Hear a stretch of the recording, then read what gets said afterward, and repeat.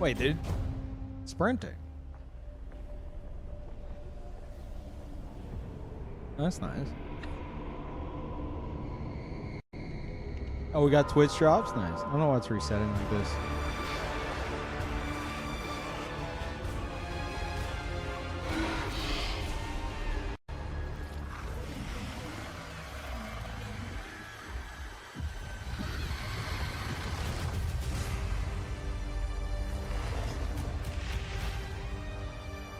Oh my god. I got to Act 2 on hardcore, and then I was like, I'll continue it later. Now, as you can see, After there's a lot beating my going head on, against the and we have a wall. lot to reveal today.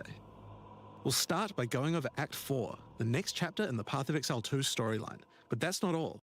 There's also 3 new interlude acts to get you to endgame, which means we're removing cruel difficulty too. After that, we'll be going through the massive changes to characters. I'm super excited to show you how I've overhauled the entire support gem system, added new skills, and yes, there are buffs. Next, we'll go over the Rise of the Abyssal, this season's exclusive league mechanic, and talk about the new rewards, crafting systems, areas, and bosses that it adds. After that, it's on to changes we're making to the endgame. Then it's time to talk about items, crafting, and oh yeah, trade. That's going to be a big one. We'll then go over new supporter packs and finish up with a live Q&A session where Ziggy D will ask Path of Exile 2's game directors, myself and Mark, your questions from Twitch chat. And after that, at 4 PM Pacific, patch notes. They're not quite complete, but they should give you some nice details to chew on. We've got a lot to cover today, but first, another announcement. When the third edict launches on the 29th, we'll be having a free weekend for Path of Exile 2. That's right, Path of Exile 2 will be free for the first time without requiring an early access key. The free weekend will end on September the 1st, so you'll have plenty of time to give the game a try. There you All go. right, let's get started with Act 4. The story continues from the end of Act 3. Doryani has agreed to help you find an ancient weapon that can be used against corruption, the instrument of the Third Edict. The weapon was broken in ages past, but he believes that the pieces may be found in the Karui Archipelago, the home of the Karui tribes. You will need to journey to Kingsmarch, hire a ship, and set sail. When you open the map, you can choose to sail anywhere you like. Act 4 is completely non-linear, and you can visit the islands in any order you choose. Oh, that's fucking cool. Will you visit the pristine beaches of Whakapanu Island? The Karui whisper of a curse that afflicts all who travel there. Perhaps it's related to the weapon you seek. Or maybe you will visit the volcanic shores of the Isle of Kin. Oh, so how's The it Kin looking have in been more sound and restless chat? recently, mining for sulfite and driven by some dark force. Perhaps you will choose to consult like with one of the playing with local lizards. Karui tribes. Their ancient wisdom could hold clues to finding the Third Edict. No matter where you choose to go, you will fight dangerous beasts, find fabulous treasures,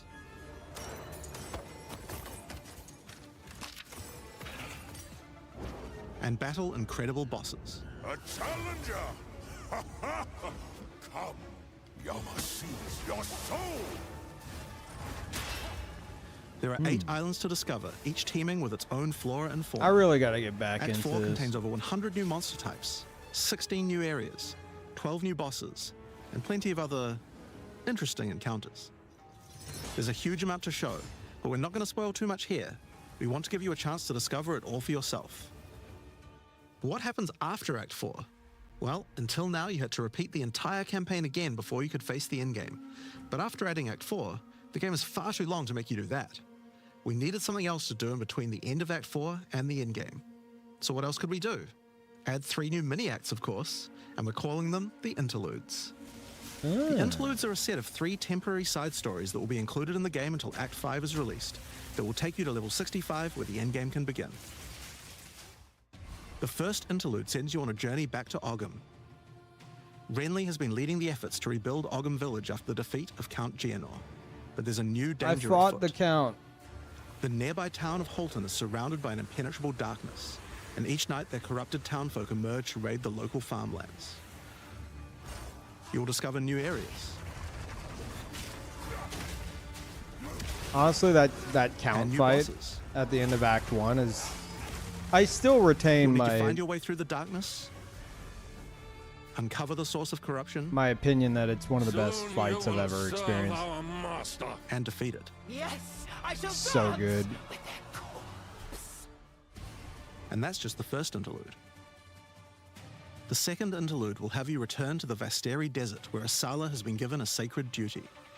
When the skies align, the gifting of water requires a chosen Sekima to meet with the Selkari, guardians of the sacred water, but they're nowhere to be found. You will need to track down the Selkari, find those responsible for disrupting the gifting, fight even more new bosses, discover the secrets of the ancient ritual, discover new locations, and ultimately help Asala carry out her sacred duty. Now for Interlude 3.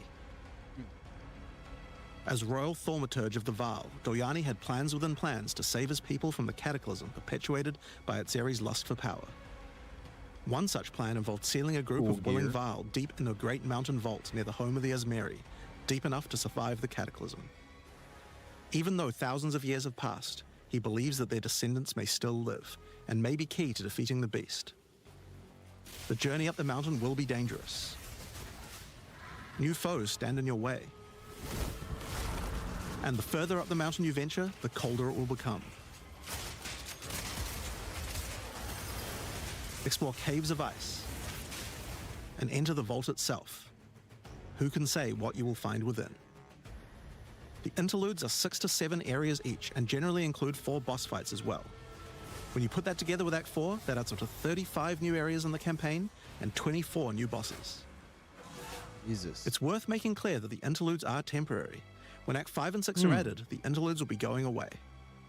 These are side stories after all, but don't worry, the bosses and areas that make up the interlude are all part of the endgame. We're not just going to throw them away. And with that, we don't need cruel difficulty anymore. We do know that it was a pretty big chore to have to play through the campaign multiple times on each character, and this was a huge reason that the campaign could feel like a bit of a slog when playing through again. But we do also have another new feature to address that particular concern as well. So let's talk about sprinting. In 030, when you hold down the dodge roll button, your character will go into a sprint after they finish the roll. This is available on all character classes, and there's no limitation on how long you can sprint for. Were a lot of people The primary complaining about purpose this of this or feature is to something? make navigating areas faster when out of combat. Because of that, if you do take a hit while sprinting, you'll fall to the ground. Oh, that's fucking funny. The best Okay. idea is to use a skill when you see monsters. That'll break you out of the sprint so you can engage with no danger. If you do need to run away from monsters, just hold spacebar. You won't be vulnerable during the roll, and you're faster while sprinting than basically any monster in the game, allowing you to retreat from combat. Sprint is a pretty significant change to PoE 2's gameplay. But what I like most about it is that we can accelerate the pace of the game for those who want that, without having to compromise on PoE 2's more visceral combat systems. In Okay, PoE so 1, that's your the new movement extensions is to the measured by campaign, screens but per there's a whole second. giant league to play through as well. Jesus. I'll leave that to Mark to talk about later. And that's because what I want to talk about now is the new stuff for your characters. And probably one of the biggest new systems here is with the support gems. Now, support gems are one of the most interesting elements to creating a build. They're what enables so many interesting mechanics and different ways to play. But PoE 2's support gem system has just never been quite right. One of the major issues is the limitation of only having one support gem of each type on your character. We didn't want builds to just become using the same 5 most powerful supports in every skill. The problem with this design, though, is that it's actually working against using multiple skills in your build. If you can only use each support gem on one skill, it means that you're encouraged to go all in on that one ability. And we want to encourage you to combo your abilities, something needed to change. So with that in mind, we've removed the restriction of having one of each support gem per character. You can now use as many copies as you like. This should drastically increase the amount of possible builds and increase the amount of skill diversity. There are a lot of potential builds that suffered from the previous restriction. For example, a poison build previously couldn't add poison to more than one skill. They couldn't use stacking poison on more than one skill either. Yeah. This severely limited your ability to combo with anything outside of the specifically designed poison archetype, but now you can. Many utility skills previously couldn't scale to endgame, because the supports that would make them scale were more useful to use on other skills. You would never speed up killing Palm with martial tempo, when you would much rather use it on your primary skill instead. There are more examples like this all over the place. In addition to that, though, we thought there wasn't enough feeling of progression in the supports as you went through the game. There were only 3 tiers of supports, and many of the most important ones were given out at Tier 1. Also, there were no strict upgrades, meaning that upgrading supports when you ran out of sockets required quite a lot of thinking. In order to solve these issues, we now also have multiple levels of many supports as you go through the game. For example, double barrel support gives you an extra bolt, but at the cost of 30% less reload speed. At Tier 2, the penalty gets lowered to 20%. But then at Tier 3, the support gem gets something new. It now reloads automatically when you heavy stun an enemy.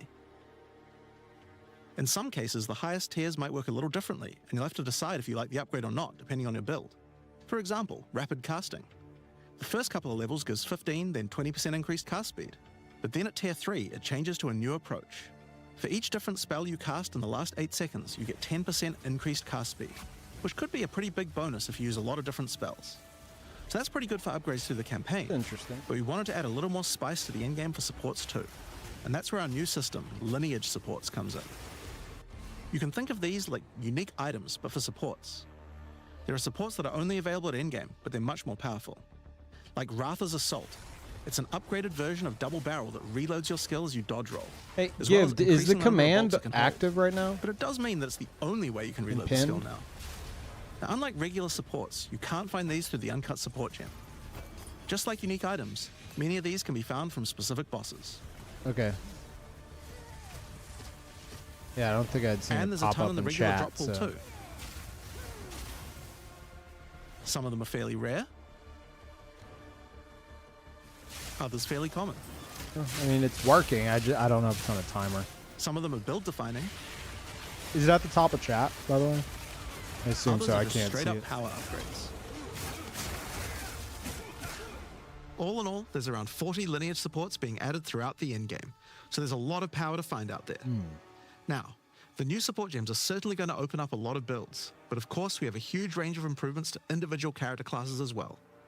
As well as adding new skills, we had a big focus on buffing existing skills so that they can scale well into the endgame.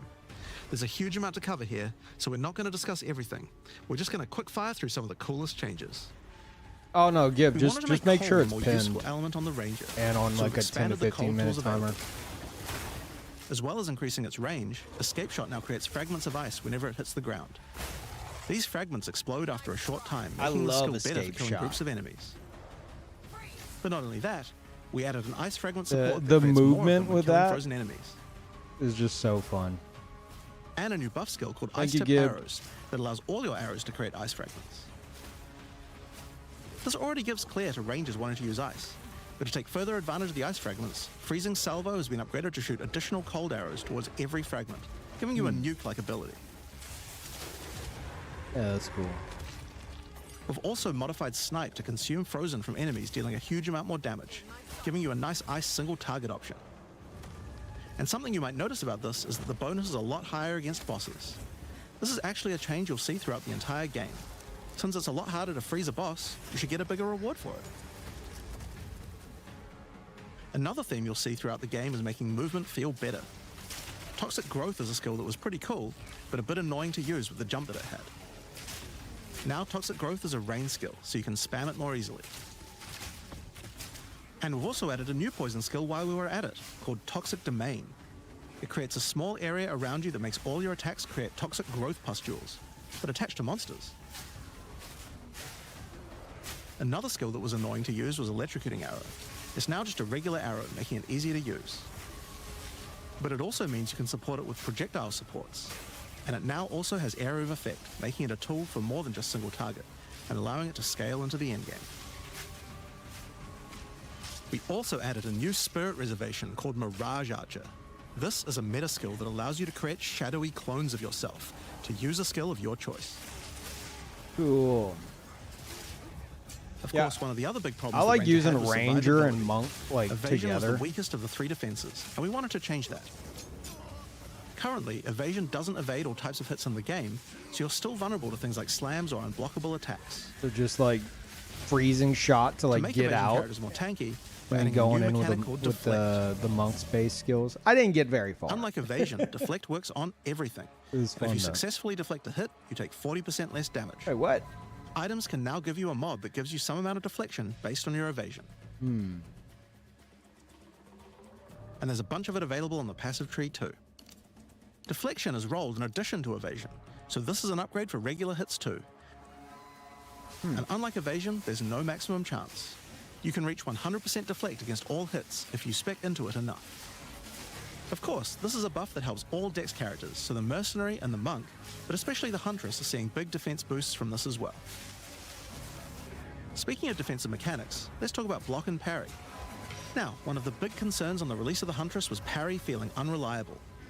One of the big reasons for this is there's a lot of hits that are not blockable, and thus not parryable either. So a huge balance change we're making is that now everything is blockable, except for specifically unblockable red flash skills that bosses use. This makes parry much more reliable. And not only that, but to make block and parry nicer to use, you now also move faster than before while using these abilities. This is a massive buff to passive block as well, so to counter that we did have to lower the max passive block a bit, but overall you should feel much safer. Parry Fire King's skills back. in the warrior were not really cutting the mustard, so we decided we needed to upgrade a bunch of them, but also add some more as well. I'm only a big Let's start parry with a fan buff. whenever it's like Volcanic Fisher active now parrying. branches into You know? multiple fishes, giving it much more clearing potential. Not like a passive. We've also added a new skill called Forge Hammer. This skill throws a molten hammer that does a slam at a distance. You can recall the hammer back by using the skill again if you like, but the cooler thing to do is to use a Warcry near it. Using a Warcry makes the hammer explode, making a bunch of volcanic fishes around. Volcanic fishes re-trigger when you slam them, so it's a great skill to make a flaming arena to fight a boss.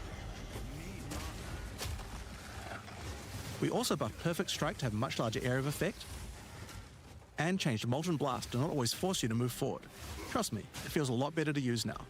The skill now has massively boosted chance to ignite monsters as well. And you're going to want to ignite monsters due to a new glory skill called Ancestral Cry. Ancestral Cry charges up with glory by igniting monsters, invoking King Kaum's favor. After you do, use it to channel Kaum's ancestral power. Every Jesus. attack will be ancestrally boosted with fire. Your very steps will explode, triggering volcanic fishes, and molten balls will erupt from your attacks. What the fuck? Warrior shield skills were another area Okay. we wanted to improve. Now that we've got sprint, we actually don't need to have a cooldown on shield charge anymore. It now also does more damage the further away you are when you use it. Shield wall got significantly upgraded AoE. Also, you can shield charge right through it to trigger all the walls. We also added a new shield war cry. Fortifying Cry gives you a defensive buff, but it also builds up charge on your shield that empowers your other shield skills. And Magma Barrier now doesn't require timing in order to use. Just wait for your shield to charge up and block. Seismic Cry now stuns enemies that are primed for stun. And we changed the Sunder interaction with Armor Break. It now also gives a Sundered Armor debuff that makes enemies take 40% extra physical damage. Great for bosses. Ancestral Warrior Totem has undergone some pretty significant changes too. We wanted the skill to feel more like using an ultimate. That summoning an ancestor to fight for you was a big deal. So we've changed this totem to require 3 endurance charges to summon, and massively buffed its damage. It Are also they- now scales your weapon damage too. Are they only showing like Since there's no new? limit anymore, if areas? you build around generating endurance charges, you Or can is this summon like an entire later forest of acts? totems. Because I only got up to the In beginning order of to make Act that 2. easier, we added some new sources of endurance charges. There's now a support to make Perfect Strike generate charges, and a support for generating endurance charges from heavy stuns as well. But I noticed they're not showing anything I'm Speaking of familiar totems, with. we wanted to upgrade the Warbringer. Among the other changes we've made to this class, Answered Call now gives an extra totem, and the spirits have just been generally buffed in many ways. Use it with your limitless ancestral warrior forest to make an army of Karui that would make Tukahama proud. We've also merged the Great Wolf Howl and Warcaller's Bellow support, so that you can get all the benefits with 1 point. And Encased in Jade no longer removes the Jade when getting hit, making it a much better defense. Next up, let's talk about accuracy. Accuracy was always intended to be something that warriors didn't need to care about very much so long as they're in close combat. But unfortunately, that's not currently the case. This was particularly annoying with skills like Bone Shatter, which you certainly don't want to mess with. So we significantly buffed your chance to hit at close ranges when you don't have much accuracy. Warriors shouldn't require any accuracy investment in order to hit with close range attacks now. We also wanted to improve armor. Now, one of the major weaknesses of armor is the inability to defend against elemental damage. In order to mitigate this, we're adding a lot more of the stat that allows your armor to defend against elemental damage. It's now available on items and in a lot more places on the passive tree. One of the most important improvements we've made in 030 is to declunk the action and flow of shooting crossbows. You can now reload crossbows without any movement penalty. But not only that, all skills that can be used while moving now slow you for a shorter amount of time. This change benefits everyone, not just crossbow skills. With both of these changes put together, the run and gun playstyle feels much better. It's hard to explain how important this change is for the feel of the class. The Mercenary is also a good chance to talk about how we're rebalancing to make comboing skills much better. Take Shock, for example. It buffs damage and lasts 4 seconds right now, but that isn't really giving you enough time to take advantage of it. If you're going to add a lightning skill into a build that otherwise wouldn't use one, we need to make mechanics like this much better. So we've increased shock duration on monsters to last 8 seconds. And skills like Plasma Blast, which are intended to be good at shocking enemies, now increase the damage bonus by a lot more. You'll find changes like this all around the game. Chill now lasts 8 seconds, giving you more of a reason to weave in cold damage. Freezing skills are better at freezing. Burning skills need to cause burns that last longer. But making skills like Permafrost Bolts and Incendiary Shot double down on how they're supposed to be used, it makes using them in your build alongside other skills much more likely. We're also making sure to buff specific combos too. The freeze explosions from frag rounds now chain to nearby enemies. And using high velocity rounds with armor break will now fragment the opponent's armor. This causes monsters to take a portion of high velocity rounds damage with every subsequent hit, even tiny pellets. So that means following it with a shotgun blast is way more effective. Yeah, show the monk. Now there's a lot more buffs to crossbow skills, Where's the but for monk? now I'm just going to talk about the new one we added, the Mortar Cannon. This one lets you socket any grenade skill, and using it will summon a cannon which loads and then fires the grenade you choose. Yeah, I got really big into Path of Exile too. Late last year, early this year. Another issue on the Mercenary were banners. They were just not very good, so we're doing a big upgrade to them. But something, They now last longer, don't disappear when moving out of them, and we removed the Valor mechanic. something They now just distracts give me. a much more consistent and stronger buff. I don't remember and what you it can was. use them when you get enough glory. On which, one of the main focuses was making various minion types more useful to use together. Melee minions in particular were just not that great compared to ranged ones. As a starting point, we just straight up removed the requirement for minions to have accuracy. Attack minions now always hit, which makes them way better. Brutes got some good numeric buffs, but we also added a new command skill where they do a war cry that intimidates enemies and detonates any frozen monsters and allies around you in a big cold explosion. We've also changed the Frost Mage's command skill to an ability that adds ice armor to your other minions, adding a layer of defense. And it makes them deal cold damage back to the attacker as well. The ice armor also makes the minion count as frozen, so the Brute's Warcry can detonate them too. Unearth was changed to work on corpses of your dead skeletons, allowing you to summon the minions more easily in boss fights. And they also got a new jump ability, allowing them to get into combat faster. Ray's Spectre was also feeling pretty weak for the spirit cost they had. Wait. To be Unearth honest, now we were works a on little your own afraid of these when we first skeletons? balanced them. So you could We've just both keep decreased the cycling spirit them? cost for a large range of monsters, and have significantly increased Spectre damage too. They should feel a lot more impactful. That seems illegal. There's also a lot of new spellcaster weapons with newer cult skills. But I'll just talk about one of them that I thought was particularly cool. The Reaping Staff is actually a wicked scythe that gives you a new ability called Reap. When an enemy is low in life, you can dash forward and rake enemies with the scythe to cull them instantly, healing you. It can also inflict critical weakness on enemies too. Now, there's a lot of balance changes in the Witcher's Ascendancy classes, but I'll just talk about 2 of them for now. On the Blood Mage, you were previously required to spend your first points on Sangomancy, which really was supposed to be the downside for being able to access the powerful abilities on the rest of the class. In order to make picking the Blood Mage a better early option, we've made Sangomancy free, unlocking the power of the rest of the class immediately. On the Infernalist, the Demon form wasn't something people were really using because you lost your weapon stats while transformed. Well, you no longer do, so it's a much better option now. On the Monk, the wind skills needed a big upgrade for sure. Staggering Palm can now stack up its duration if you use the skill multiple times in a row, so you can keep the effect of all your skills throwing up wind much more easily. Okay, sorry, I was checking something. Wind Blast had the purpose of building up to dazing an enemy. Oh, wait. But dazing just wasn't Shit. worth all that effort. Now it just dazes on hit, meaning a single wind blast will make all your skills stun enemies more easily. Following up with Vaulting Impact on a dazed enemy previously did a bunch of stun. Now it allows you to break your enemy's stance. When their stance is broken, following up with a fast attack will do way more damage. I love the monk class so much. A cool build that certain people always enjoyed in Peeve 1 was hand-to-hand combat, but until now we just didn't have a real way to make it viable. Well, that changes now. The monk, as a true martial artist, now has the ability to learn the hollow palm technique, a keystone that lets you use all quarterstaff skills while unarmed. What? All quarterstaff attacks now have a special unarmed version, and you get further bonuses to all your attacks from stacking energy shield and evasion on your character. Oh, that's fucking cool. A new keystone we also added to the monk section of the tree is Walker of the Wilds. This changes mana leech to work with elemental damage instead of physical, which is pretty useful for all those elemental attacks the monk has, but it works well for the ranger too. Now, one of the least used ascendancy classes in the game is the Acolyte of Chayula, so we knew we needed to make some changes here. One of the key things we had to do was make the chaos damage that the Acolyte can do much more useful.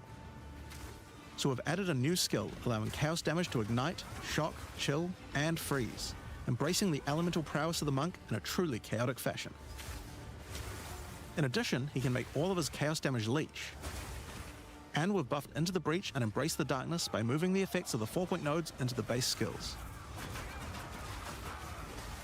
He also gains a new notable, Grasp of the Void, which leaves void illusions behind you as you dodge roll. If they're killed, they do massive explosions of darkness, dealing damage to everything in sight. That's Now let's talk about Sorceress skills. One of the things we wanted to improve on the Sorc is the ability to use multiple elements together more effectively. Now, this might seem small, but one of the things pushing you towards using a single element is debuffs like Elemental Curses, which lower resistances of a single element. In order to fix that, we're making quite a lot of game-wide changes to these kinds of mechanics to broaden what they apply to. So for example, there's no longer 3 curses for fire, ice, and lightning. Instead, there's just a single curse that buffs all 3 at the same time. And things like Frostbomb, which gave you cold exposure, now give elemental exposure. You can use it to buff any of your other skills. Do they have save transfers? We also wanted to make switching between Like different weapon across sets platforms? smoother, so you can use different elemental staves more effectively. To do that, we've removed the weapon switch time, and now happens instantly. Yeah. This applies game-wide too. And we didn't just want to stop there. We wanted to add some specific mechanics that work between different elements. MTX and that's doesn't where transfer? elemental infusions come in. Certain skills can now drop elemental infusions. For example, when a frostbomb explodes, it leaves behind a cold infusion on the ground. After picking it up, you can spend it on one of any number of different skills to transform how they work. Spark will create a nova of cold-infused projectiles.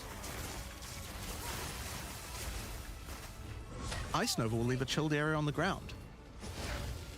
I fought that guy. And we also added a new low-level skill that fires ice shards. Oh, I know that Use it guy. with cold infusion though, and the ice shards will explode. Orb of Storms now generates lightning infusions when you cast enough spells near it. And that's all spells, by the way, not just lightning. Once you have one, you could cast a lightning flame wall, which adds both fire and lightning damage to all the projectiles that pass through it. Or power up Ember Fusillade with lightning, which will generate arcs to nearby enemies as each fireball hits. Or maybe go lightning on lightning with arc. This skill is now a projectile, and by infusing it, you can go full Palpatine. Get fire infusions by blowing up monsters with Living Bomb. Then use them with Comet to summon a giant fire meteor from the sky. Or use it with Firestorm, which transforms it from a small area into a much bigger one. Firestorm is unique in that it can be infused by multiple different elements at the same time. Add an ice infusion to rain down ice at the same time as the fire. And add lightning to add deadly strikes from the heavens into the mix. Or use it with all 3 to generate a storm that is truly apocalyptic. Cold Snap has been simply turned into Snap. Previously you could use it to shatter ice, but now it works to detonate all of the different elemental ailments, and makes them leave behind infusions. And just like how you could previously use it on Frostbolt, you can now also use it on Orb of Storms and Solar Orb to detonate those as well, which means you can create many infusions at once. We also have a Spirit Reservation skill, and a support gem to help generate them too. On the passive tree, we've added quite a few new keystones to the Sorceress section. Here are a couple of examples. The Black Flame Covenant keystone converts your fire spells to chaos and causes your ignites to deal chaos damage. Your fire spells and ignites will also turn purple. The Ritual Cadence keystone causes your invocation skills to trigger more times, but makes them trigger periodically over a longer duration instead of one. Great for those auto-bomber builds. Now, in addition to skill changes, we've added a lot more options for the passive tree for each class. Overall, there are more than 100 new notables on the tree, usually around 20 per class, along with smaller clusters as well. Check out the old version, and here's the new version. Jesus It's a lot more Christ. dense, and there's more interesting nodes than before. Now, we probably can't go through too many of these in the livestream, so I'll just show you one from each class's area of the tree. We tried to be a lot more thematic with the new nodes. So for example, the Molten One's Gift. It lets the benefit of Armor Break apply to your fire damage. Or how about Last Stand, which gives you lots of stats as your situation becomes more and more desperate. How is that not already one? A lot of these have themes aligning with ascendancy classes. Like for the Gemling Legionnaire, for example. You have crystallized immunities, which makes you immune to different status ailments depending on which support gem color you have socketed the most. Another Ascendancy class aligned notable is Sanguimatic Rituals. It allows arcane surges to generate life instead of mana, unlocking that support gem to be used with the Blood Mage Ascendancy. In the Sork area, you'll find these Archon nodes that allow you to convert all of your elemental damage to a specific element. You become a Lightning Archon when you spend enough mana, after which all your skills will be converted to lightning, and you will do extra lightning damage as well. We have ones for cold and fire too, with different triggers. Here's another cool one. Elemental Practitioner gives crit bonuses if you've triggered a skill recently, while also making crits generate more energy for triggers. Or maybe you'd like the Great Boar. It gives you a reason to stack dexterity to make you tougher, giving a bonus to life and stun threshold. Or the Cunning Fox. It straight up gives you 5% quality to all your gems. Now, another major change is attribute requirements. We felt like players probably had a few too many nodes and attributes and not enough in interesting passives, so we lowered attribute requirements by 25% across the board. That means you'll have more points to spend on interesting notables rather than just needing to allocate more strength, dex, and int. Now, there are way more changes than just these. These are just some of the cooler ones we wanted to show off, but I'd say that's just about enough for now. We're not even half done yet. So I think it's time that we talk about the League, the rise of the Abyssal. And to do that, I'd like to hand things over to Mark. As you just saw, even though there are major changes to the campaign for this update, we want to make sure that every time you come back for an expansion, each area feels different with something extra going on. It is really important to make sure your experience when returning between expansions is fresh and filled with new content. And the way we did this was through leagues. Every expansion we make has a league, which not only has a fresh economy, but also has new content exclusively available in that league. So, let's delve into the details of what Path of Exile 2's first official league is bringing to the table. The Abyssal are a race that have mastery of forbidden magics and necromancy. They were thought to be extinct, but have merely been biding their time underground. You first encounter signs of the Abyssal in Clairfell, where you discover that during the night, weaker members of the Undead Legion have been attacking the encampment. The townsfolk require your help to investigate where the monsters are coming from and put a stop to their attacks. Out there, ancient creatures, lurking beneath the surface. As you proceed through Rayclast, you'll find fissures in the earth connected to larger pits. The monsters normally inhabiting the area are being affected by it, harmed by it even, having their souls eaten to strengthen the Abyssal underground. As you defeat the monsters, the fissure closes and Abyssal emerge, angered by you killing their food. Once all those fissures have been sealed, the pit activates, and more Abyssal pour out. This is where the larger and more dangerous monsters reveal themselves, as hordes of Abyssal spew out from the pit to take your soul. If you kill a magic pack, then magic Abyssal arise. If you kill a rare, then a rare monster will emerge from the pit, having absorbed some or all of its modifiers for itself. This means the monsters emerging will generally be more difficult and more rewarding, as each modifier gives better rewards. If you are able to kill them all, the pit will seal shut. As each pit is closed, it reveals a potential reward. I feel like you Abyssal should be able to troves will fall rise into up out the of the pit. pits, allowing you to get some epic loot. Areas often contain many pits, with many fissures, and the amount goes up as you progress through the game, getting more intense. It doesn't stop there. When monster mods are absorbed, they have a chance to become infused with the dark necromancy, transforming them into abyssal modifiers. For example, you defeat this monster with the Mana Siphoner modifier. Their soul is eaten by the pit, and a rare monster emerges. The Mana Siphoner modifier has transformed into Soul Siphoner, and is now amplified in danger and reward. Abyssal pits also interact with other monsters and mechanics. If you defeat a rogue exile that's near one, it'll be revived as a Lichborn that has multiple abyssal modifiers. Lichborn exiles even have their own unique jewel they can drop, if you are lucky enough to encounter and kill them. If an abyss spawns near a boss, killing it will summon a gigantic Giga Larvae creature. Blech. Monsters imprisoned in essences near abyssal pits are affected by the abyss too. They will come with an additional new essence item that can be used to craft your items. So, that's your bread and butter of the Abyssal League. Kill surface-dwelling monsters, kill the emerging abyssal, close the fissures, overcome pit encounters, and reap the rewards. There's a lot more to this league, however. As you complete abysses, you can find ancient pieces of bone, preserved from the remains of fallen Lichborn. These are one of the many rewards for your mission to seal the pits. You can use this on a rare item to imbue it with abyssal magic, adding a special hidden modifier to your item. But how do you reveal it? In Act 2 of the campaign, you'll encounter a new area. This area is overrun by the Abyssal and the Lost Men. After clearing through this area, you'll find the Well of Souls, a giant cavity with a massive vortex of souls swirling beneath you. So how do you reveal the mods on your Abyssal-infused items? Obviously, just throw them in, right? Yes, that's exactly what you do. Before throwing it in, you are given the option of how you want to transform it, in the form of a choice of 3 different modifiers. Once you've chosen your desired mod, throw it in, where it will absorb the power of the souls, and the ominous creature will then retrieve it for you.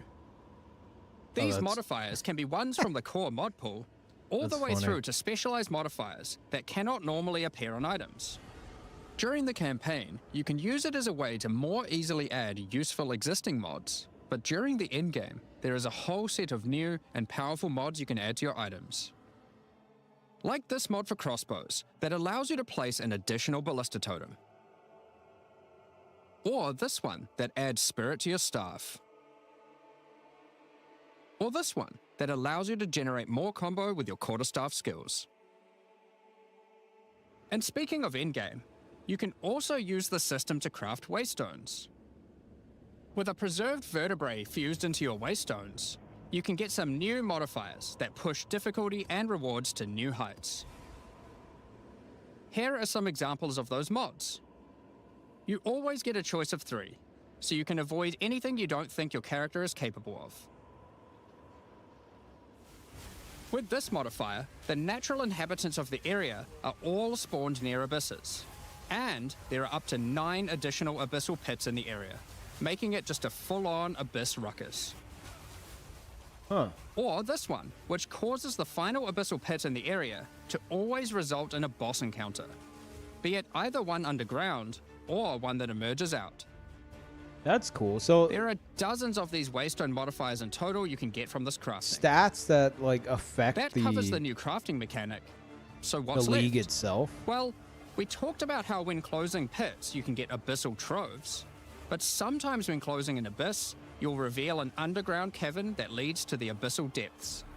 Yes, After jumping into the depths, you'll find an abyssal city, what I was swarming suggesting. with legions of the undead.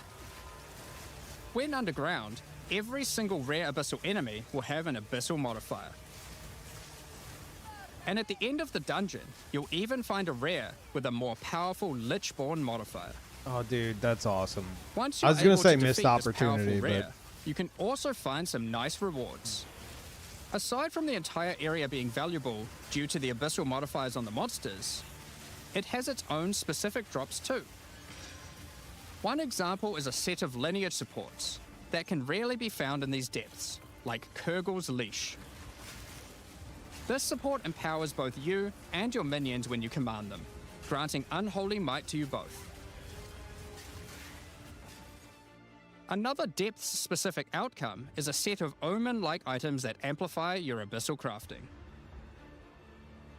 Additionally, we're adding some new socketables that can drop from the abyssal depths. Take Ullaman's Gaze, which can be socketed into your armor. These are a bit special in that you can only have one equipped at a time, but give some pretty powerful effects. Think of them as almost a unique socketable for your equipment. In the endgame, where you can still find depths, you also start to find a different type of underground chamber. In these areas, you'll find an ancient spire, a device being used by commanders of the abyssal factions to plunge Rayclast into a lightless void. Your goal is simple: kill this commander and destroy the spire. There are 4 bosses in the Abyss League, and there are some pretty cool uniques available from them. An example is this belt, Darkness Enthroned. It has 2 sockets, but hold on, socketables don't work on belts. Well, this belt has a special mod that allows it to count as a different slot for the purpose of socketables. This one, for example, counts as a helmet. I kind of want one that counts as a body armor. I wonder how rare that one is. You can also find this unique jewel, Undying Hate. This jewel transforms part of your passive skill tree into an abyssal version. What? And has multiple depths. That's cool. The deeper it goes, the more of your passive tree is affected, allowing you to fulfill your fantasy of becoming part Abyssal Lich. Now, the last thing that Abyssal commanders can drop is a Finger of the Lich. But what use do you have with a random undead finger? Well, the next time you return to the Well of Souls, with the finger in your inventory, your character will almost feel compelled. To do what, though, you might ask? To jump in. Yeah. The items you threw in came back more powerful, right? So, what's the worst that could happen? Well, you will just have to find that one out for yourself. Along with the introduction of Act 4 and the interlude, we will be adding 25 new in-game maps. These maps will contain all the new monsters and bosses we're adding, improving variety and giving you opportunities to experience the new boss fights many times. Let's take a look at some examples. Rock Pools is a map where you explore a shallow rocky coastline, surrounded by coral and filled with sirens. At the end is a giant Goblin King boss, ready to eat sulfite and squish you like a bug. What the fuck? Holton is an Ezomite township which has seen better days. Explore and clear the township to find a gothic, Reaper-like boss, with the ability to manipulate storms and fry you with both lightning and wither you with chaos. Given some of the new bosses added are a bit more epic, such as the Act boss and final bosses of each interlude part, it would be a bit of a waste to just use them as regular map bosses. Instead, we'll be adding some new mechanics to the Atlas that use them. These start appearing pretty fast into the endgame and will help bridge the gap until you do your pinnacle bosses. In the desert biome, you can encounter a wild sandstorm. 3 maps around the sandstorm contain a device you must activate. Upon doing this, the sandstorm's magic is disrupted, revealing the map inside and allowing you to access it and find the cause. This presents itself in the form of a boss, similar to the existing Citadel bosses. This boss is a Faradin Swordmaster, who has been blessed with the power of a Time Djinn, allowing him to take his swordsmanship to the next level by replicating himself, maneuvering rapidly, and severing the fabric of time itself with his powerful slashes. Cool. In the water biome, you'll encounter a giant maelstrom, where one of the maps surrounding the water biome connects to it, but the connection is obscured. You must run the maps nearby, hoping to find a beacon, which will remove the maelstrom and reveal the connection to that map. Another example is this Vaal vault in the mountain biome. But how do we get inside? Running the adjacent maps to it will yield a key, which you can then use to gain access to this vault. Or, you could just trade for one, I guess. Use the key to dispel the powerful force field surrounding it, leading to the Vaal Elite and their rewards inside. These all contain Uber versions of the Act 4 boss, and the bosses at the end of each part of the interlude. And each have their own exclusive drop pool of new lineage supports, which, as Jonathan spoke about earlier, are powerful support gems that modify your skills in pretty crazy ways. As an example of a lineage support which can come from the Faradin Swordmaster mentioned earlier, we have Garo Khan's Resolve, which causes your critical strikes to fork, but requires some mobility on your part to properly enable.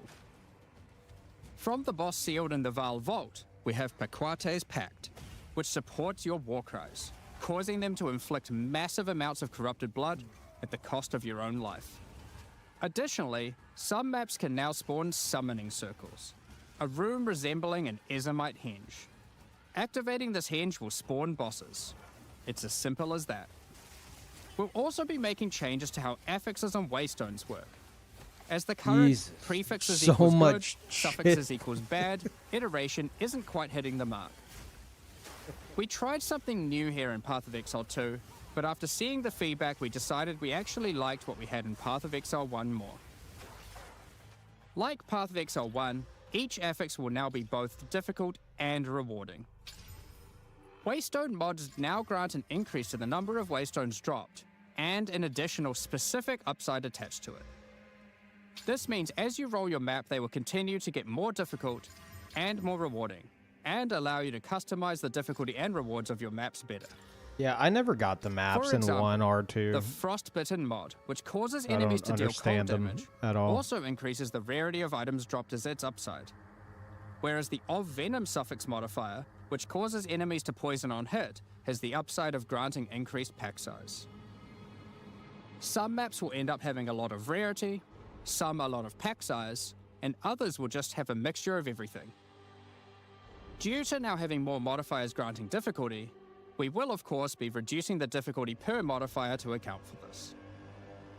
So, that's your Atlas, maps, and waystones, but what about Breach, Ritual, Pinnacle Did the content, map and others of the sort? Always look We're like making this some in changes 2? around this too. I've never The seen first it. change is that you'll now be like able a to invest 2 3D points scape into like your that, I don't specific think. League Atlas trees before having to run the Pinnacle content. Yeah? There will be a specific objective for each type of content which grants you those points. I didn't get to For it. example, Okay. in the case of Delirium, it's simple. You just need to find and kill one of the bosses in a map, Omniophobia or Kosis. The rest of the points for each content come from the Pinnacle content, but we're making some Oh, changes it's to the accessibility Atlas. here It's too. different than a map. Currently, Okay. access to most Pinnacle content requires the same key at the easiest and most difficult version of the content. This creates a negative feeling where at lower difficulties, instead of wanting to run the content, you're often better off just selling it to someone who can run it at maximum difficulty. To address this, each content will now drop splinters, which will not form into singular items. Instead of using the singular combined item in the Realm Gate, you can now just bring your splinters. Upon inserting the splinters into the Realm Gate, an interface will appear, allowing you to pick your difficulty, and you'll notice each difficulty has a different entry cost. This means if you want to run easier difficulties, it costs less, which also allows you to run this content much sooner into the endgame. Because these encounters now just require splinters, their corresponding Atlas tree no longer affects the difficulty of them, and has been changed to purely affect the content and maps on the Atlas. The Arbiter of Ash works a bit differently. Instead of requiring splinters, he still needs crisis fragments. We now have only 2 difficulties of the Arbiter. The first, requiring the existing fragments obtained from citadels.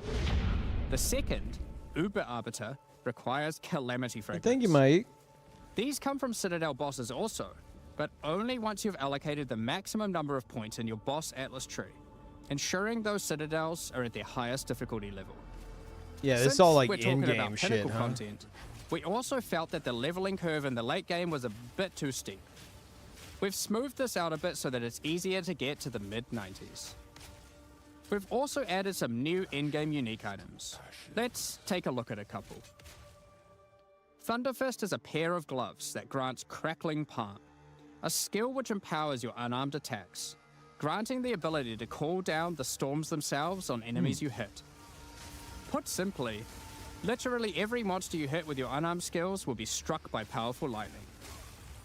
Pair this with the aforementioned Hollow Palm technique to embrace your true unarmed prowess in combat. That's cool. Another unique we're adding is Henekura's Sight. Equip this amulet to be granted the power of the Mother of Death herself. This is reflected by granting you a skill called Foresight.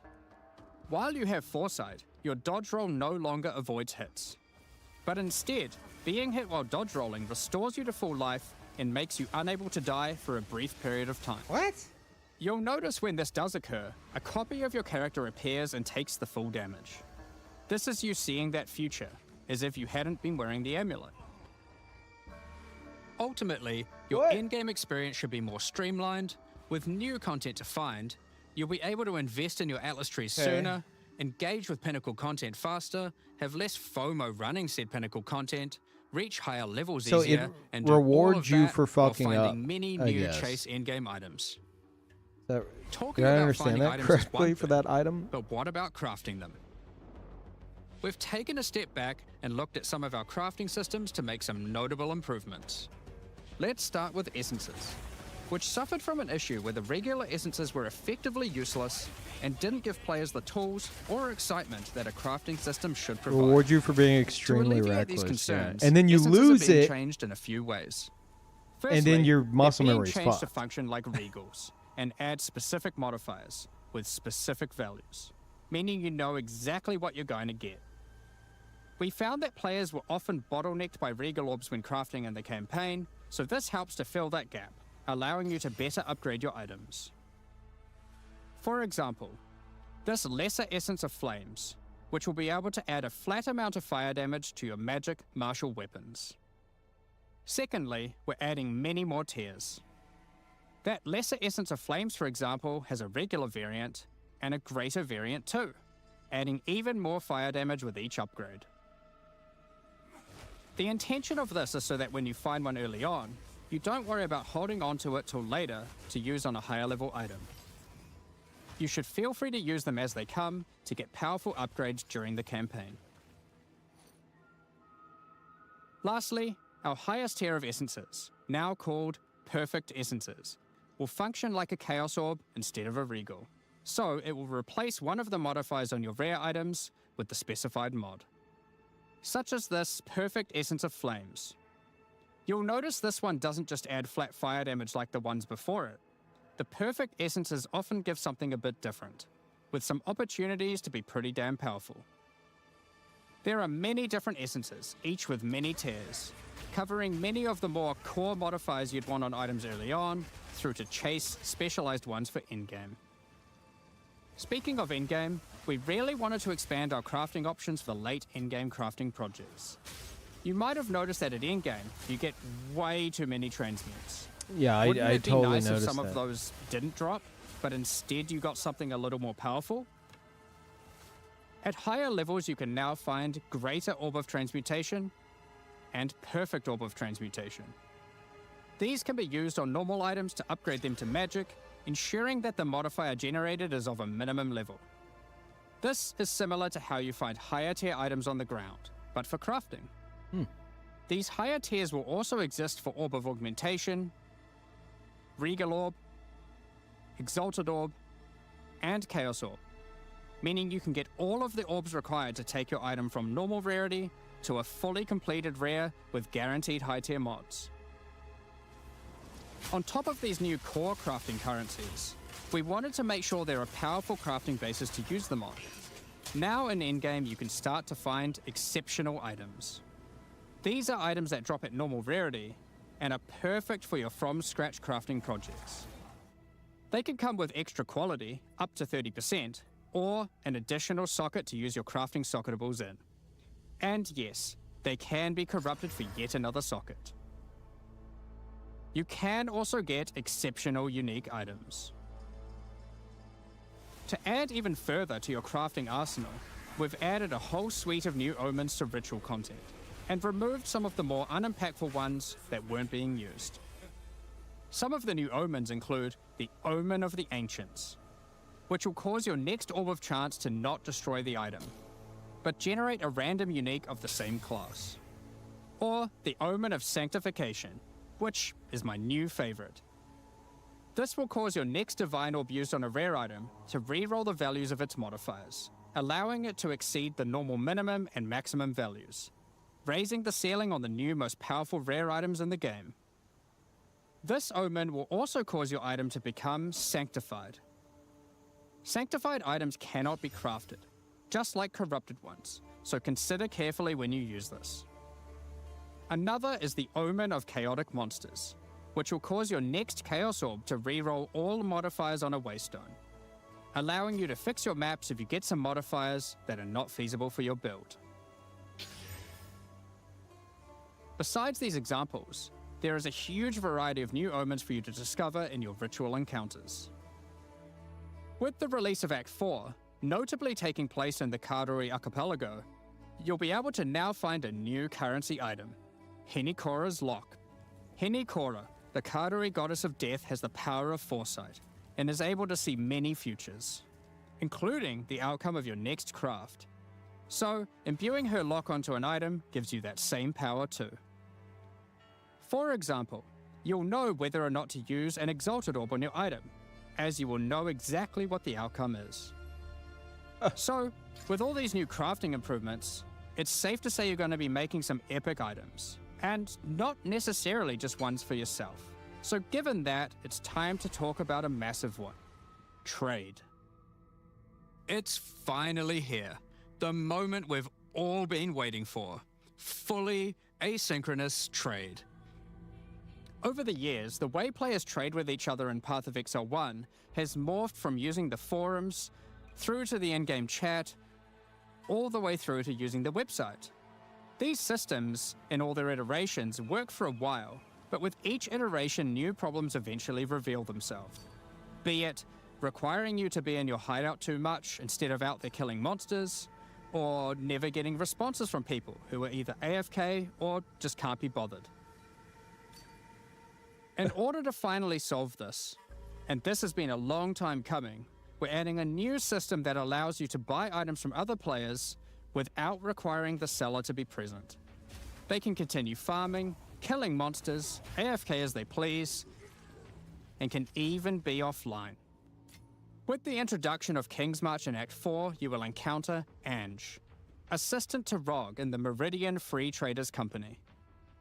Over the last 2 decades or so, since Path of Exile 1's storyline, Faustus has handed down his knowledge and expertise to Ange, and she is now ready to take over his business.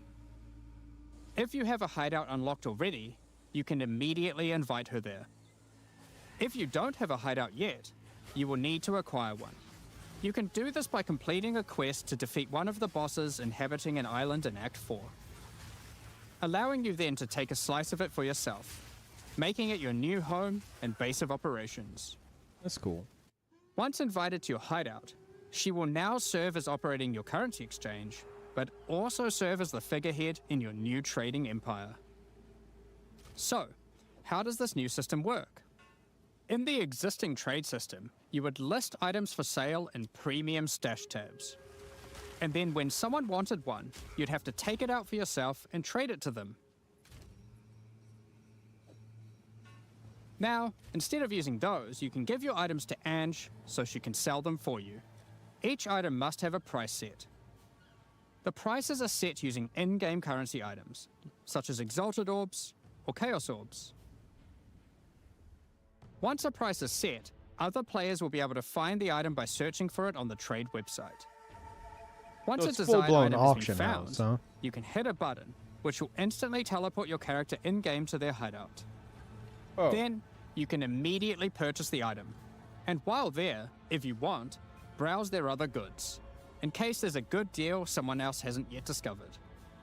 You'll notice that as a buyer, on top of the currency the seller set for the price, it also costs gold to purchase an item, as Ange has bills to pay after all.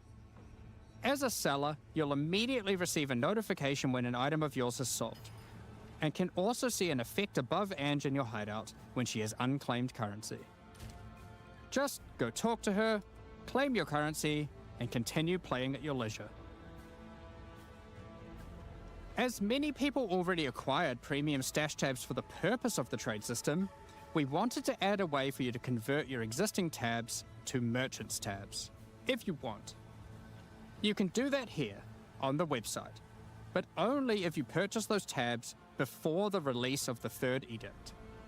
To clarify, the existing trade system will remain fully intact, so your premium stash tabs will not lose any of their functionality.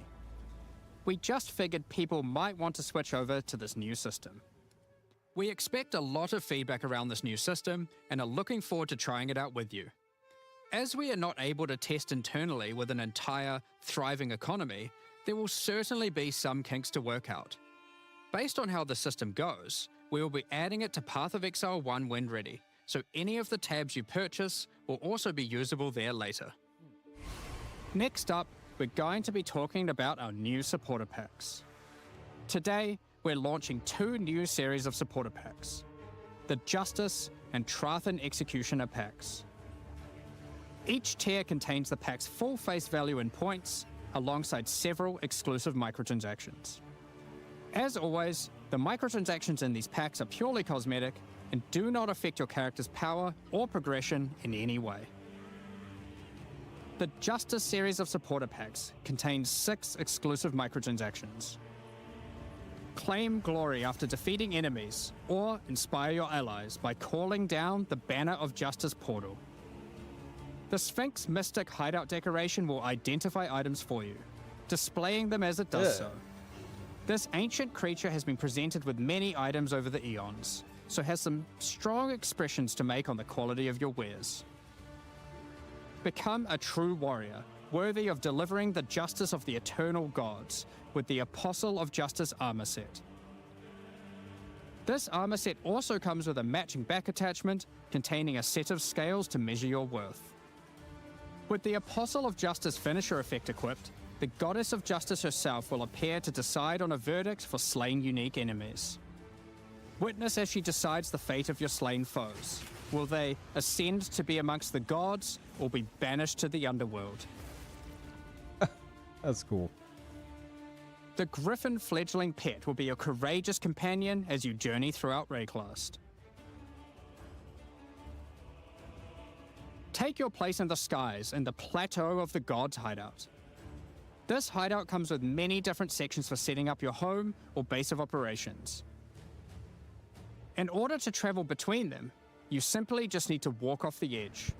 Like a true eternal god, you can float between the mountains on the clouds themselves. The Trathan Executioner pack series also contains 6 exclusive microtransactions. The Trathan Executioner finisher effect is a brutal display of Trathan might, crushing slain unique enemies as if they were bugs beneath your heel. As a Trathan Executioner, you're the perfect master for the ever-hungry carrion raptor pet. It has taken a particular liking to the taste of other pets, and at your command it will swoop down and eviscerate them, proceeding to satisfy its hunger by feeding on their corpse. Wait, it The eats nobles other of the pets? 4 major Trathan houses had their mercenaries, I but if their assume the hired other hands player became can't see it notably happen. irritating, they'd have to call in the Trathan Executioners.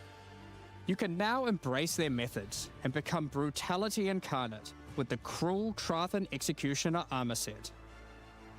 The matching Cruel Trathan Executioner cloak will shroud you in scarlet as you crush the skulls of your enemies and leave a trail of blood behind you as you build up a kill streak. Dang. Or use the alternate variant to simply put a skeleton on your back.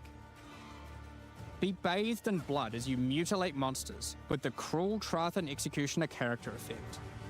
The swirling blood increases in volume as your spree of slaughter continues. Both this effect and the cloak use the same kill streak for tracking how much blood is shown.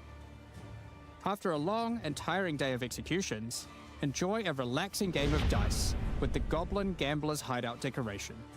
They'll definitely be playing fair, right? The Pulverizer map device brings a horrid efficiency to punishing the damned of Trathis. Each map you open will execute the next victims. This map device in its true ruthlessness tracks the total number of monsters killed, your kills per second, and your largest kill streak up to the point of the map being completed. This is then displayed on a leaderboard so you can take a measure of you and your friends' violence at the end of each map. Additionally, thank any you, Saner. microtransactions from the supporter Yeah, packs a will be year, made thank available for use in Path of Exile 1. That's enough about cosmetics. Let's get into the Q&A. But firstly, I want to give a huge thank you for your ongoing support. We're just about to start the Q&A with Ziggy D. Afterwards, at 11 AM NZ time, or 4 PM Pacific, we'll post Path of Exile 2, the Third Edict's patch notes. With the release at the end of next week, our community team will be posting crucial information you need for the release. Keep an eye on the news. Thanks for joining us today and checking out our latest developments. We're looking forward to seeing your experiences with Act 4 and its new bosses, fighting the Abyssal, trying new builds, and crafting new items. We'll begin the Q&A shortly, so please get your questions ready. Okay. I think we're watching the Q&A as well. Let me double check.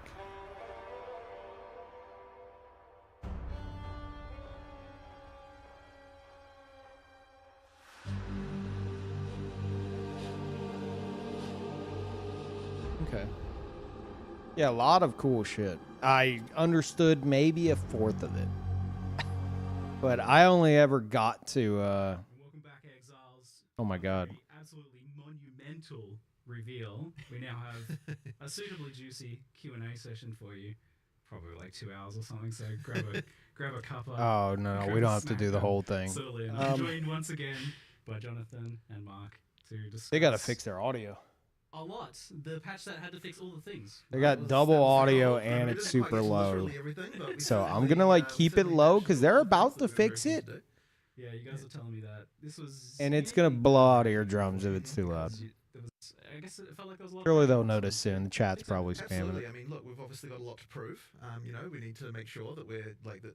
Well, put it this way: I wouldn't want people to feel like we that we don't have answers to a lot of the things that people have been unhappy about. So, you know, like we really tried to do as much as we could in one go to kind of do everything. As I said, didn't get to literally everything, but we got to quite a lot of it. And I'm thinking that people will be a lot happier with this release. He's reading chat. Yeah, I was pretty shocked to see how much was in this one, especially. He's given that distracted by moved to this kind of like people in forward chat juice spamming. level. I know that look. You just feels like you just released the Path of Exile 1 expansion, which also had a lot of pressure on it to be a big one as well. Yep. So yeah, I mean, it's certainly hard. I mean, look, the really hard part is having to make an act at the same time. Like that's a really huge commitment. So I'm certainly going to be happy once we finish the campaign because we're going to be back to normalcy again. But yeah, it's a what it does do is it mean that there's like a huge amount of content to draw from. There's obviously a huge amount for players. There it goes. Not necessarily the in-game players as well, because you've got all of the the new campaign stuff. So it's like a pretty big deal for all that stuff. But it also meant we could take a bunch of that stuff and move it into the in-game too. So the in-game kind of sees a big expansion as well. So yeah, it's been quite a good one. Yeah, I remember early on we had the process. Actually, we just literally grabbed my whiteboard in my office and we just wrote down every single problem. Yeah, and I'd say it's not a strategy we've done to this degree, this methodically before. Right. We were like, okay, we have to solve everything on this whiteboard. Yep. Literally made a tier list up there. Like, this we is had a T1, tier this is list. T2. We like, actually fully of every problem, and Yeah, there were things in there like performance and things that aren't necessarily the actual game content. I mean, the the very one at the top of the list was campaign is a slog, right? Like that was the one that we were like, we got to solve that. So things like that were just like because we're really trying to be honest about like here are the real issues. And the reason it ends up being a bit nerve-wracking is because we had a goal to fix all of it, and we didn't get to fix. We aren't fixing literally everything. We're fixing almost, well, a lot. You know, and I'm sure Sorry, a few new problems introduced here and there. Checking However, something. Obviously, you know, as we're watching Twitch chat, there was a huge amount of stuff about towers. You know, we had a plan; it was on the list. It just unfortunately we couldn't get time to sort it. So yeah, that's one of the. It's probably the notable one, I would say. Yeah, so we'll kind of discuss around your vision and stuff for Endgame soon as well, so that you can give people some reassurance about like where you want to go with that. But we should also mention just the other All right. elephant. Yeah, we're the gonna lack of we're gonna the watch elephant 20 form, minutes of this. with the druid. No, Yes. no elephant form, but the druid kind of But- works. Yeah. Yeah. So it seemed that druid has been. I still have challenging that to saved, get by the ships. way. It's something you've been working on for a while now. Where I got to Act 2 on hardcore. Well, I mean, okay, so we started believing that we were going And to. I just haven't been back. And that was the case for at least 2 months of. Basically, I was doing development permadeath. that we had here, and Treating it obviously like that a could much well have roguelite. gone on before that as well. Very but, fun. At some point, we realized, like, you know, that we don't want to have the mistake that we effectively had with 020, where like we put a huge amount of effort into the class and then we didn't get time to fix like all of the concerns that people had. How's the outside volume? of that, right? Because obviously the same resources go into making a new classes, go into balancing the old ones and making all that stuff, right? So if we don't have the balance in like a good place, it kind of feels a bit bad to like be throwing in a class that's kind of effectively disrupting. Thank you, that. Goose, for So 5 then years. what that meant Appreciate was it. at some point we're like, okay, since we don't believe we can get both the class and all these other balance changes we want to make in at the same time, it's actually better to cut the class and then have the Should be a bit the louder. balance This should be changes good, right? so that's what we ended up doing, and obviously it was like a really hard thing to cut because obviously like, you're going to have another one without a class, like it feels really terrible. Yeah, but I get it. you know, we've got the philosophy now of like we have to make sure that we're in the release month that we say we're going to be in. So therefore something had to go, and unfortunately that was it. But it means we've obviously got a huge head start for you know, when we actually do it next time. Yeah, I And do mean, want to look, be a there was little so bit much stuff that was louder, cut, so like, it's even as not large as super it is, like, confusing you know, if I there's, like, talk. ascendancies and all sorts of stuff that was gonna be there, and you know, we'll get to it. But yeah, more important to just make sure that people are happy with the stuff that's in, and make sure all those changes are great, and you know, make sure, you know, obviously you've got answers for stuff, right? I imagine for druid, it's a big part of it's just the fact that the shape shifting, getting it looking and feeling. Yeah, right, yeah, is no, I mean probably it's really, a huge really deal. challenging, right? It's hard. Like there's so much animation stuff that has to go into making each form feel right. So yeah, like that. But we'll get there. Like I don't think we're that far away from it now. So you know, it's just a question of prioritization. Yeah, it seems like it is probably the hardest class of all. Good them. bit louder might than be, might be, them. yeah. Yeah. I think it will be. I'll Yeah, bump yeah. them up You're a getting bit, a bit a more little bit. ambitious as you go with each That is class true. too, which That is is true. Every class is a step Not up from the hoping. last in terms of that. Yeah. yes. So I guess on that note, do you have a vision for who's next after Druid, or is it kind of a race between them to see who ends up feeling most Well, I've finished? always said that it would be criminal to go into full release without having swords. So Yeah. you know, that's Yes. that's It's kind of a pretty clear. It's a little bit criminal to get this Thank you, far Leggy. without Yeah, it. to be honest, it is. Yeah. So I'd say It that is would be. weird when you think about Yeah, it. yeah, It's yeah, so so- Real weird. unusual. It's real weird. That would be an obvious candidate. Are there Q&As normally 2 hours long? Because that's Yeah. crazy. Most likely being Yeah. a solid one. Like, Yeah, and as you said, that's the kind of ascendancies were insane. Just kind of the same boat as you weren't satisfied with where they It'd were be at to like be able to get those in. So that's the things you missed. but Chilling that's, that like, long the with people list of the things firing you missed. questions That at you about the game. doing something with towers. Yeah, So yeah. now we can talk about kind of what you have done. We'll jump into endgame first, since I know the towers and stuff have been a hot topic for people. So we'll talk about the endgame. This wasn't Normal, ostensibly damn. supposed to be an endgame update, from what you were telling me, but it still seems like a pretty big endgame update in the end. Yeah, I mean, well, part of that is because we obviously get all the content that we produced for the campaign. We get to make all the in-game versions of that. That obviously adds quite a lot. But we did want to make sure that we weren't just being like, they okay, turned so it we're up. adding a bunch of bosses. Like, we wanted to make sure that the more epic ones that we added to the campaign have some new mechanic for them on the Atlas as well. So that's where we had those various mechanics with, you know, like the sandstorm and that kind of stuff. Yeah. Like, you know, those kind of like Atlas events. And it really does contribute to the feeling of exploration to have more of that stuff. And then, of course, you know, once you've got that, you need to start getting into, okay, well, what rewards is it going to drop? You know, then we started to think we need a new category of rewards that these things can have. And that's, you know, we started to think about the lineage supports and that kind of stuff. So it just ended up kind of adding up to quite a bit in the end. But yeah, it isn't like kind of like the big end game change that we wanted to do. Like, we had a design for that, but we just kind of haven't quite got to it. So but it still ends up being quite a lot. And one of the big things that it also, I think, will help bridge is the kind of mid end game part, like that's still a problem that we want to improve, but like it adds quite a lot there, because you're seeing that stuff on the Atlas a bit earlier. What's the problem there as you identify it? I mean, you've got this issue where effectively... It was 7 years. And we are doing some stuff to address this, but effectively you've got like the pinnacles at the end, and you've got obviously when you start, you've got a bunch of content, but it doesn't feel like there's those kind of mid-end game goals that you can easily achieve. That's kind of the issue that we're trying to just solve. a lack of direction, right? Right. Nothing's there's not enough like really guiding you. Like the narrative kind of falls apart there, right? Because it's just like open world, and you want a bit more of telling you where to go, what to do, have those goals where you're like, I want to do this next and this next, as opposed to like I could do this or this or this. It's nice to have those, but it's nice to also have the things kind of directing you as to like this is exactly what I want to do. The boss I want to get to. So there's kind of just a big gap there. We want to add a whole bunch of stuff in the middle there. We have a huge plan, but again, it's like we need to you got this working on a campaign, you've got working on the end game, and you've got all these like how do you juggle all of these things. It is brutally difficult, and you end up having to think. So I would expect next expansion to be way more end game centric in terms of fixing all of this. I love the art behind them. It was on the whiteboard, but we did do some stuff with what we had. So like that splinter change, I think, is going to be quite a big one. Like it doesn't look like much from what we showed, but what it does mean is that you've got pinnacle fights earlier in your in the experience, and of course you've got the thing where we're making it make more sense with regard to the difficulty, the access to the different difficulties, by having it so that it's cheaper to get to the lower tier ones. So that helps quite a lot, and I think that'll improve things quite a lot even just from that. So yeah. And of course, you got the league now in in-game as well. And of course there's a league there too. The Wisps were Wisps. Sure, wasn't really a league. It's kind of just like not a full-fledged not what we've league done mechanic. before. Yeah, I A agree. lot of people in PoE2 may not really even know what a league is. I mean, we kind of had it with Dawn of the Hunt, but I mean, having Abyss in every single area, there are abyssal icons you can find on the map. You can't add them because they are in every area, the Abyss. So, and you have different the waystone crafting and stuff like that. So there's a lot of end game just added by the league's existence as well. Plus a lot more combination of the league mechanic with other mechanics as well, which is something that I'm always keen for with leagues, is like have a bit more interaction.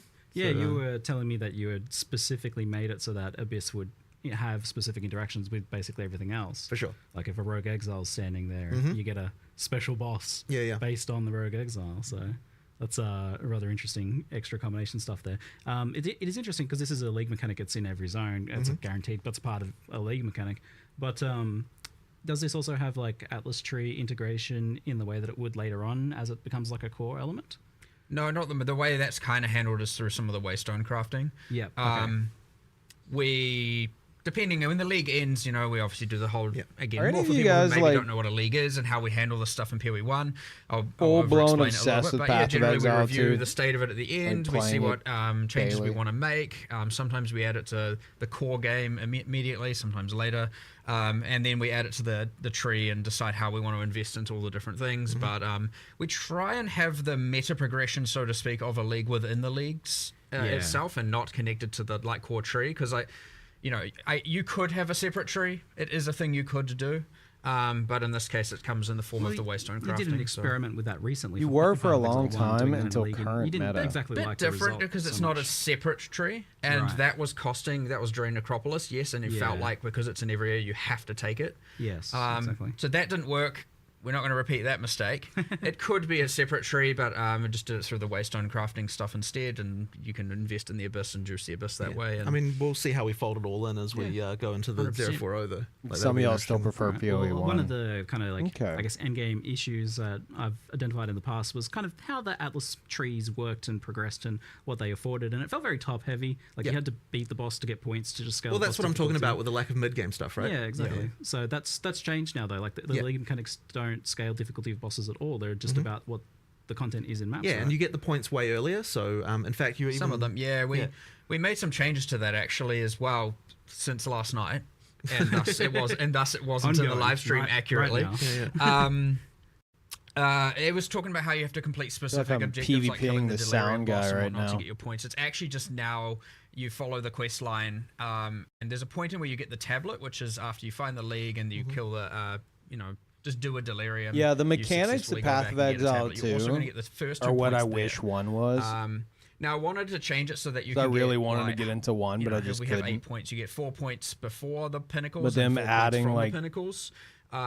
Right like now it's 2 and 6. the dodge We're still rolling and looking at stuff this like just 'cause that. we made a was change like, last night. There's a good chance we might end up, adapting this a little bit more. So could it's I even resist? the first 2 points come even sooner and even more obviously. Like you don't have to RNG into finding a boss in order to get those first 2 points now, which was mentioned there. No longer going to be the case. But with the release, we just want to really make sure we're smoothing that progression through, getting that stuff earlier, all that sort of stuff. So the other thing, was you've got this kind of world map. It seems to be exploration focused. The recent updates you did in Daughter of the Hunt actually I thought were a big step forwards in that regard. There was a lot more exploration with the new unique maps, and even towers. I felt like when you're using them as an exploration feature, work quite well. Like they leapfrog you to your next. You see that next unique map over the hills, and that's like a cool motivator that pulls you through, and that helps with that mid game issue you were talking about. One is basically a build crafting game. You make a build that doesn't have to do mechanics, just press 1 or 2 buttons the entire game, while 2's more actiony. Yes, exactly. So we definitely appreciate the concern with more towers being engaging. you've got this tension between And I having love to that. turtle in one location versus explore.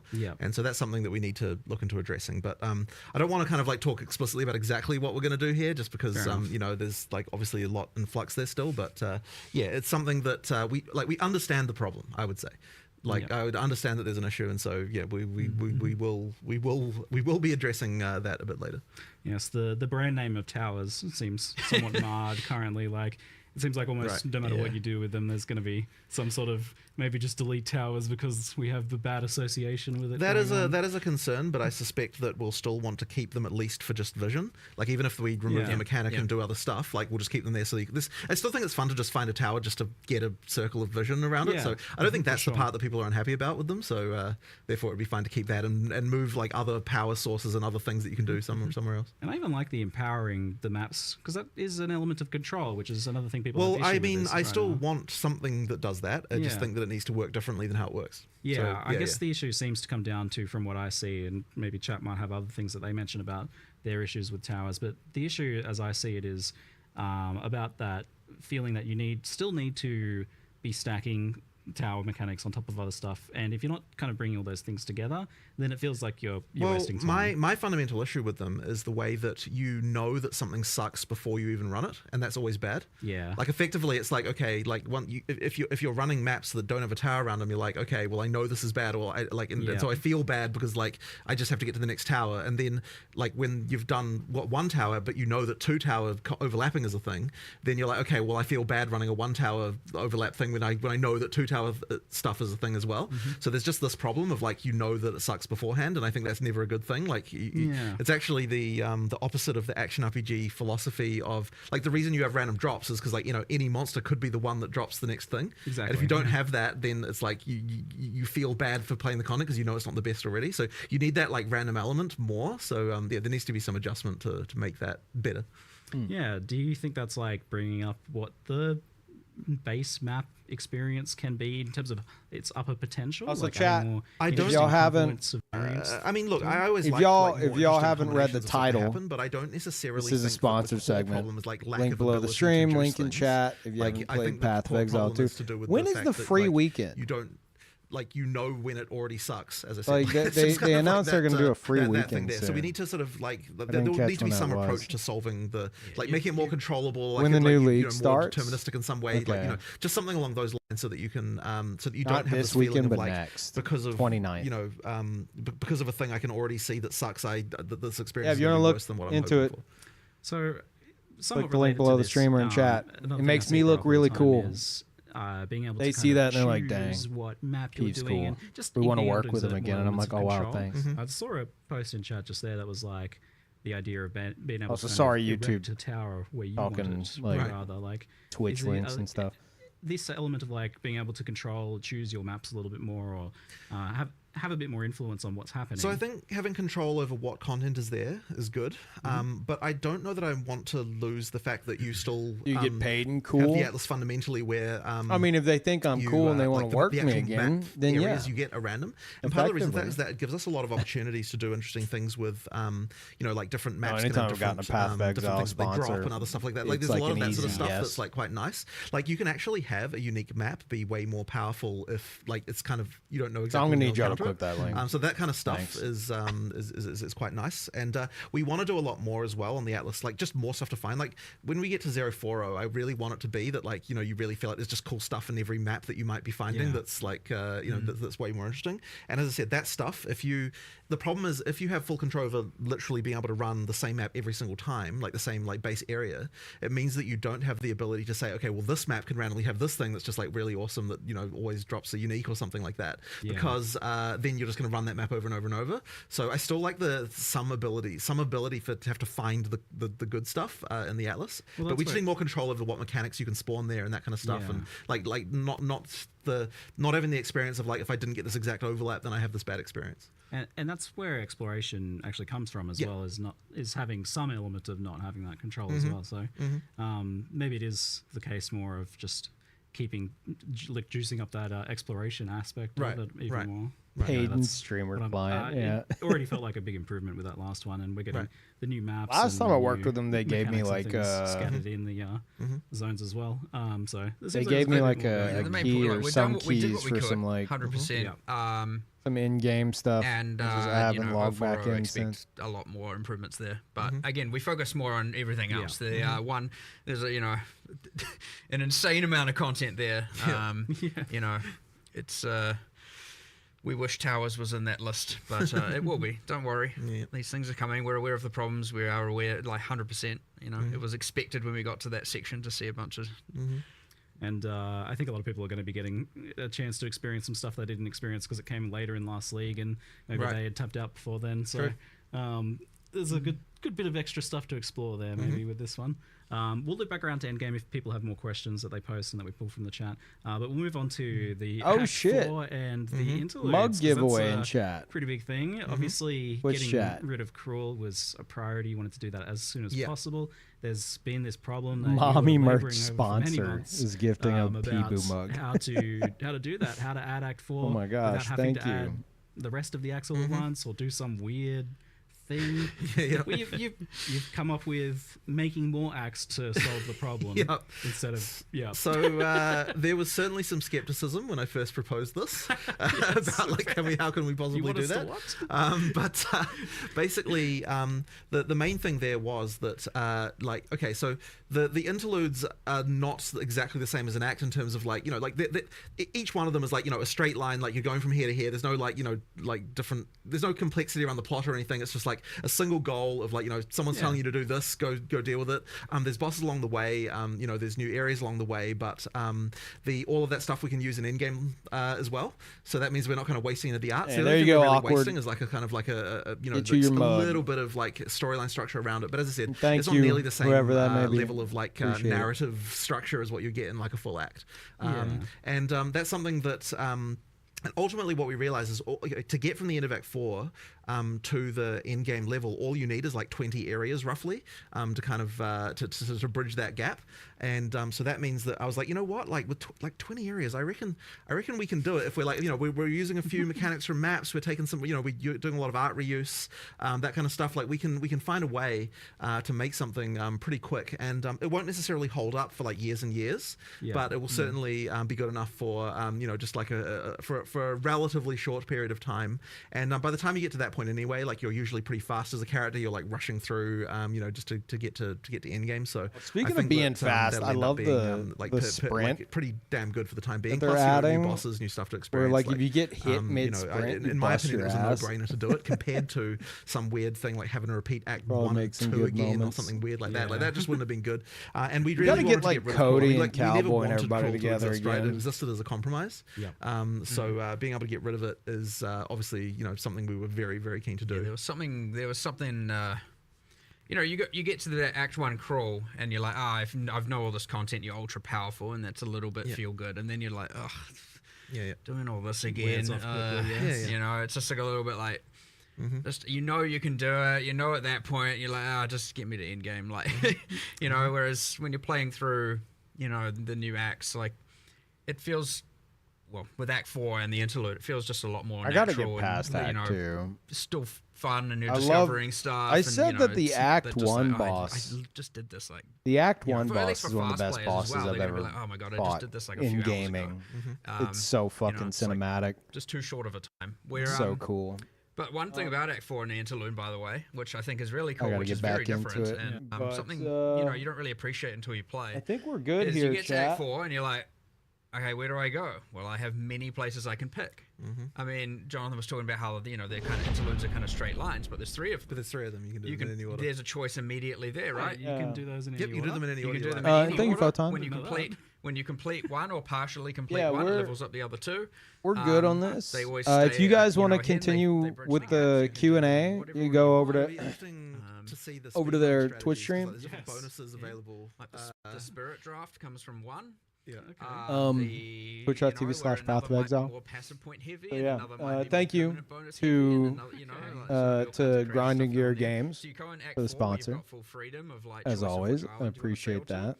And then you go into the interlude and you're like, It's which looking part will good. serve me best? And Chat, maybe the answer is link below the do a couple stream, areas of this part and then swap to link another in and do that one, Twitch and then, chat, you know, like, who knows? Which is all fine the because then you- things. as you progress through them Click and the defeat link bosses, the other ones will so level they up so and they keep up with the level. So they think you I'm can do cool. half of each and then do the half of each again. You can do an But yeah, equal I hope each, and y'all then, hope you y'all know. enjoyed that. That's wild. I Check out didn't the realize new they shit included coming sandbox they in there, got. 'cause I was planning on asking about how the I might be getting back into it myself, especially with the GPU being broken, and you know I can transfer my save over to PS5. As to what people take. An option. So that does seem like it might help with Is an option. The campaign slog. You know the repetitiveness of it. Okay. Kind of do things. In Yeah, that was fun. As always, they've got a metric fuck ton of shit. An absolute fuck ton of stuff with the update.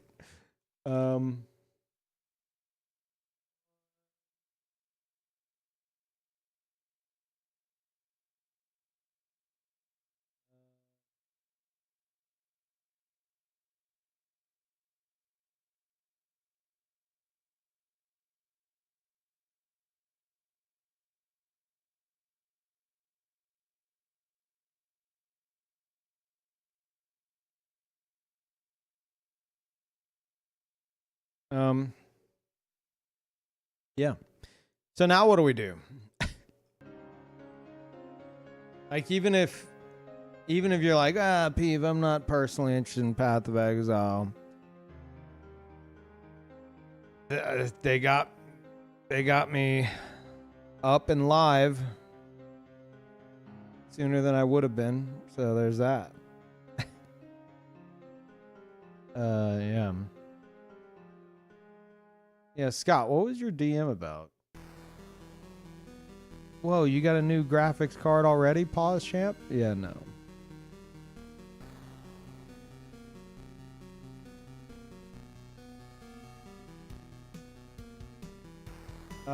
Yeah. I don't know what to do now.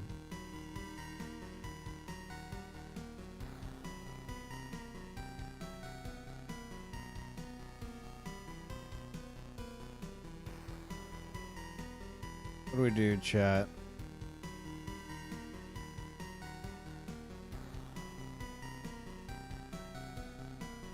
Yeah, I could do Death Stranding too. Dude, I'm obsessed with Expedition 33 and I can't play it. Oh, I'm so sad. I want to play it. Baldur's Gate 3, I can't. My graphics card shit the bed like 2 days ago. It's gone. It's dead. It's donezo. I'm trying to find. I'm trying some different avenues to get it replaced before forking over like $1,500. You don't have a computer parts store near you? I'm trying different avenues to get it replaced before forking over $1,500. Any other questions?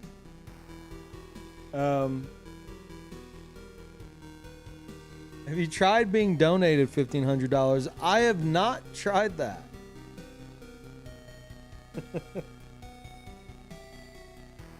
I have not tried that.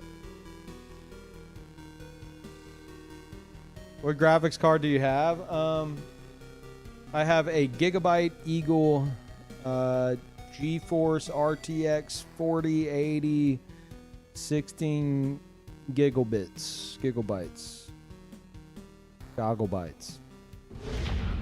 Hey, thank you, Rational. For tier 2 as well, thank you. Yeah, thank you guys. Just buy a new one, you're a millionaire. That is not fucking true. Yeah, I'm hoping I can pull some streamer privilege, and like maybe do like, I don't know. Bajo suggested to me. He's like, dude, just email Nvidia. Surely they'll send you one. They'll send you one for free. I've got my talent agency GG putting out some feelers. See if they can have any kind of contact on that front. Oh my God, Scott, 100 bits. Here you go, grandson. Go buy a graphical card game. Oh, thank you, Papa Scott.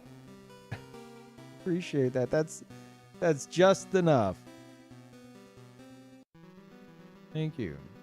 Night Rain with chat. I mean, I can on PS5, but my entire save is PC.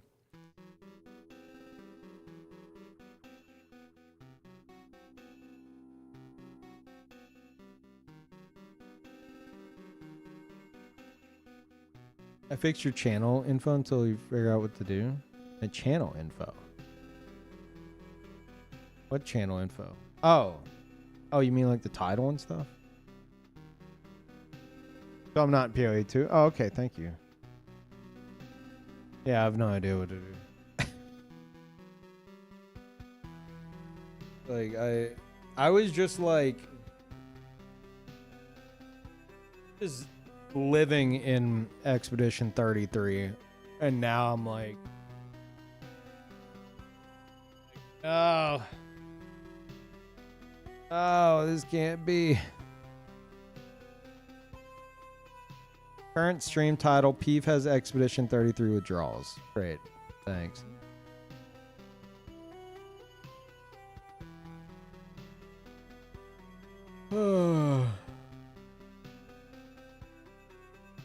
Yeah, I got gamaged.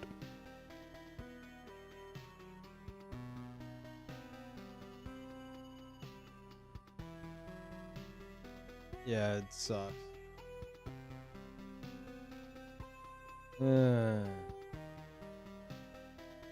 Like, it's all I want to do.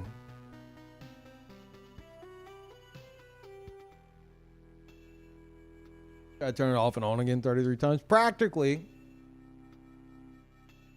I took it out. I put it back in.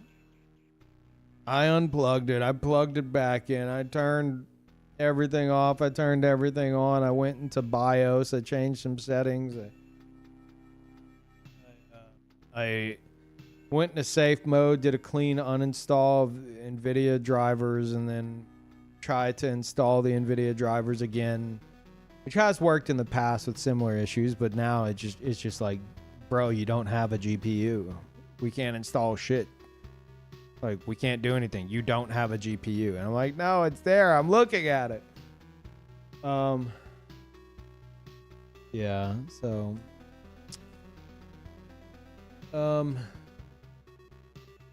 I had Tulip suggested that I get like, because I don't want to fuck with my streaming PC because it's just eternal. Hopefully I didn't jinx it. I don't want to be opening that and fucking with that because I've had it since, like, I built it in 2018 and I've had 0 issues. Like, I haven't even dusted it. I'm pretty sure, like, at this point, the dust in the streaming PC is like part of like why it's so powerful.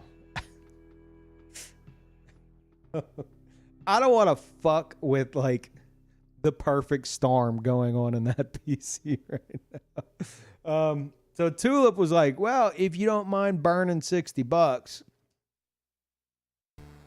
I would suggest maybe like ordering like a super cheap PCI slot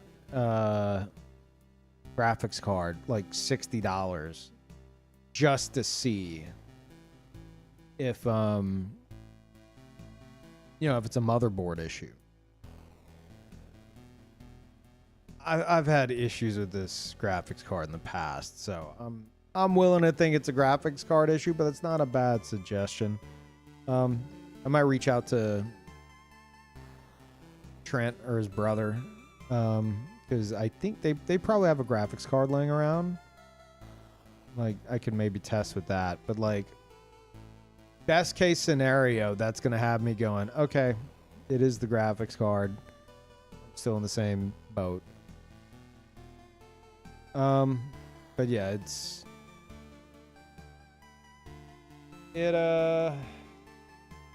definitely a good suggestion.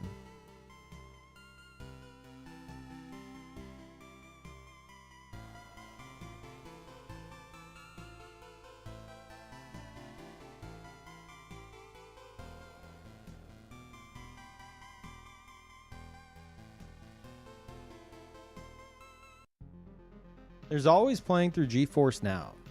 Be good enough to hold on for a couple days. I imagine to access whatever GeForce Now is, I need a GeForce card, which, as far as my computer is concerned, I don't. Right?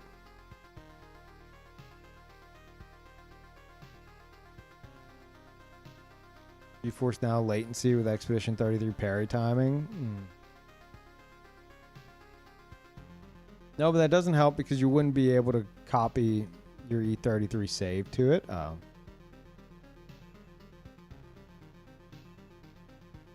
Yeah, if it can't access my save, I might as well just like buy the game on PS5 and start over. Which I'm not looking to do.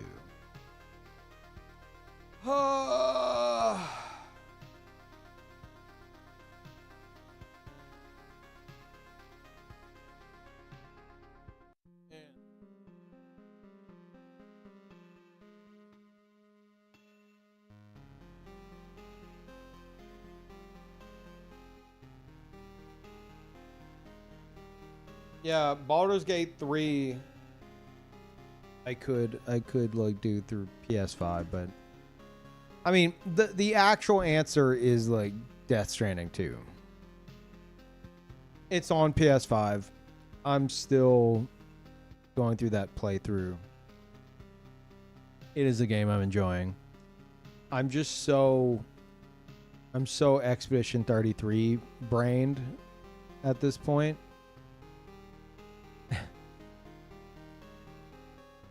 Ugh. Ugh.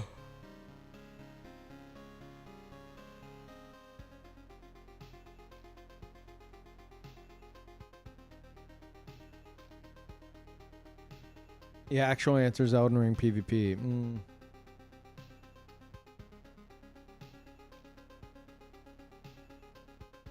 Chat, I don't... It could be recency bias. Even though I'm not technically done with the playthrough yet. But I'm trying to decide whether or not Expedition 33 is my favorite game over Elden Ring.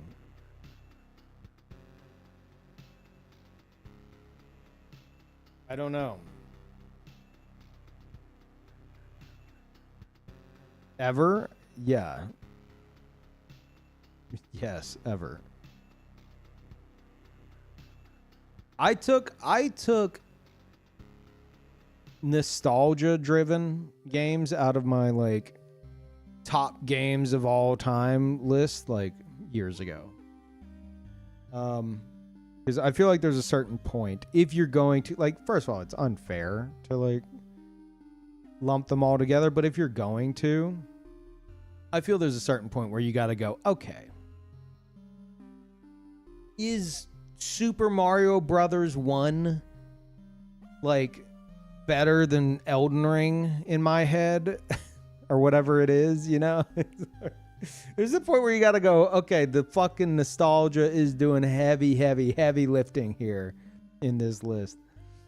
Not that that's bad, but like there is a point where like the enjoyment of a more modern game probably outweighs the nostalgia for a game you played when you were a kid. And you need to find that point, you know.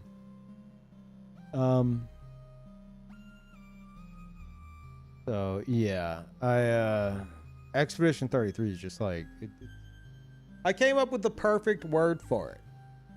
I thought about this in the shower earlier.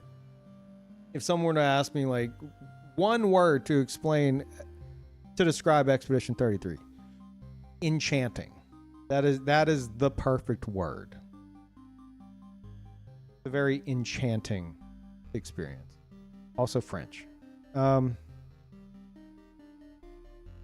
it's amazing. It's fucking amazing.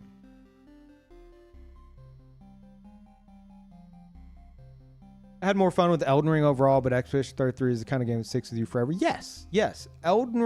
Expedition 33 is like, I've been saying it. It's like this generation's Chrono Trigger. Now, granted, I've only recently played Chrono Trigger, but I can recognize what Chrono Trigger was back in the day, and especially having played it within recent years for the first time, seeing how much it still fucking holds up, and then how much it influenced things since it released, and still retains like this uniqueness that nothing else I've seen has like fucking duplicated. Like, I feel like that's going to be Expedition 33. I think like that's what we're witnessing with that game. Wait, really, Vader? You played Silk Song today? Oh my god. Vader, give us the details. Chat, we have someone who has touched Silk Song here. They're all real, not fake games. Well, now that you say that, I don't know if I believe you.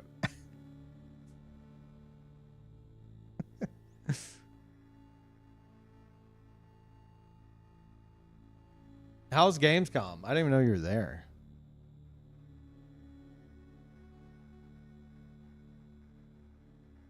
Are you enjoying the lack of air conditioning and sparkling water? It's just, I think of Gamescom, that's what I fucking think of, because that was my experience.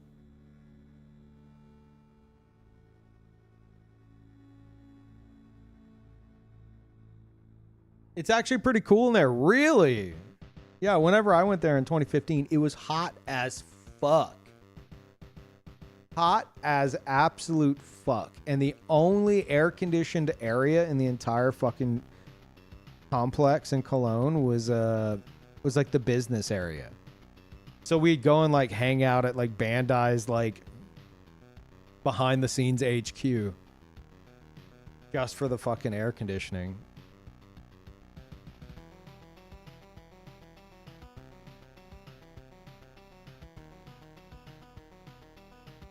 Yeah, maybe they finally brought in air conditioning.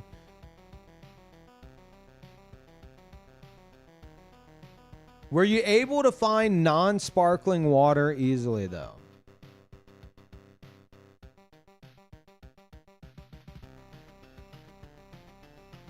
Yes? Wow. A lot has changed in 10 years. I still remember, I could, like, if you had asked, like, dude, is anyone selling just still water? Can I get some still water anywhere? People are like, why? There's a water fountain like 3 buildings over that way. I'm like, what do you mean 3 buildings over that way? I gotta walk all this way for a water fountain? Like, I just want some non-sparkling water. Like, well, why? There's a water fountain. Like 5,000 yards that way. It's like, what? And yeah, and then finally I was like, you know what? Fuck it. Like we're like getting some food at Gamescom. And I was asking the vendor what they have. I was like, do y'all have still water? They're like, no. I'm like, ugh. I was like, you know what? I'll just take an apple juice. Y'all have apple juice? I'll just take apple juice. They give me the apple juice. I go and I sit down to eat. It's me and a Sunlight Blade. I go and we go and we sit down to eat. We sit on some stairs. And I go and I open the apple juice. And it fucking explodes.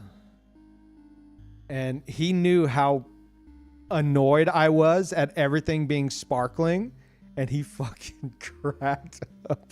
I was so angry. I'm like, is this sparkling apple juice? What the fuck is wrong with this place? And it's because like, you know, as far as I understood at the time, the mindset that was explained to me by people who lived there was like, if you want still water, you're going to bring it from home, you know? Or if you're at a restaurant and you order water, they're going to bring you sparkling water. Because why the fuck would you're ordering a drink. Why the fuck would you want, you know, regular water? It's like, I don't know, because I want water that doesn't have spice to it. Sorry. Sparkling water it's like unnecessarily spicy water. That's how it feels to me. It's not refreshing at all. Tap water, please. Yeah, you have to ask specifically for tap water, not just water. But anyway, can confirm Silksong was very good. Ninja Gaiden 4 good too. Okay. Still debating whether or not I'm going to go back and play the other modern Ninja Gaidens leading up to 4. Tried recently. I say recently, back in like 2022. And I ended up quitting just because like it was not a fun experience. But I was playing on like hard mode. For like Ninja Gaiden Black.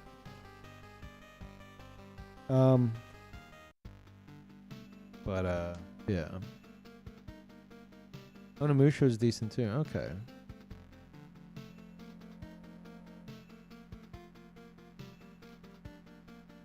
So surely the Team Cherry announcement tomorrow is a shadow drop for Silksong, right? Is that what you're confirming, Vader? Vader has confirmed it. Nice. You heard it here first.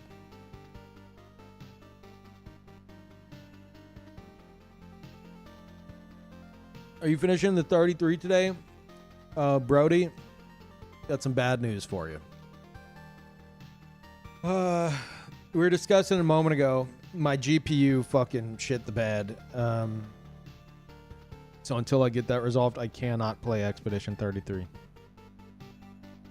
And I am trying to call in my streamer privileges with my talent agency to see if I could get a free graphics card or something before I drop $1,500 on one. So yeah. I would love nothing more than to be playing Expedition 33 right now.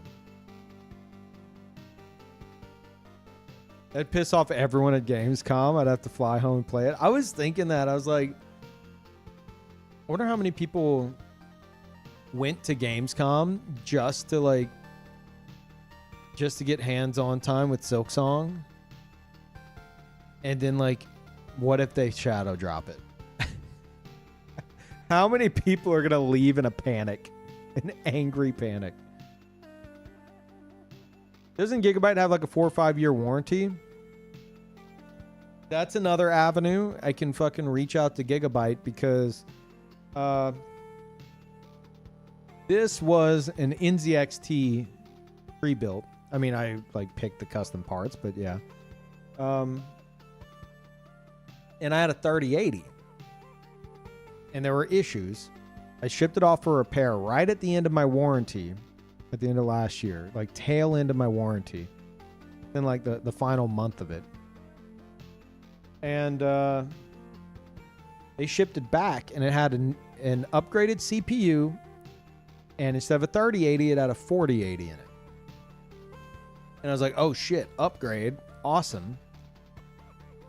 I was like immediately having issues with the 4080.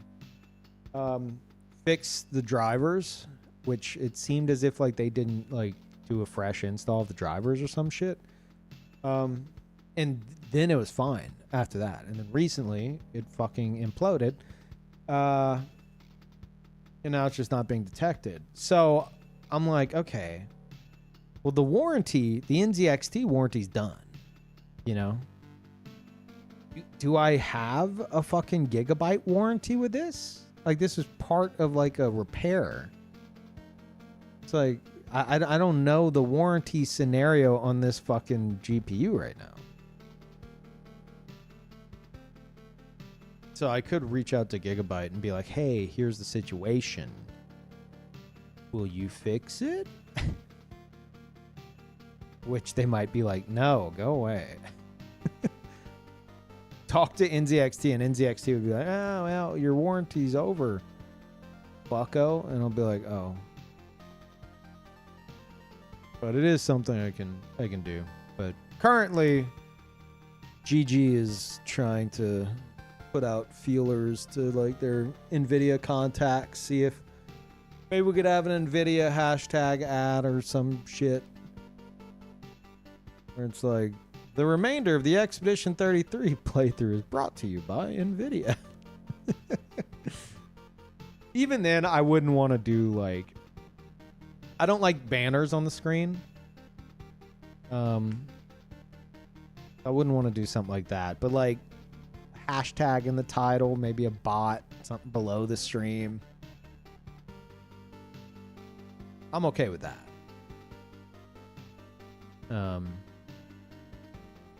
So we'll see. We'll see. I don't know.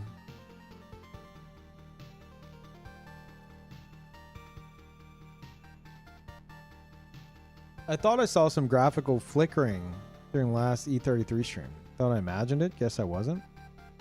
I feel like I would have picked up on it. So it may have just been... If it's whenever I click out of the game... Like, whenever I'm, like, going on break or coming back from a break, that's mouse without borders being janky as fuck. Like, whenever that happens, I'm, like, holding control and, like, scrolling my mouse to my other computer, which causes some flickering. So that's what that is. It was happening during combat on the world map. Huh. Not that I noticed. Which would be weird. You were seeing it and I wasn't.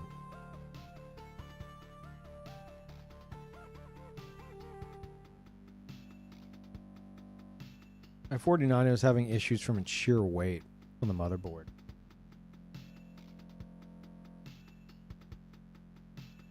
Yeah, I've got... My computer lays on its side with a bracket. Because I thought I was having some unseating issues. And turns out I don't think that was the case, but I just couldn't be fucked to try to turn it upright and see if I have the same issues or not. I'm like, it's fine on its side. Whatever. It's lifted off the ground a bit.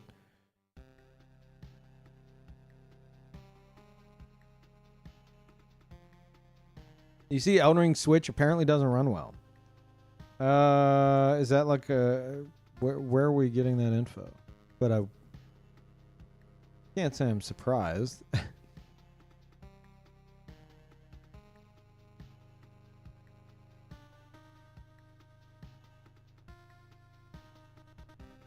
Well, do they ever bit and realize that it laying on the fans? So it wasn't ventilating properly for 6 months. Yeah, I've got a little life hack, Vader. I may or may not have the caps of some water bottles on all the corners. Lifting it slightly off the ground. Yeah, I'm kind of a professional. But great ventilation, yeah.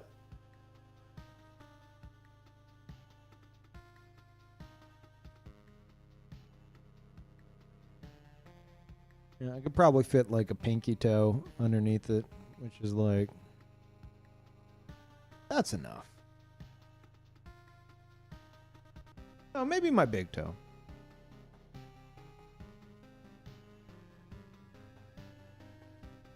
No, maybe not.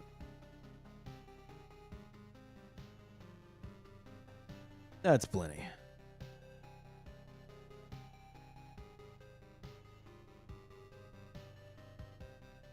Twitter, people were saying long loading times in wonky docked frame. Okay, but what...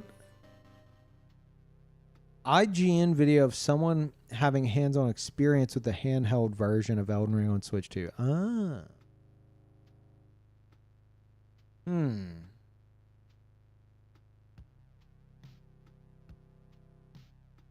Like I said, I wouldn't be surprised, but like Switch 2, you know, it is beefier than the Switch 1, so you would think that maybe we'd be past that, but...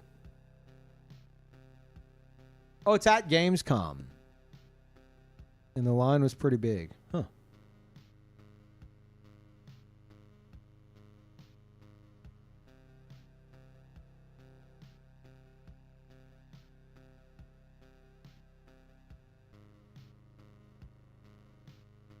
Any indication of the release date for the Tarnished Edition? Yeah. You would think we'd have that soon, if not already.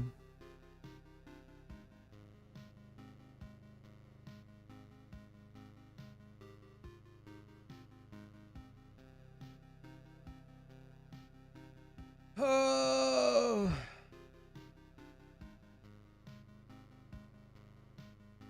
I have post Expedition 33 depression, and I haven't even beaten the game yet.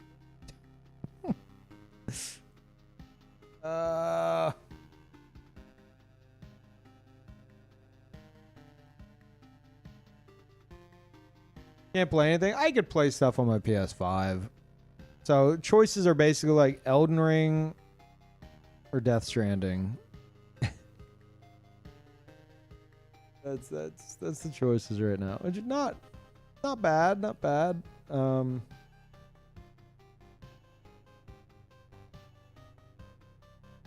E33 on PS5. I'm not starting over. Even though I might be tempted to do like a second playthrough or something, but I don't want to like start over like when I'm not even done with my first playthrough.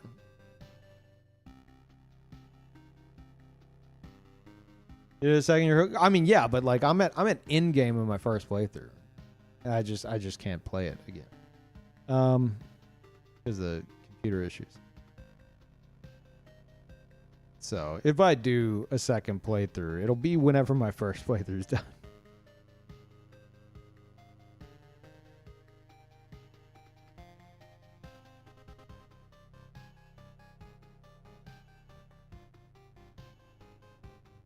It had to happen as soon as we got to Act 3, I swear. Hey, at the very least, it was probably the best quote-unquote stopping point we could ask for. I didn't want a fucking stopping point, but like I could have left y'all on like on an Omega cliffhanger. You know? Could have not even made it that far and been like, okay, well, I'll call it here, guys. We'll finish this area when I come back. That would have been worse.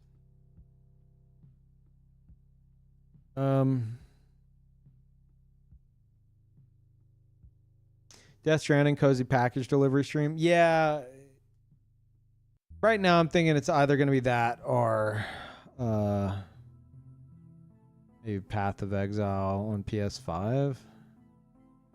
I don't know if I feel like I wouldn't be opposed to it, but You play PoE 2?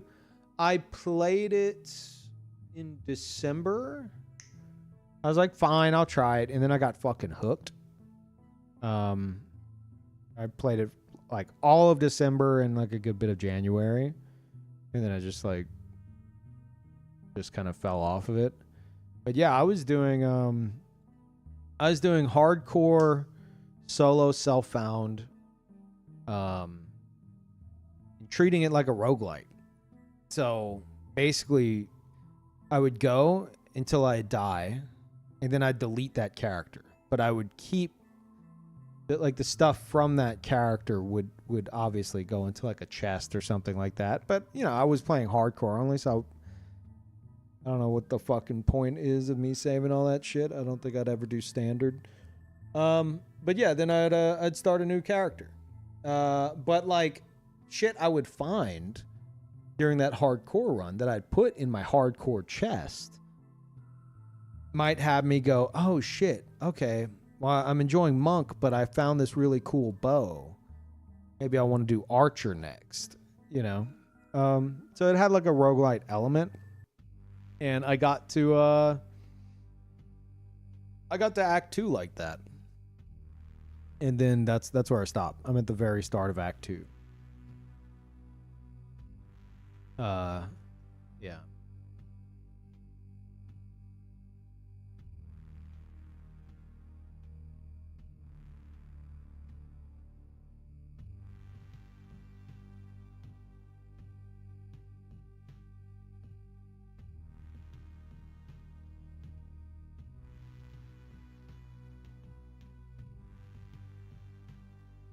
No, Vigila.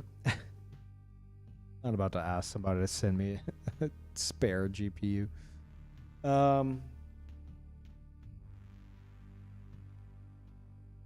Yeah, we're gonna try to get it resolved with. I think if I don't hear back in the next few days, then maybe I'll just.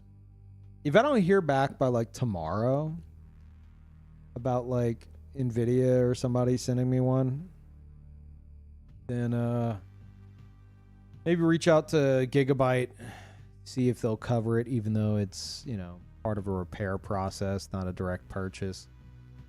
And if not, then I might just have to fucking bite the bullet. I don't know. But I want it resolved ASAP, basically. Let me ask.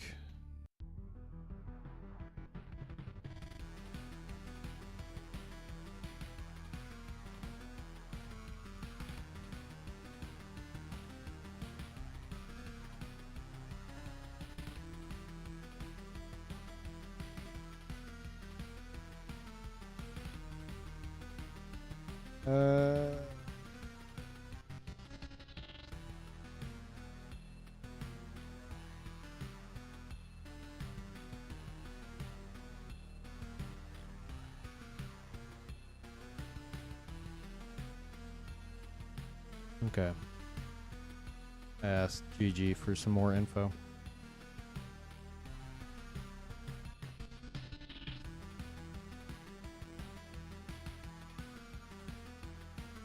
One day subathon for a new GPU.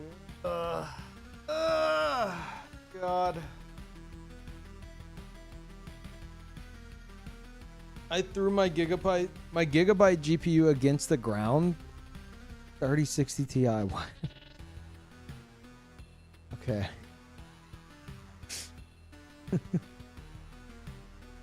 Yeah, chat. Just you guys all send me your spare GPUs and I'll just combine them I'll just combine them into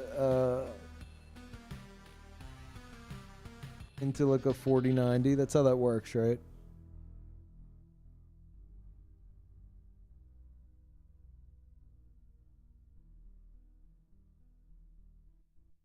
May I offer you my 7600 GeForce? I don't even know what that is.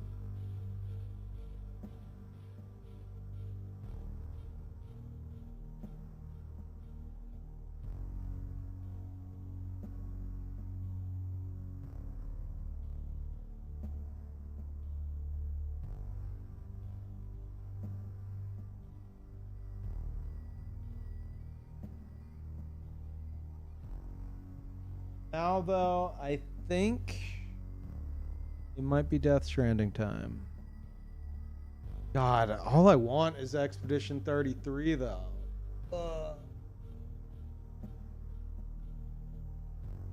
Man.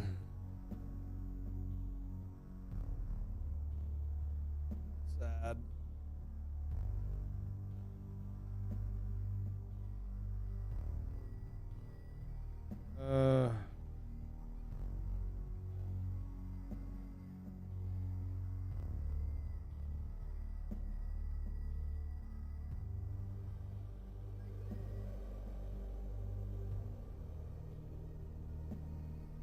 Was there some kind of like difficulty option in Death Stranding I was doing?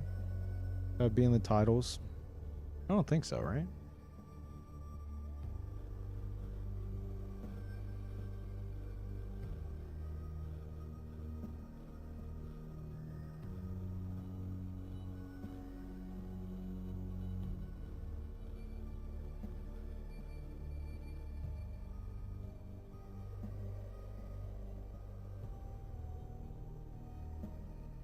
Oh, brutal. Right. I think there was something like that.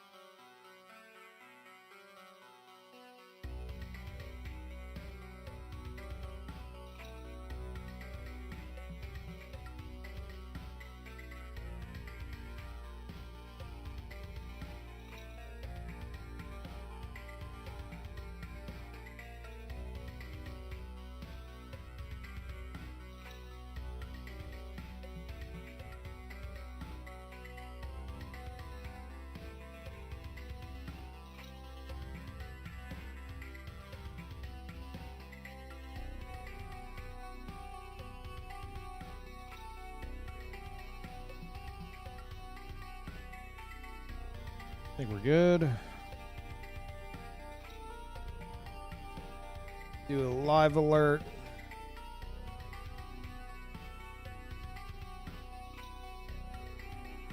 Go. All right.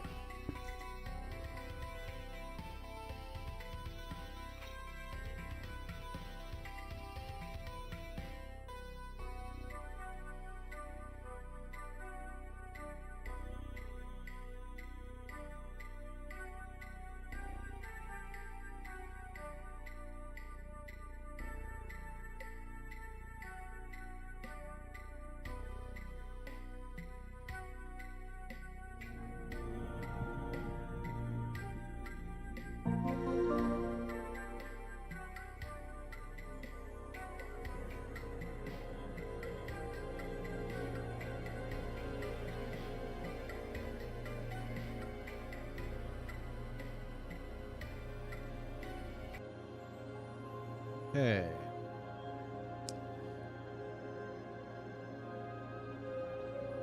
We are going to switch Death Stranding 2.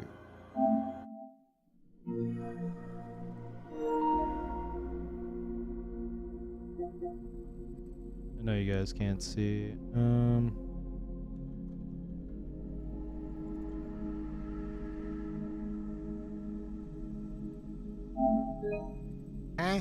Oh, update.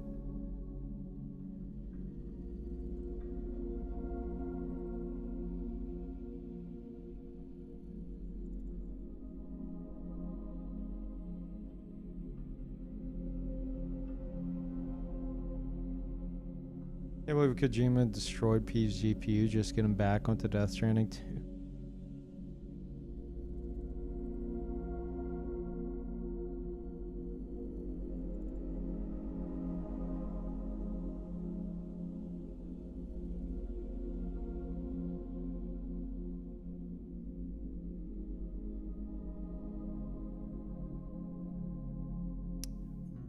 Okay.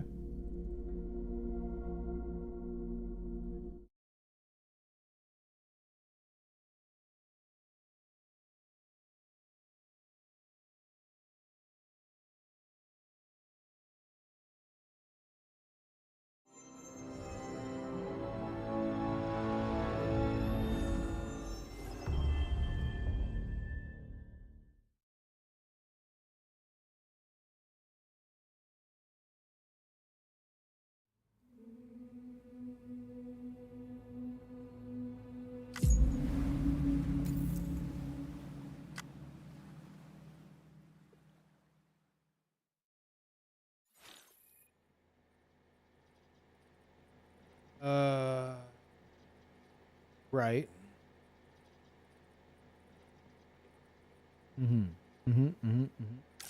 That is what happened.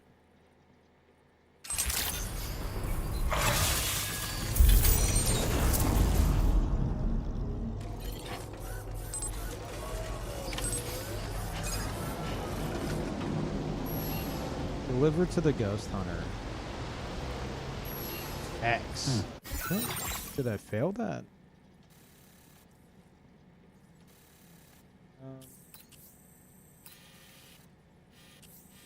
Okay, yeah, the architect. I think we delivered a pizza. Isn't that the last thing we did? We got that pizza chef cutscene. Delivered pizza. Did how to play? Maybe.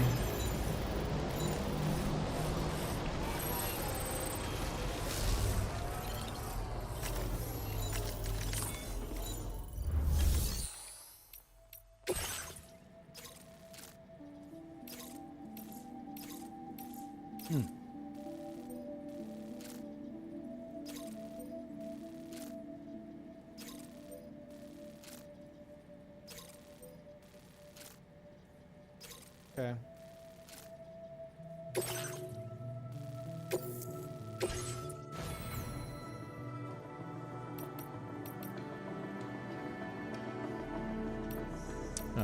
I'm good. Order accepted. Thank you. Is it kind of loud? I feel like it's kind of loud, right?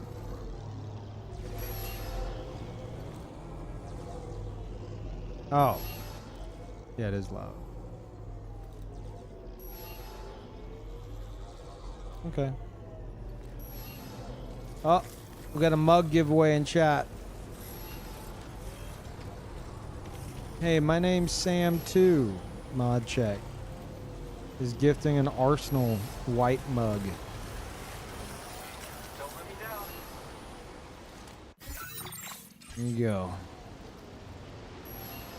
Yeah, I do forget how to play. Here's my coffin board. Oh my god, I'm holding R2 to run. No.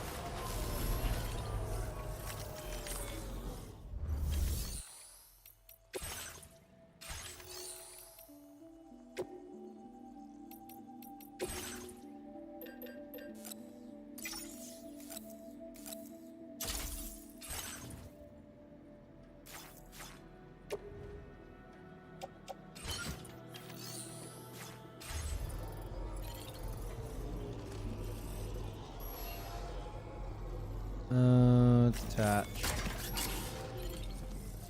There, I'm back. Let's get a move on.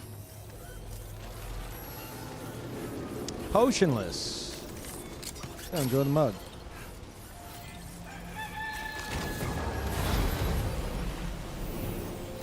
Okay, where are we going? What are we doing? How do I play this game? Going that way.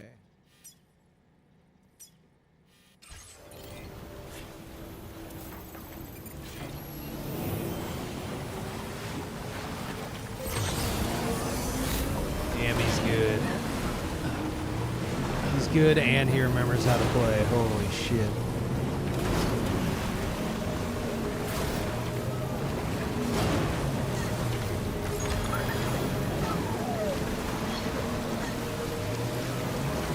Sorry about the GPU issues? Yeah. That sucks.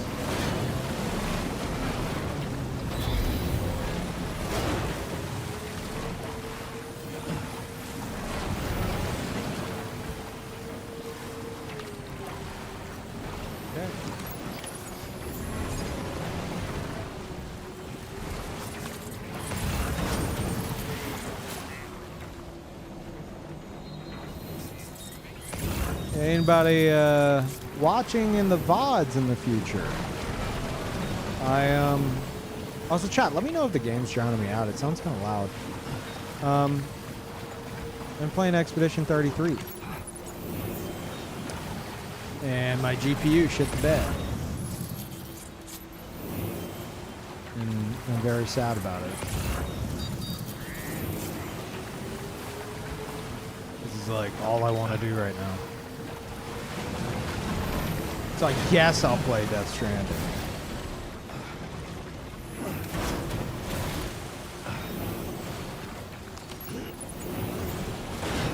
Fine for now, but could drown you out later. Okay. It should be the same settings that I normally do.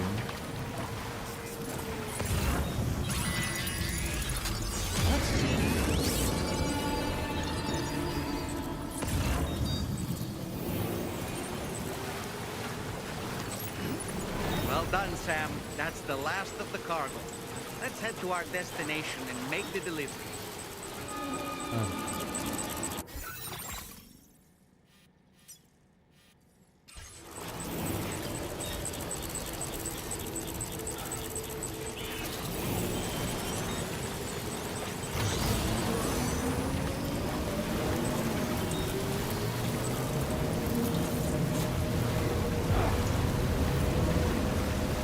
Dude, riding this on like water is like the play. Unless I hit like a rock, in which case I'm fucked. What the fuck? What was that?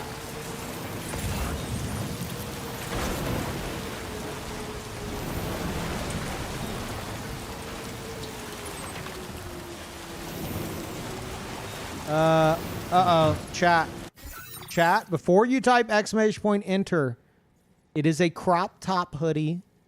There is a crop top hoodie that has entered the chat. You have probably 30 seconds to enter. Please only enter if you are going to slay in a crop top hoodie.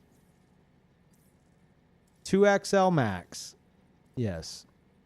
You got probably 20 seconds. There's like 3 people entered. Only if you're going to do it, if you're going to use it, or you know somebody in person who will. The crop top hoodie.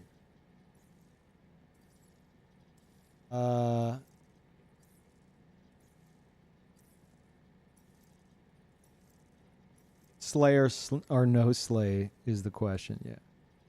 Crypt, are you going to slay in that crop top hoodie?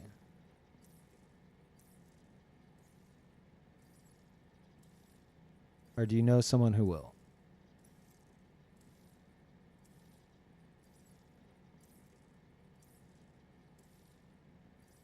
I can slay, but I'm not from the U.S. Will that work? That's fine. Yeah, Crow covered it all. You're now part of the crop top cult, I guess. Yeah, just click that link and fill out the info, and it's yours. Thank you, Crow. Yeah, also anybody watching in the VODs.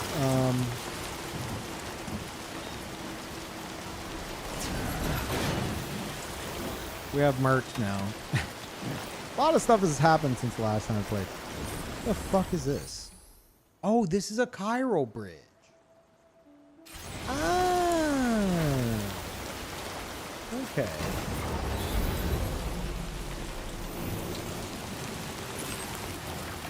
Yeah, I haven't made one yet or seen one.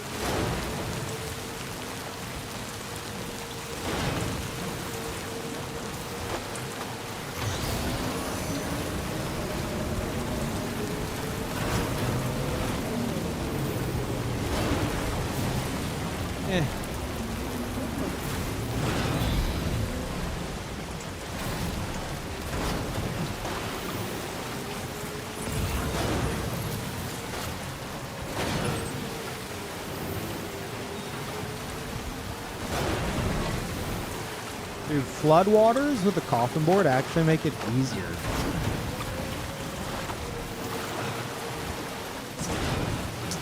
Fuck.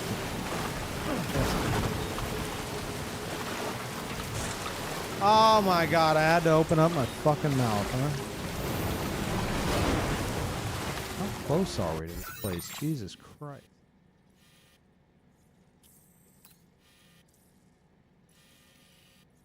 Oh my god. Oh my god. Oh my god. Oh my god. Oh my god. Oh my god.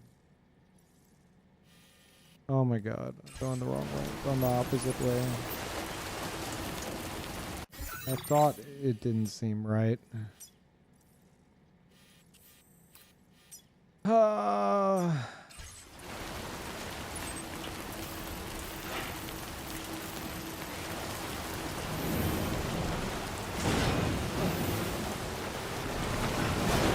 I just went up so that I could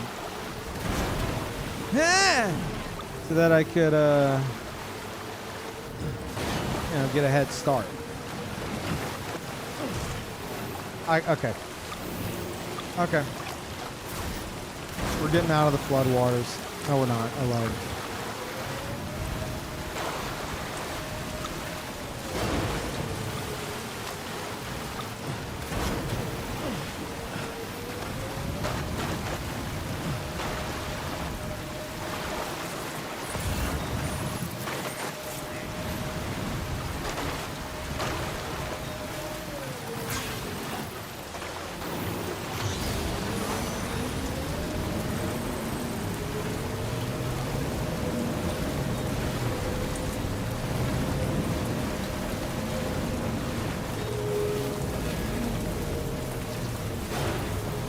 Fuck you.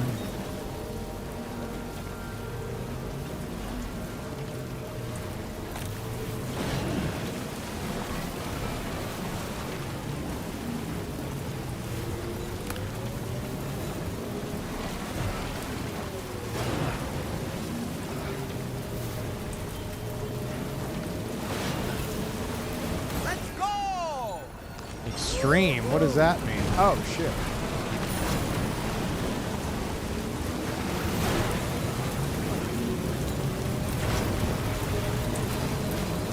What the fuck? What? It wasn't even bad.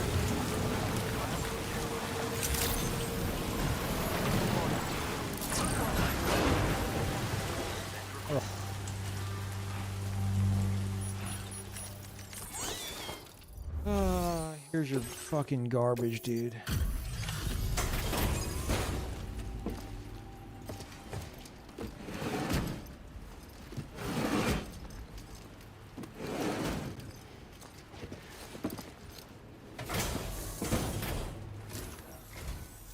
No one should have to travel in this weather. I'll check your orders quickly. Thank you. It is in acceptable condition. Very good. I've kept this data under lock and key here for a while now. But I think you will put it to good use. Okay. Well, since I fucked with the machine gun.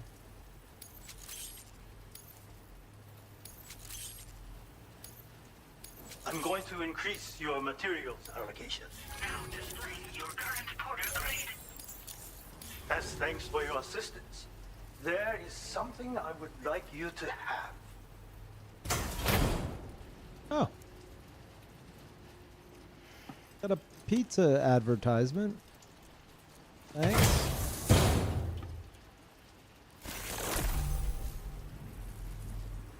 Secrets of... Oh, right. Secrets of pizza dough acrobatic karate kicking. L2 to center balance. Circle for a pizza whirlwind kick.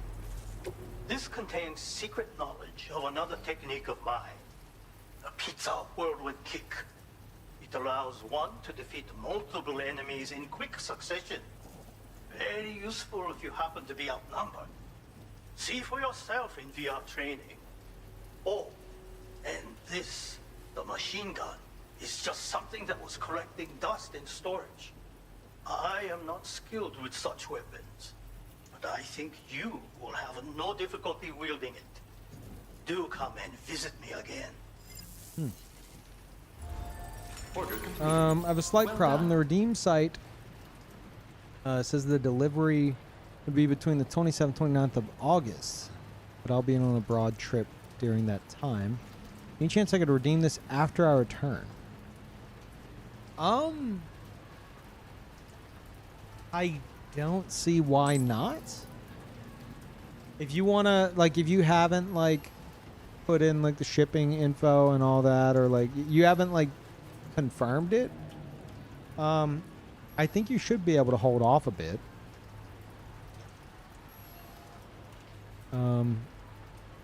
Yeah, maybe hold off. Like, I think I would manually have to go in and redo it.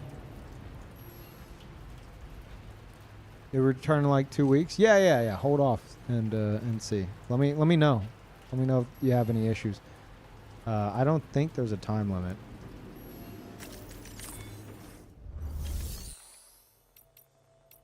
Yeah, no worries.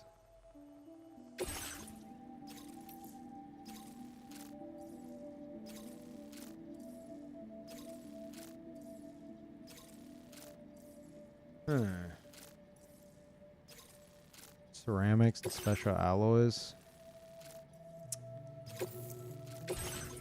Sure. Oh God. Okay.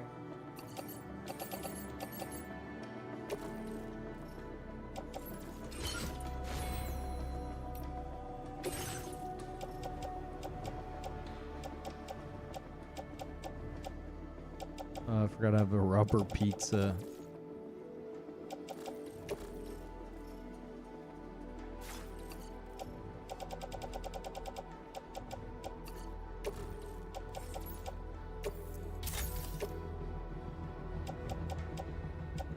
How far ahead is Cody than me? Surely he's very far, right? I'd imagine. Anyone who knows.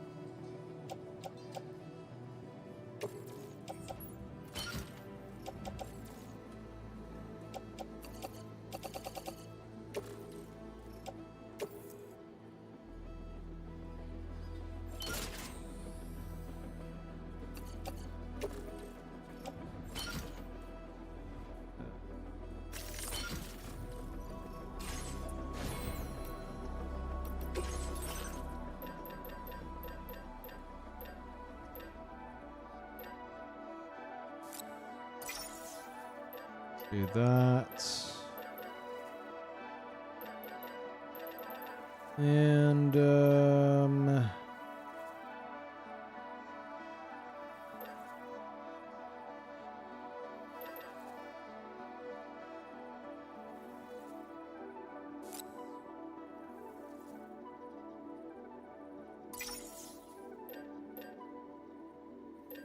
skeleton.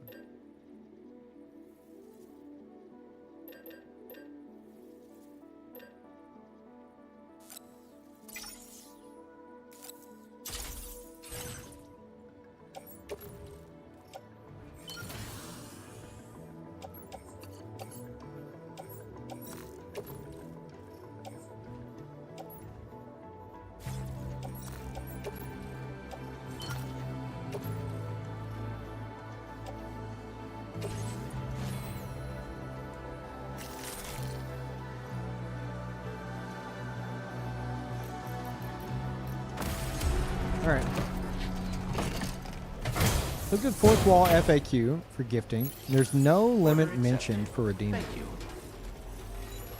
You may want to reach out directly to find out. Okay. Well, thank you, Gib.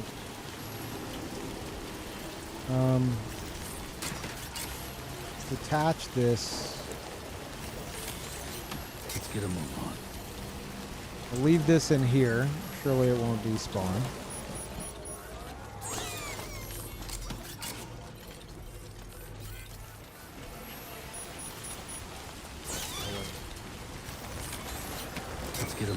Probably grab some cargo spray.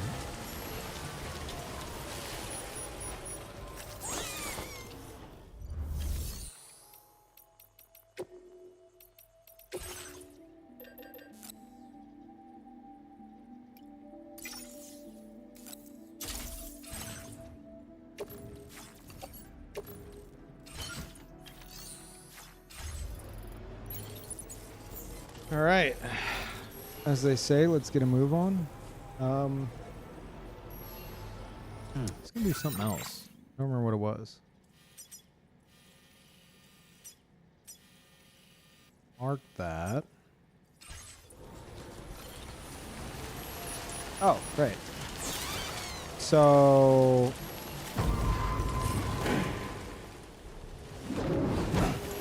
Get some air. what the fuck? That's awesome. Now what's the other one? I got another one. I don't remember what it was. Does anyone know what the first one is? Oh, Cody's got to be further than me.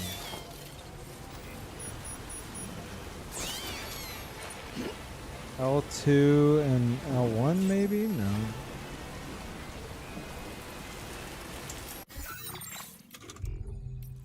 I don't know how the fuck I would check this.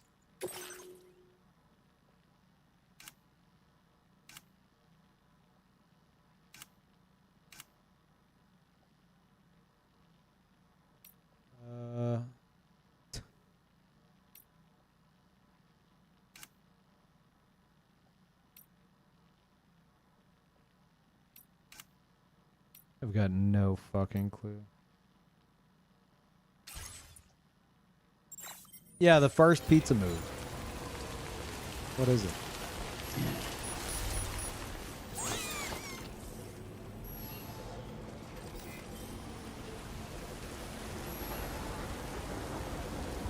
Holding L2.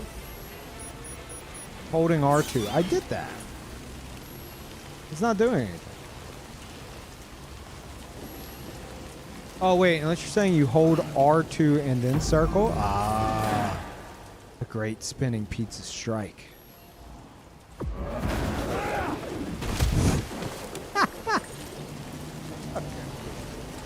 That's fucking dumb. Yeah, I've heard people say that he looks like he's dressed as Mario, but I mean, I wouldn't be fucking surprised if that was the intent, but I just see him dressed as a, I don't know, guy that works at a pizza place.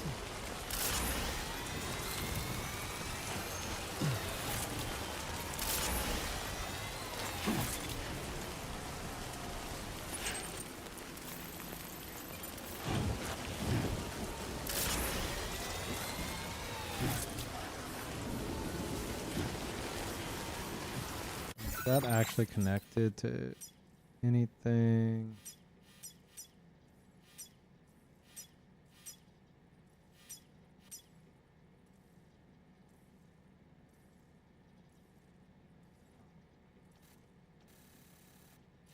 I think if it was connected to something, it would show, right? There's one right here.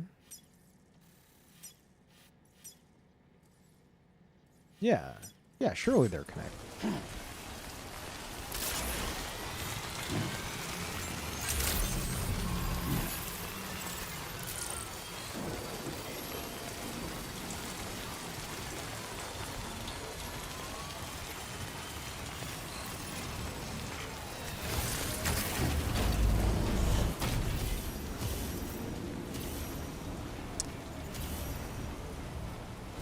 Something.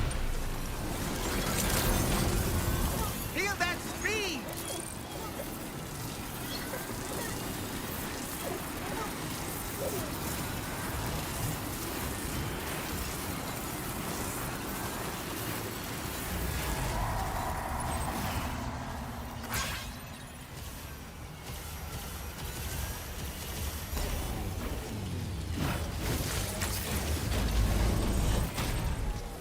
Wowzer. Any wowzers in chat?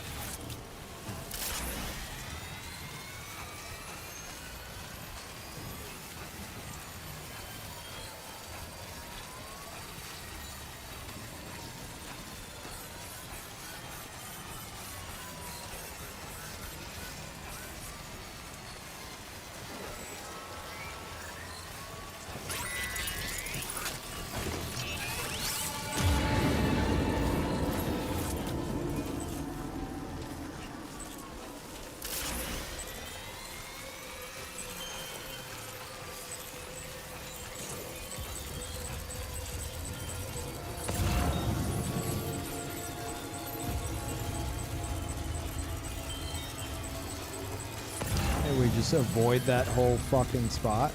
That'd be great.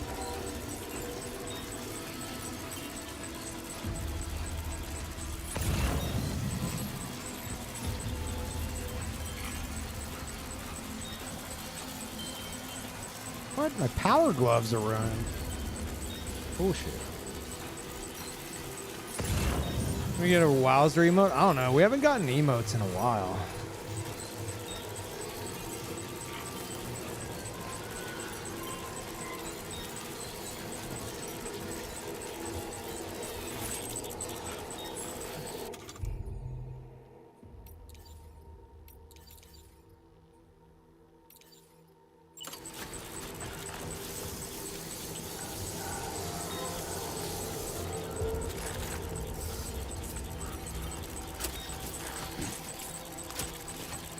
Wait, how do I... Oh, point forward.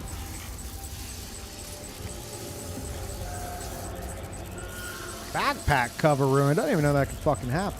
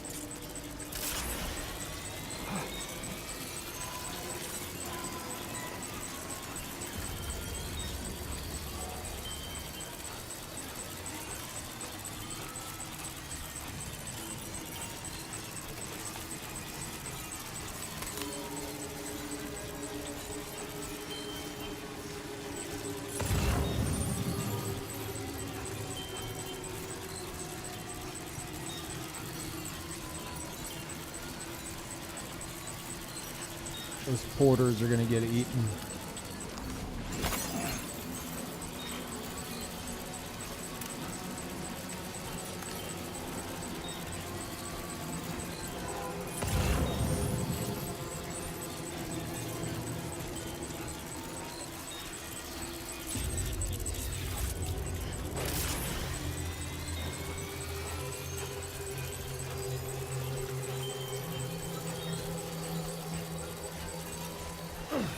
Yeah, void out waiting to happen. That'd suck if NPCs could cause a fucking void out. They're like, their AI is really stupid. Happened all the fucking time.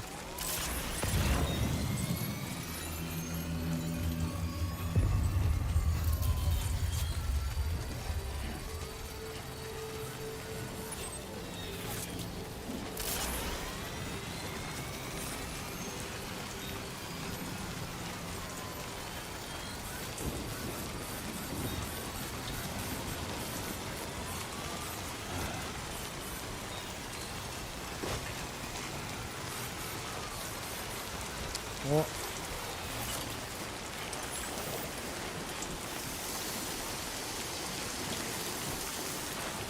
good thing I brought two.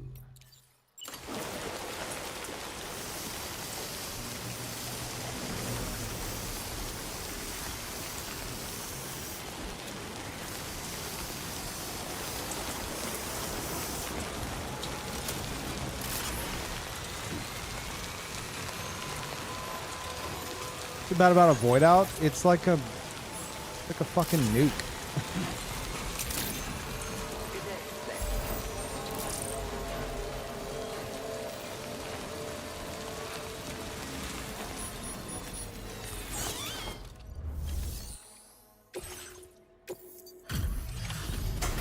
Okay.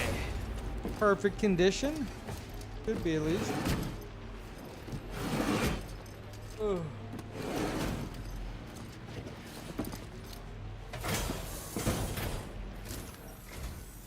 Thanks for doing your thing in this weather.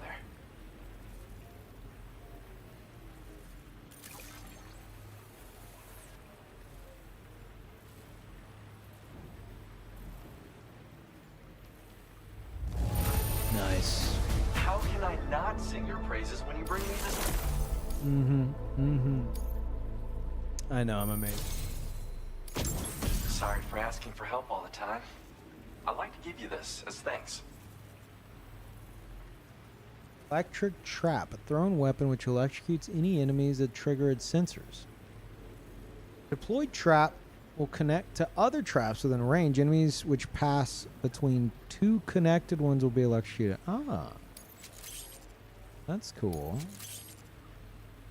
I'm increasing your materials allocation. Use them for... Now display your current porter grade. These electro traps are great. Got me out of trouble more than a few times. Any enemies that get too close will be zapped by a powerful shock, potentially knocking them out. And if you set up 2 or more in an area, the closest traps will be linked to each other, meaning that any enemies who happen to pass between them will be subjected to a shock as well. It's a good idea to prepare countermeasures when you're worried someone might come after you. I whipped these up when I needed something to defend myself. And yeah, they really work. Just whipped them up. It's cool. Ugh.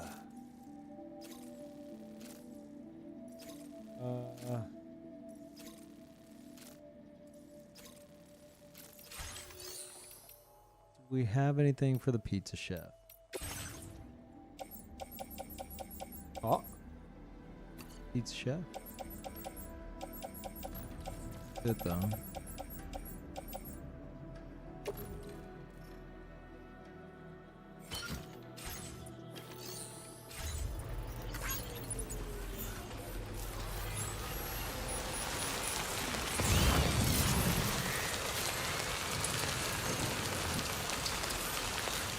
Do that.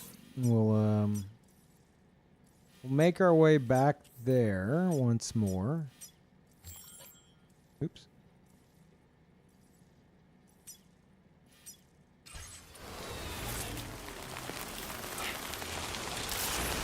We'll pick up any we find on the way. Oh, cool. That was close.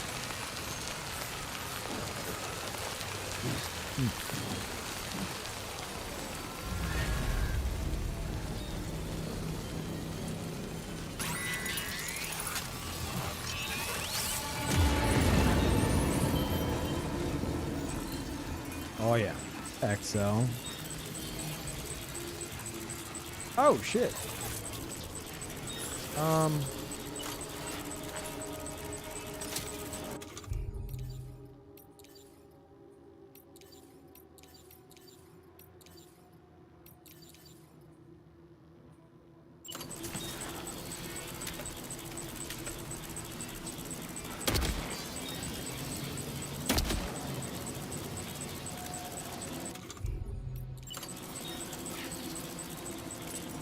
Oh my god. I didn't realize they dropped all that. Shit. They're like little loot piles.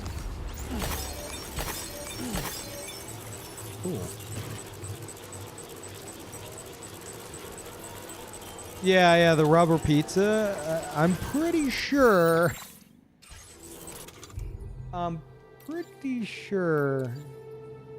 that's not gonna work on a giant BT or something. I haven't seen any humanoid enemies since getting that.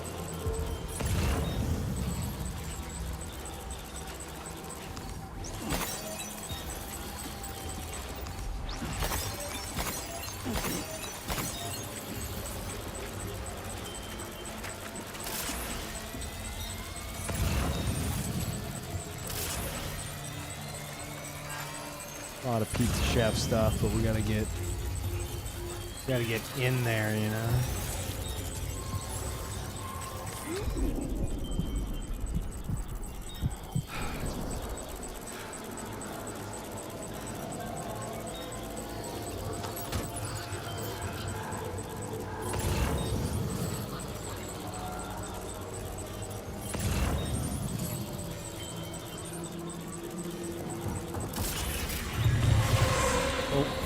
Who? Where? What? Oh.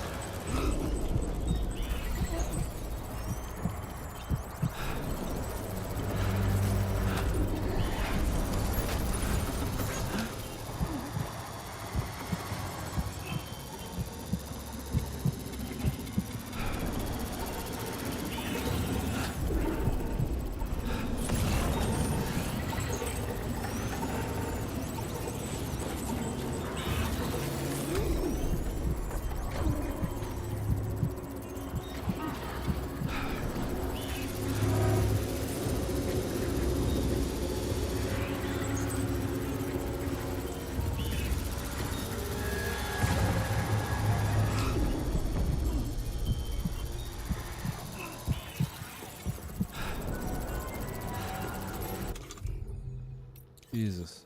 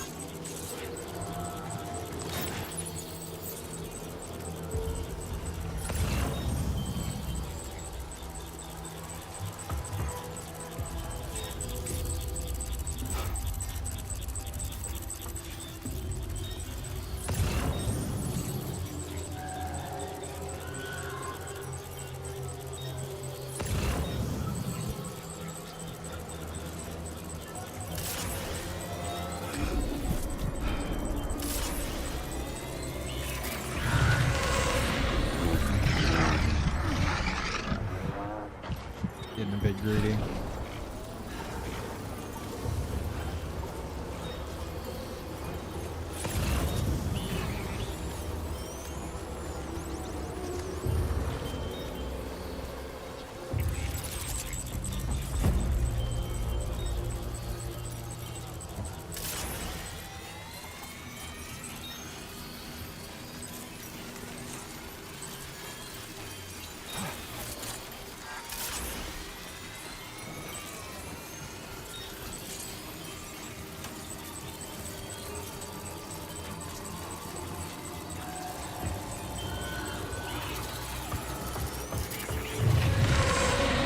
Nah.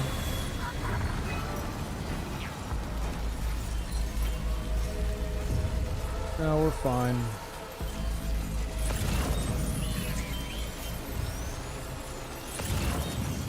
What a bridge. God damn. You helped the liker. It's been a while since I've done this, but...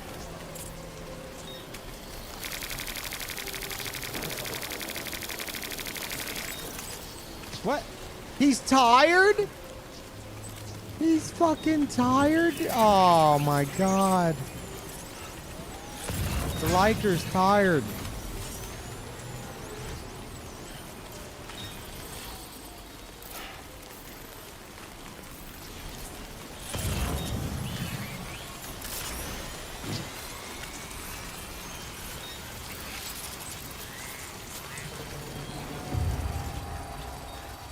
Liker unk.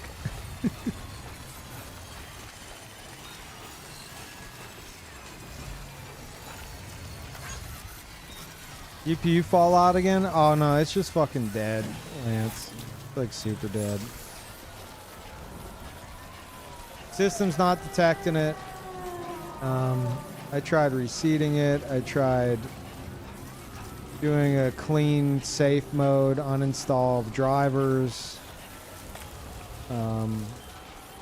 And then whenever I went to like reinstall the drivers, my computer's like, what GPU, idiot? You don't have one. I'm like, ugh.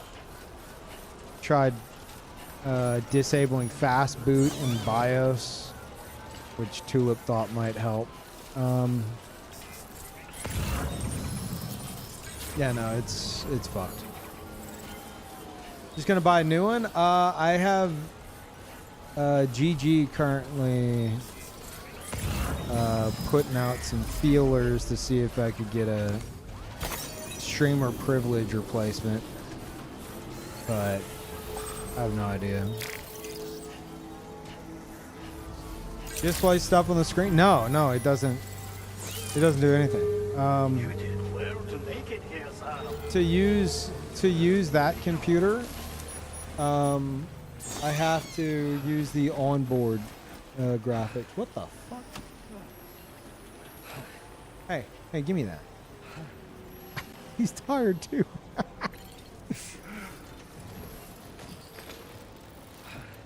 No thanks. The fact that he ran in with me. No thank you.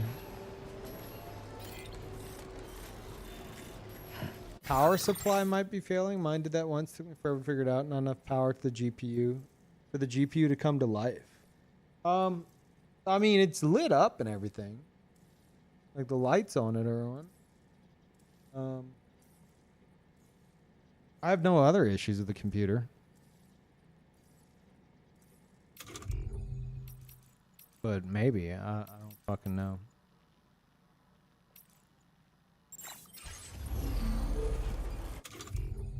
Let's give him a sippy.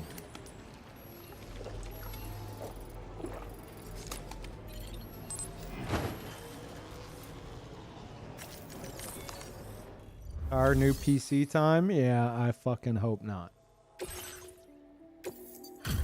Ugh.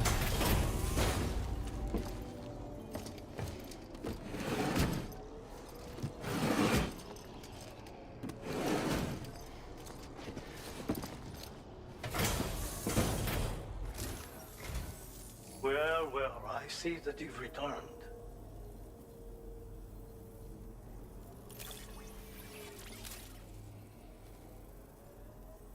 Where did you find this cargo? Words cannot express my gratitude.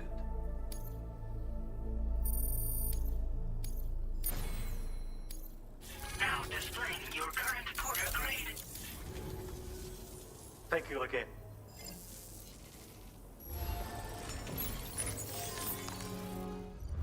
Okay. The lone commander.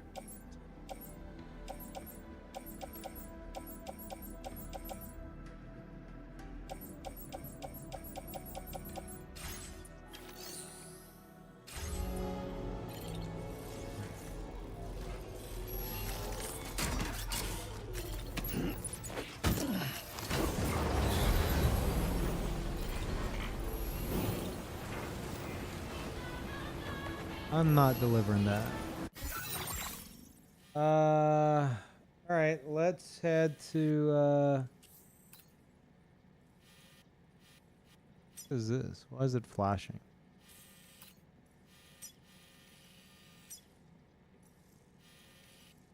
The Dowser? Is that where, wait, where the fuck do I need to go?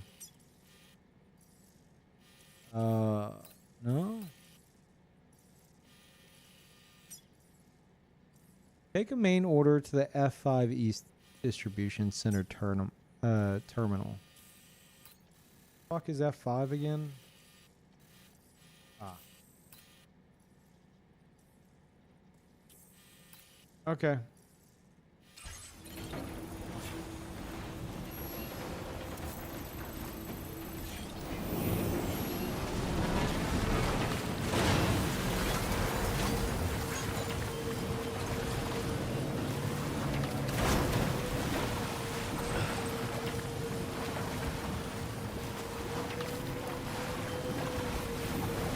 But yeah, no, I'm all I want to do right now is play Expedition 33, but I fucking can't.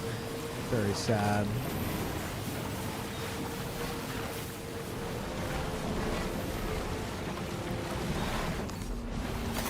Nice.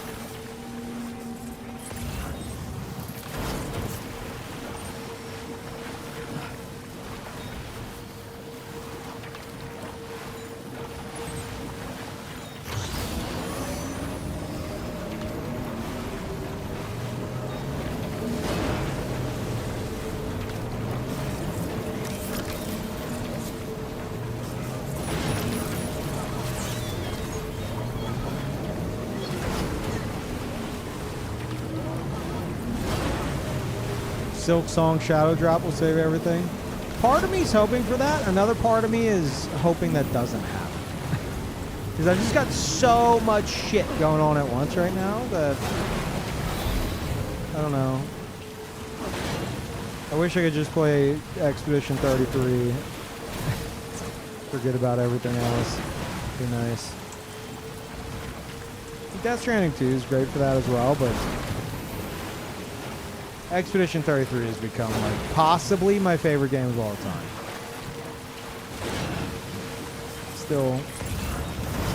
Still gonna have to find out if that's the case or just recency bias.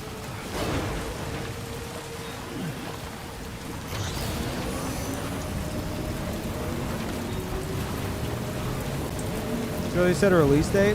There is a Silk Song announcement by Team Cherry tomorrow.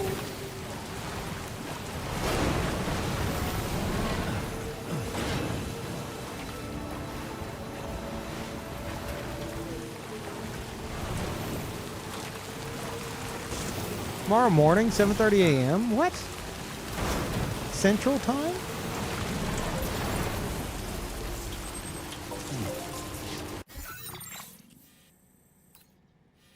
I do not think I will be there for that. Your time? I don't know what that means. What's your time? 15 hours away? 15 hours, it's like 9 a.m.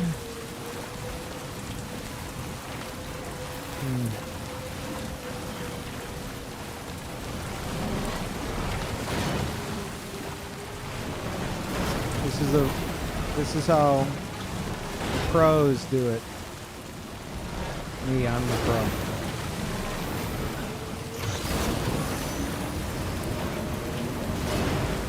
Yeah. Get it together. Oh boy, that must hurt. Okay, Lou. Did I just hear my board explode?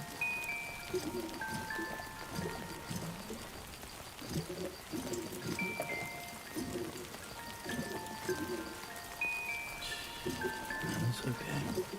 It's alright.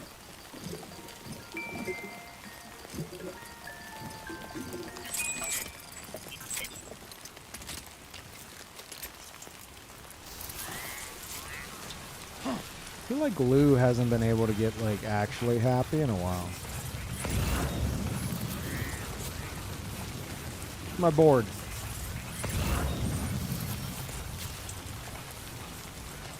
Did it actually explode? Is that a fucking thing?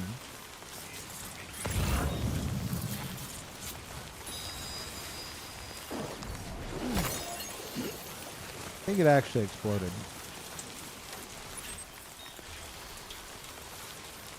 Okay. Yep, we're on foot.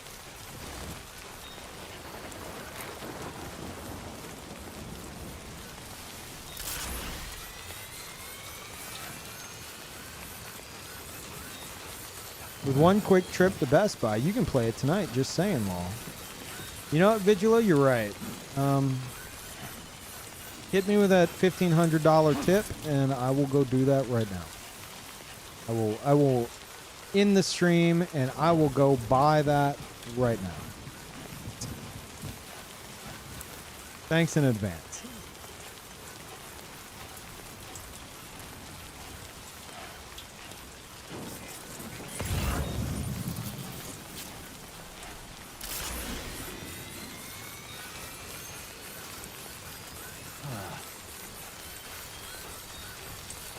GPU and board rip, yeah. That coffin board is like my GPU.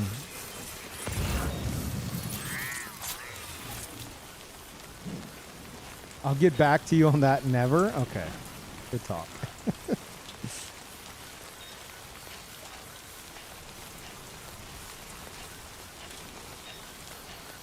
Would you actually? Because if I had a fuck ton of money, I would. What? If someone gave me $1,500 right now, it's like, hey, Peeve, head on over to your local Best Buy and grab you that GPU? Yes. Yes, I fucking would. Absolutely. But enough already. Before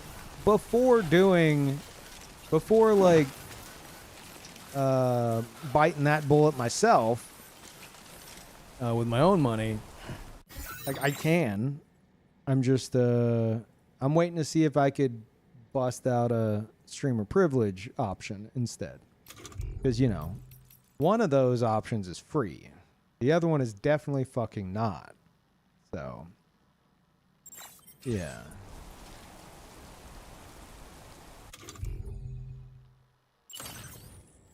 Jesus Christ.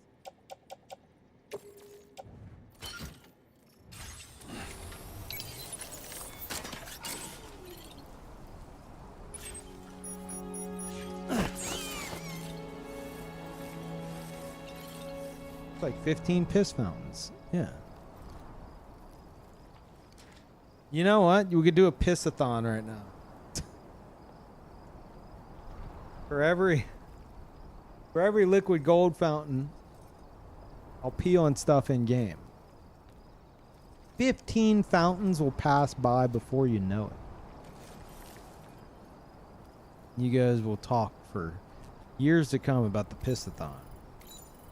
But you were here for it. Let's get a move on.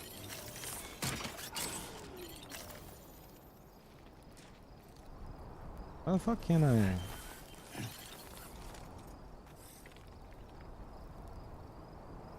Oh, it needs to be. It's not like the coffin board. It's like opposite. Yeah, it needs to be attached. Weird. The coffin board needs to be detached. This needs to be attached.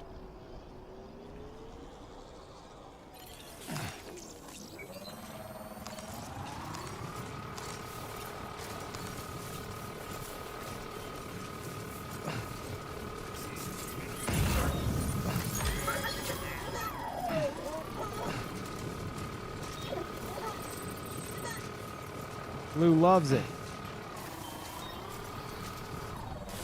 I was trying to jump.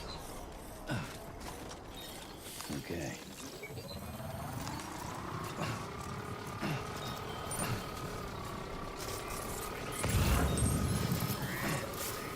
If I didn't just get a new car, I'd probably start us off. I appreciate the thought, but there is a possibility of just getting hooked up, you know. I'm hoping that goes over well, but I also don't want to go too long without it. So basically, if I don't hear back from that in a few days, and Gigabyte, if I reach out to them and they're like, yeah, no, that's an NZXT issue, good luck, then I might just have to fucking bite the bullet. I don't know.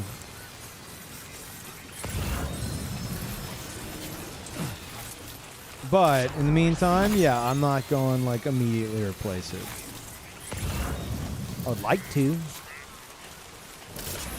but if I can potentially save myself $1,500, I'm gonna fucking try, you know.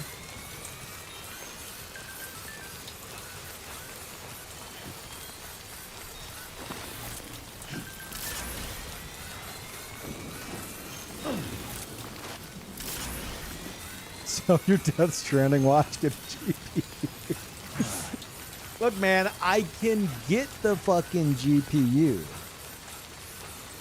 but there's the possibility of saving $1,500. Of course, I'm gonna try to take it. But yeah, if chat was like, "Here's $1,500, Peeve. We love you.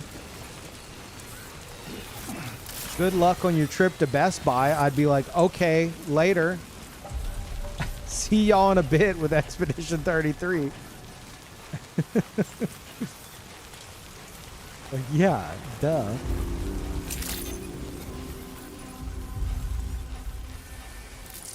Did E33 cook it? No. I don't know what the fuck did it.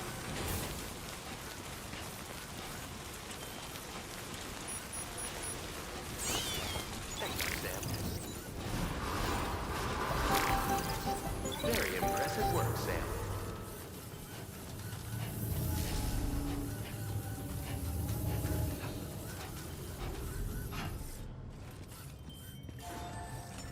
I know I said to you earlier, but if you have a friend that could loan you one until you get a replacement, I don't have any friends that have like near me that have a fucking high-end GPU lying around. You know, I'm not gonna have somebody mail me one.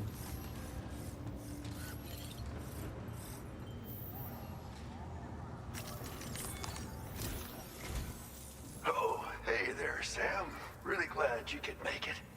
Now, your next main order is ready and waiting, but I should mention there are some special considerations. For one, the cargo container will start leaking toxic gas if it's damaged. This run is going to involve a hard trek up some snowy mountains, too. So make sure you're well and truly prepared before heading out. Now, the adventurer you're delivering to travels a continent to try and solve the mysteries of the Death Stranding. You gotta respect a man putting in that much work. The cargo you'll be taking him is related to his latest investigations, or so I hear. I'd appreciate it if you helped out, not just with this order, but any future ones as well. Don't let us down, Sam. You're doing it smart, Peeve. I'd wait a little. Yeah. I'm trying to be fucking like cautious about it and not going for the immediate gratification, especially since I've got a bunch of other shit I need to worry about. Among them being my framework desktop should be, which is going to be like permanent Peeve TV. That I have that pre-ordered, and that's only like I pre-ordered for like $100, but that's a big purchase that could pop up in my email any moment. You might be like, okay, time to pay the rest, and we'll send this over to you. So I've been waiting on that for like months now. So like I'm not looking to fucking take a bunch of cash and throw it in a fire at the moment. So but if I exhaust all my options and I have to fucking do so, yes, I'm going to do so, but I'm going to try other options first.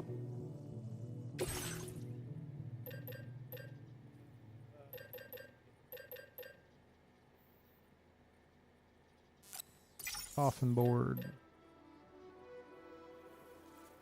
But the fire's so pretty. Feed it. You know what? Let's hit 10K subs. Let's hit 10,000 subs on a month-to-month basis. Okay, fine. Not 10,000 subs.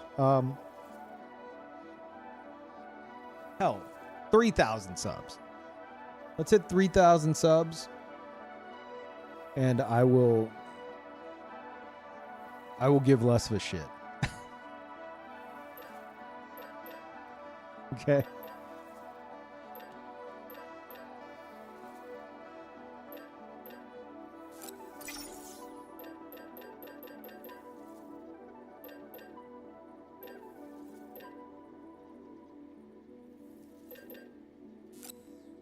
Try this. Does this come with multiple?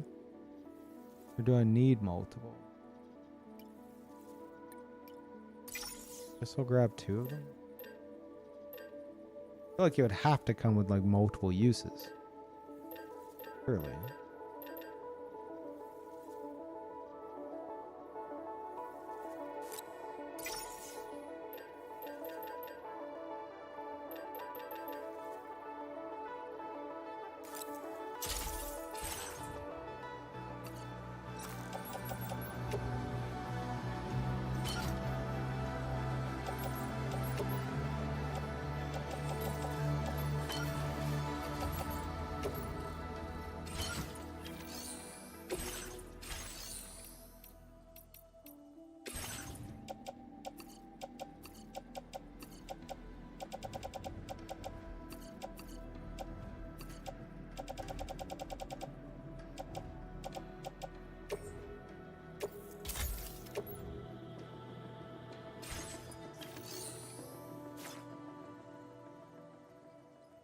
Wait, did I fuck up? Did I back out?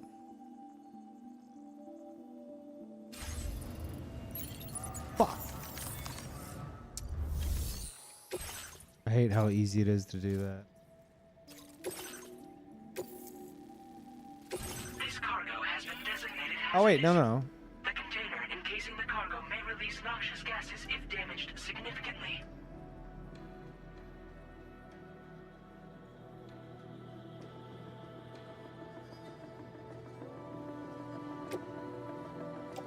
Okay.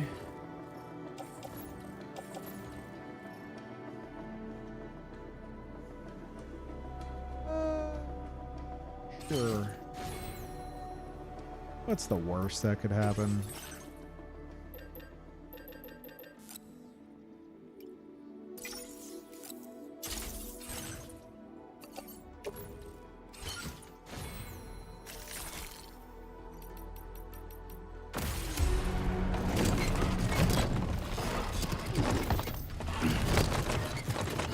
I'm ahead of Cody? Jesus.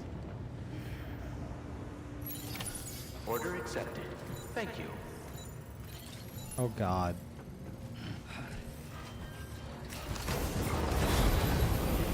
We're fine.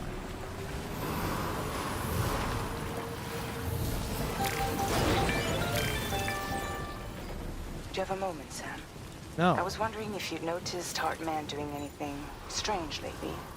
Sending odd mails, sleepwalking. You know I'm not the kind of person who enjoys spying on her colleagues. But when I finally decided to check the surveillance cameras, there he was, wandering around at night. If you see anything out of the ordinary, don't hesitate to contact me. It's got some heavy, why the fuck am I here energy.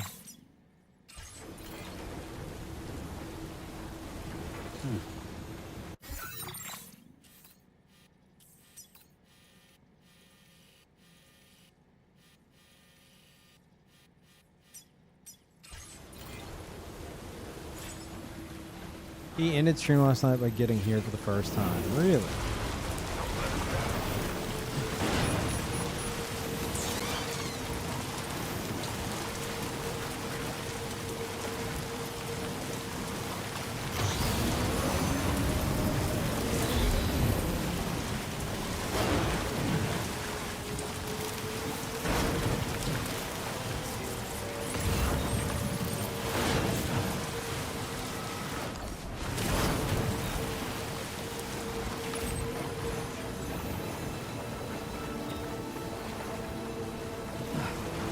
This is nice.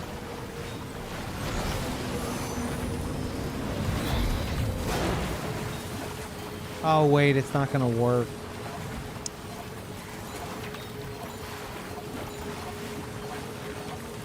And yeah. Good thing I brought this. We'd have a fucking problem. Which I think will work.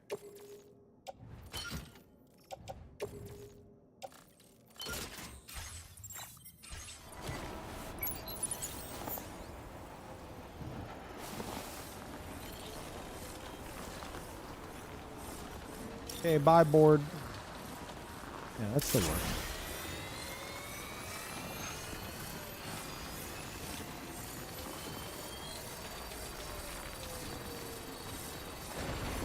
Oh shit. Oh, that's cool. Fuck this.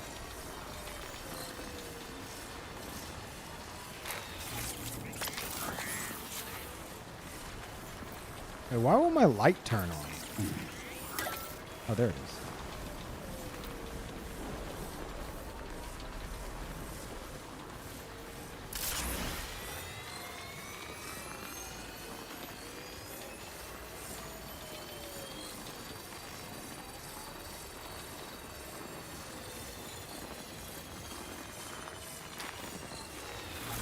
And what's my next GPU? Man, if like...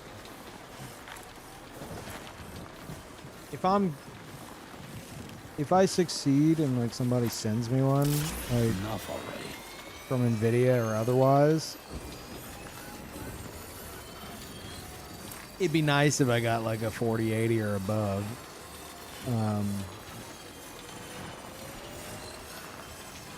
But I don't know. I still have no info on if that's even happening.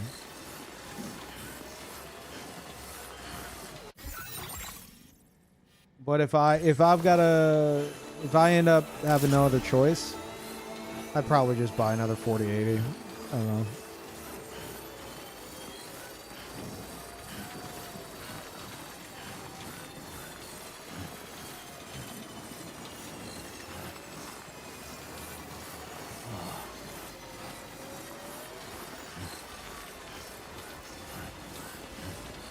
And a partial upgrade to 4080 Super. How much are those?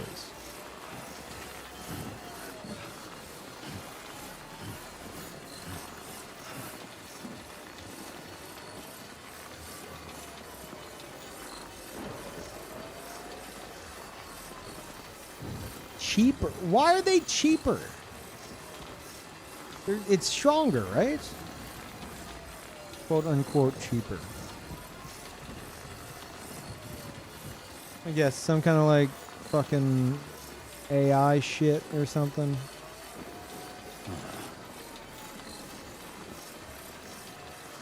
Sam, noxious gas is leaking from your cargo.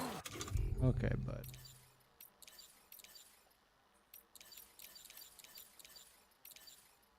One of your containers must be damaged. You better patch it up quickly. You must have container repair spray on hand, no? What if I didn't?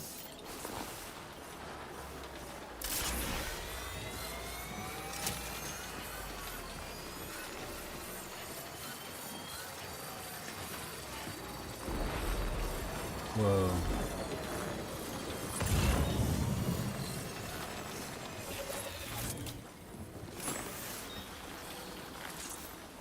Fuck is this? Oh my god. Okay, we're gonna try to get up here, and then maybe we could just ride down.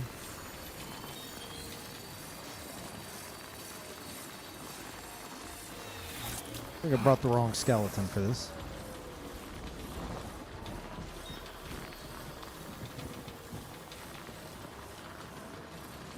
The number should also be the price to simplify everything. I disagree.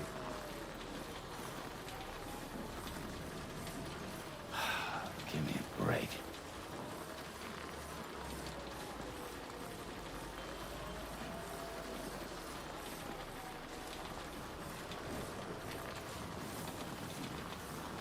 If I recall, the reviewers were considering 4080 Super a waste of time to even consider.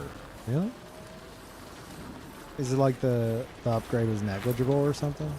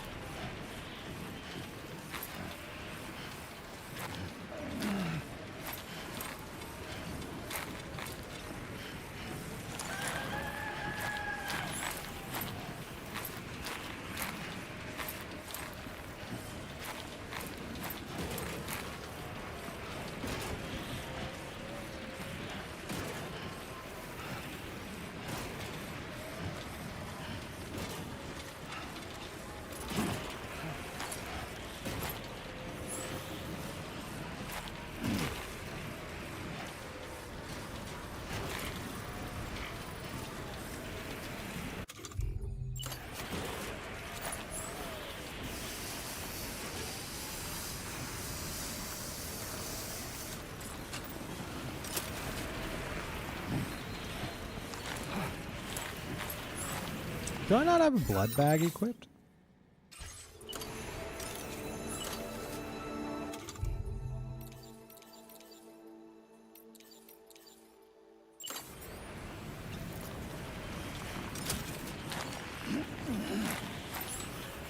I can't see a thing.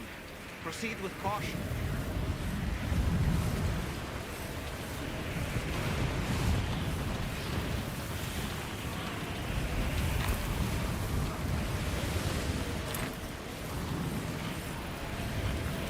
Oh, we should have brought a vehicle.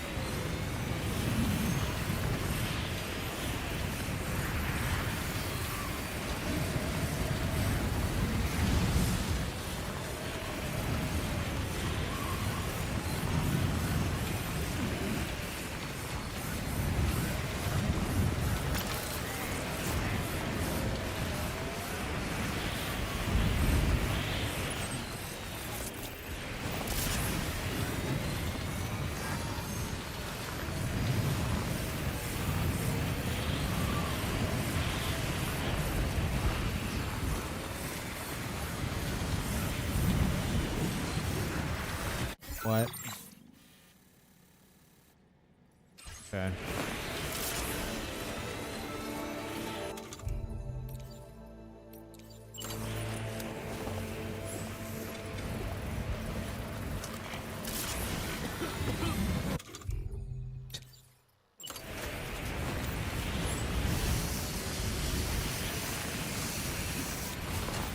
Alright, that's all we got. Better fucking make it there quick.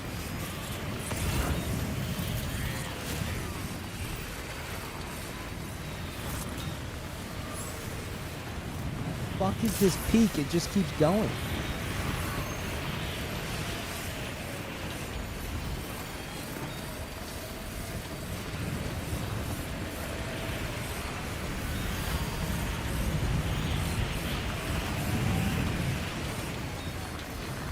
There we go.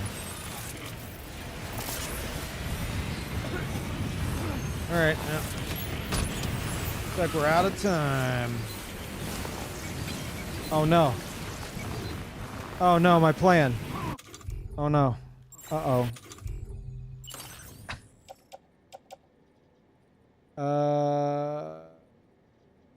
Fuck.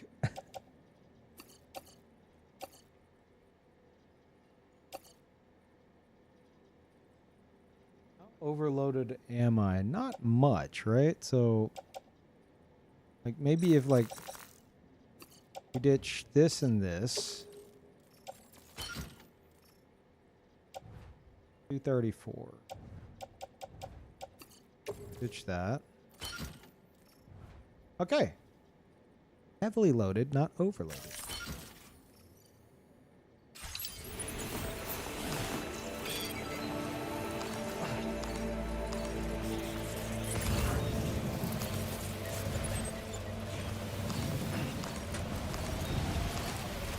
Oh, no, no, no, no, no, no, no, no, no, no, no, no, jump off, jump off, jump off. I gotta get up there.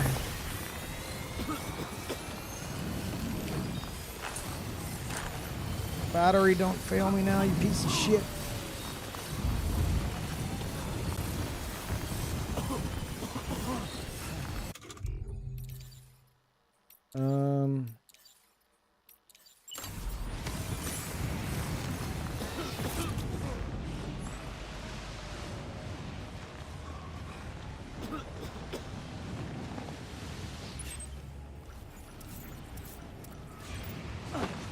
Oops. Is that my health? Am I just fucking dying?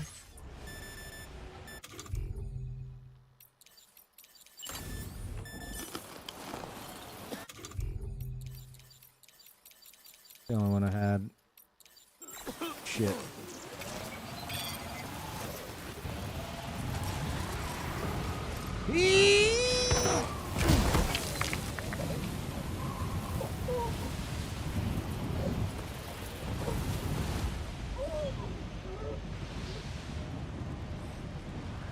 Get up.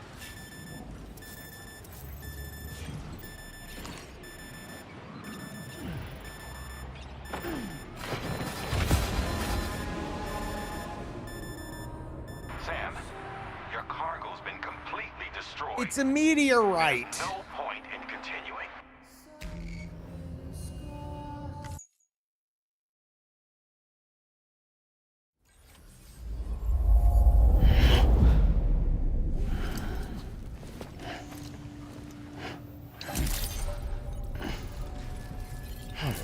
Fucker.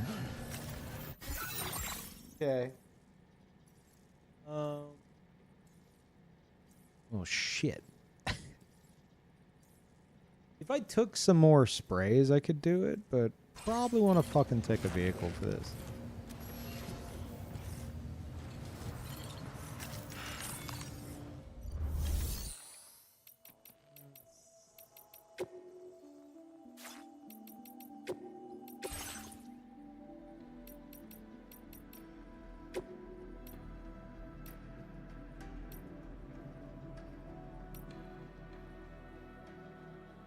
This could surely carry it, no problem.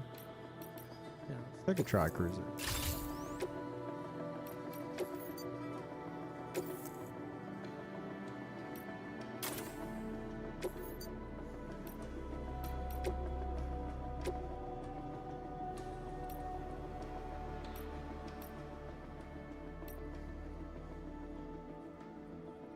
Give it an extra battery. Honestly, let's do that.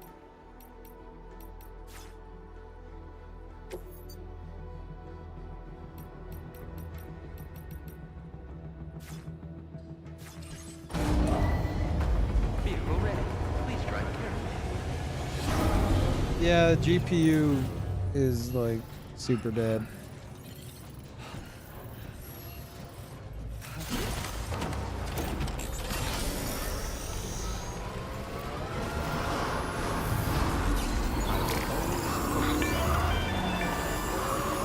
Do you have a moment, Sam?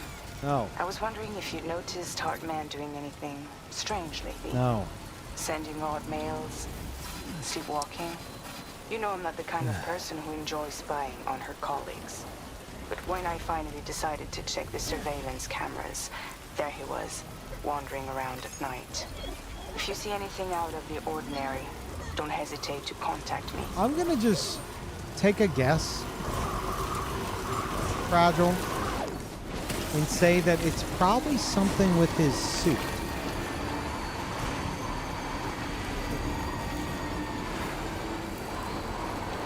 Something's probably controlling his suit while he's asleep, causing him to do weird shit.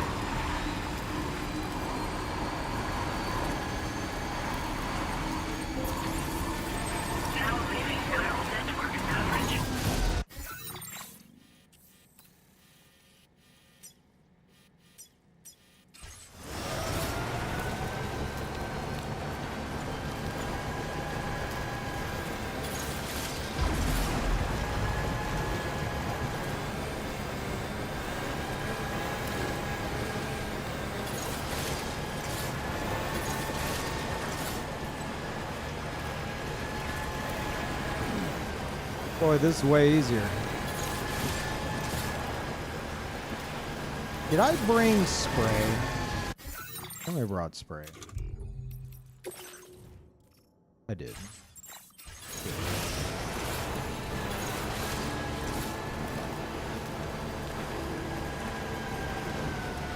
A whiteout's forming. Tread carefully.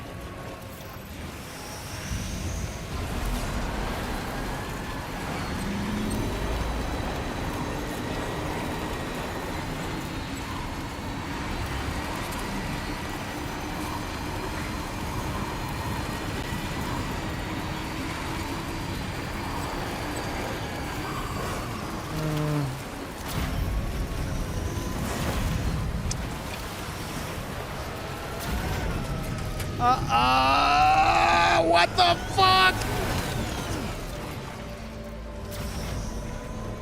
Oh no.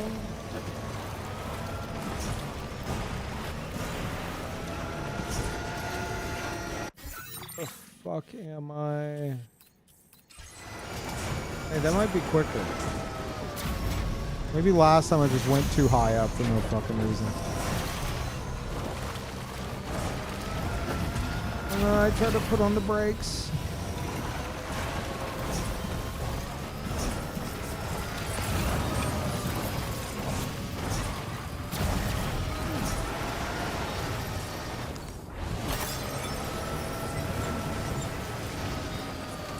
Okay.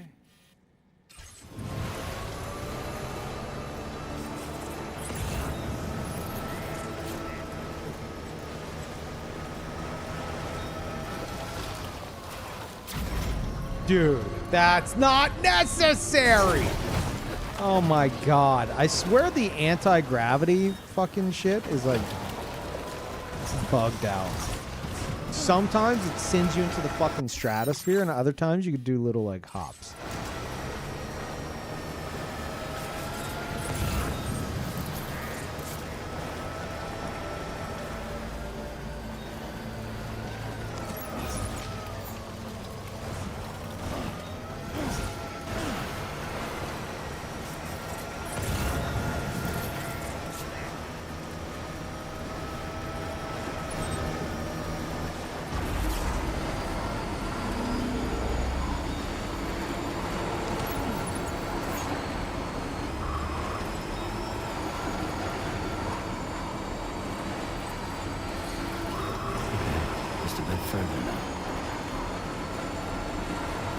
Way easier than on foot. Who would have thought?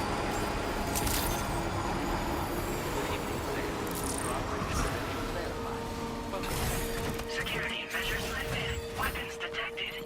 Be advised that usage is restricted inside facility grounds. Access the delivery terminal to process process your orders and requests.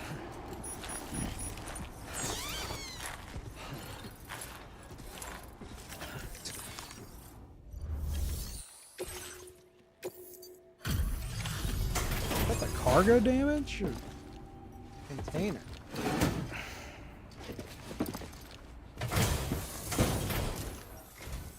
Hello, and thank you for stopping by. You've brought something for my father, right? Sorry, I'm afraid he's not here at the moment. Can't say I know what value this cargo has, but I can assess its condition in his absence. Fine, don't look at it.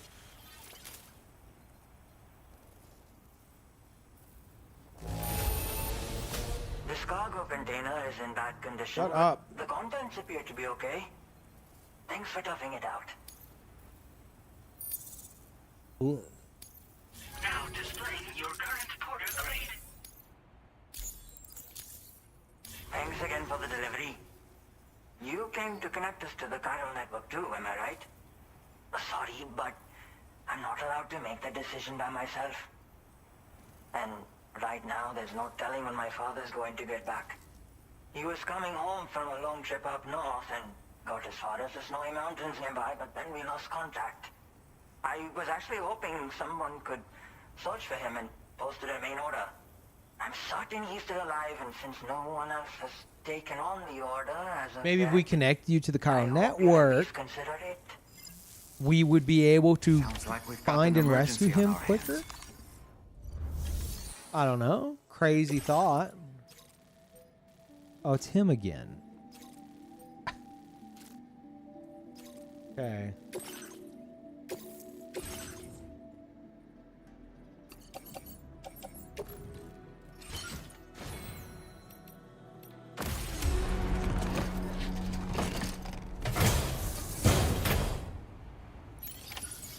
I get the feeling we're just going to be rescuing this guy from specific scenarios. Also, I was in Cody's stream whenever he first encountered the rescue mission with this guy, like elsewhere in the game. And somebody mentioned that, like, the model for this character, the one I'm going rescue, is the director for what is it? RRR? Is that what that movie's called?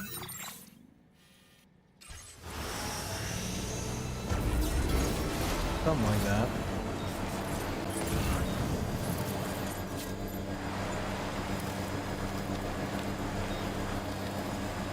Doesn't surprise me, Kojima. Gotta flex with his famous friends.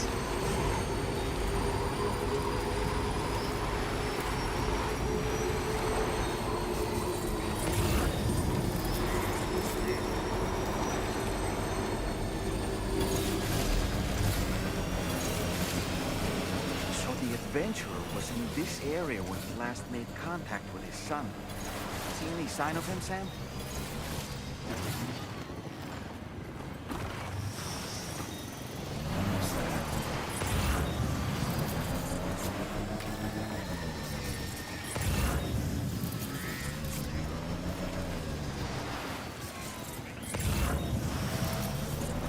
What do we have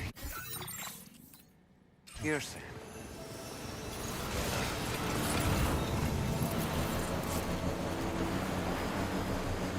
Where?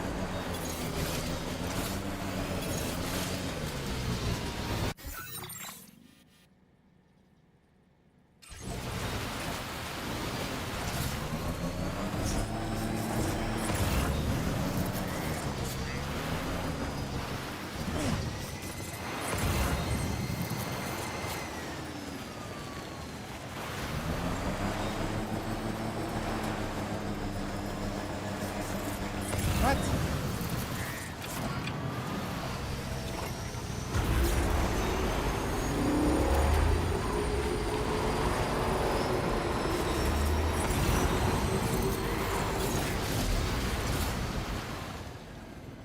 Oh. Can't fucking see. Okay. Yeah, he's dead. What a relief. He's still breathing. You can put him in a protective bag and carry him home. You know, he looks familiar somehow. Didn't we save this man once before? Right then. Let's hurry and take him to his shelter. God damn it.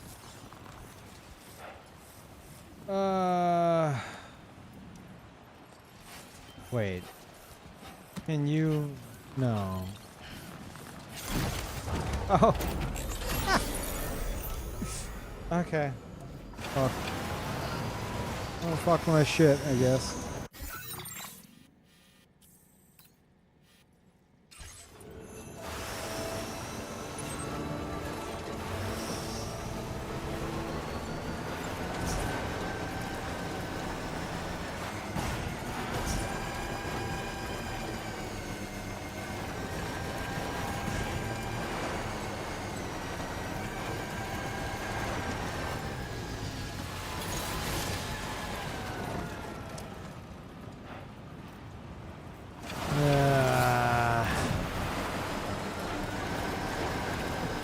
I have a feeling this is not the way to do this.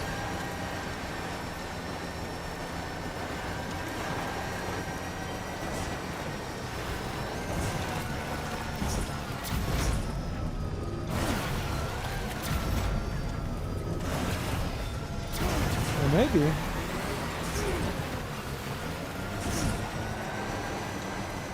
Oh.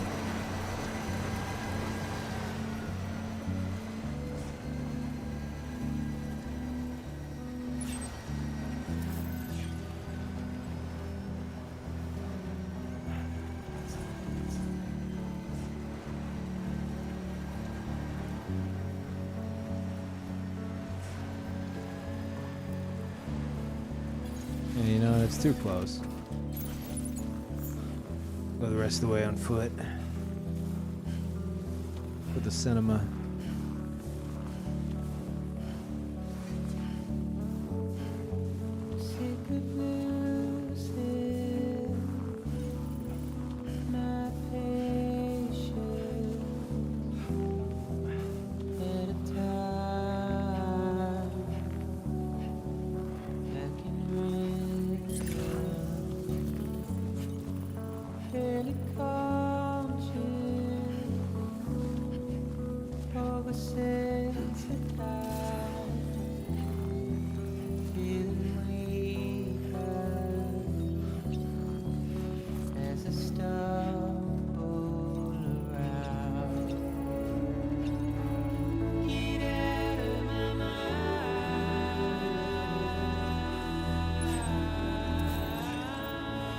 Didn't they use this song in Death Stranding 1?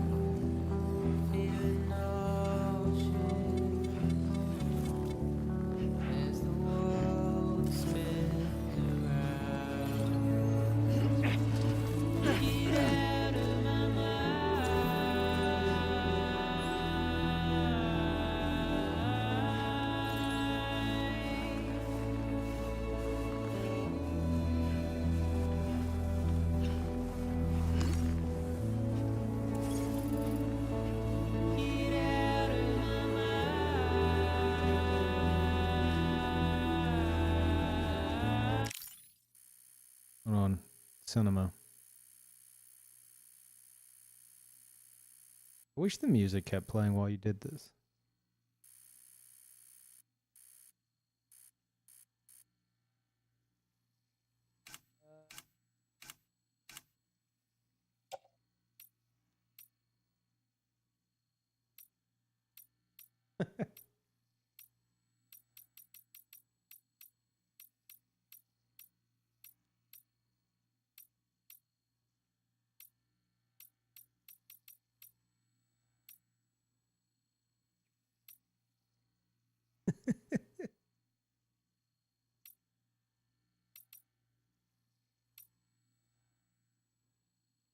Maybe running?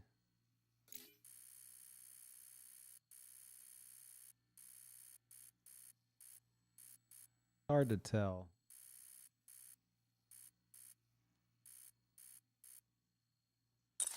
Whatever. It's fine.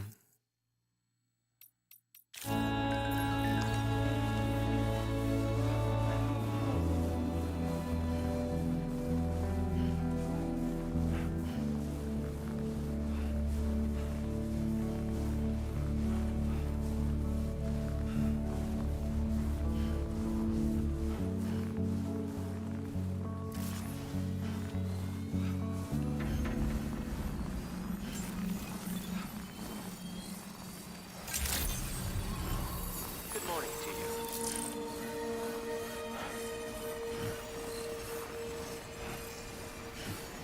you. Legal. The song was almost over. Hanging in there, Sam.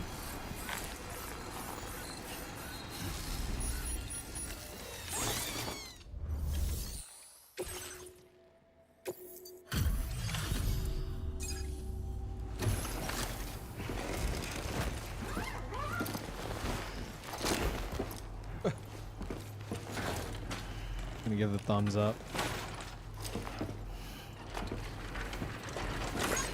Yeah. So stupid. Oh, I knew I was right to trust you. Thank you for finding him. I need to assess his condition right away. Please wait.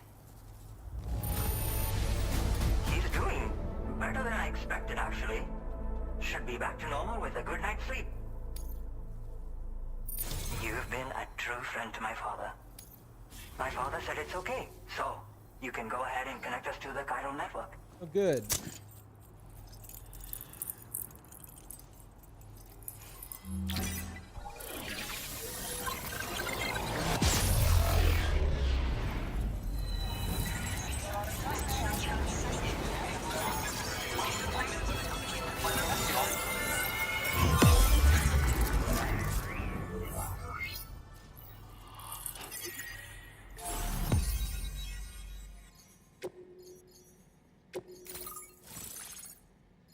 The adventure.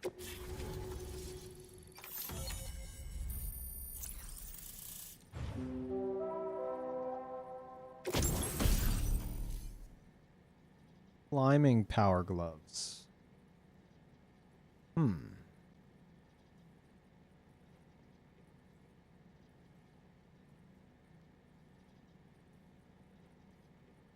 Huh.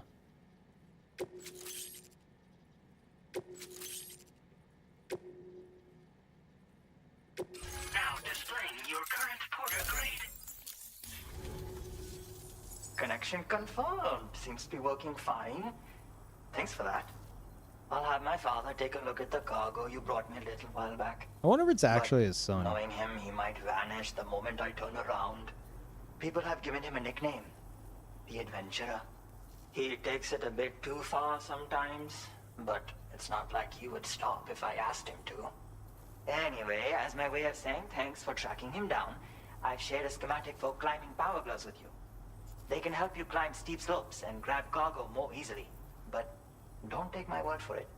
Try them on for size and you'll see. Your father goes on adventures? Yeah, he disappears without warning and comes back with just as little fanfare. And there are times like this where he doesn't come back at all. That's why I have to impose on people like you to go and rescue him. One day you'll understand, he tells me, like that's supposed to make it okay somehow. How do these climbing gloves work? They strengthen and enhance all movements you perform with your arms when worn. They make climbing steep hills less taxing. Even the simple act of picking up cargo is faster and smoother. You can also use them to draw cargo towards you from a short distance away, so you can grab it. They help you punch harder as well and keep your balance more easily. My father told me that he came up with the whole concept with the help of some people he met on one of his journeys. Said it was based on some stranded cargo or something, I think. I'm afraid I don't know much more than that, but I do know my father absolutely swears by them. Best get a move on. Thank you again for bringing him home.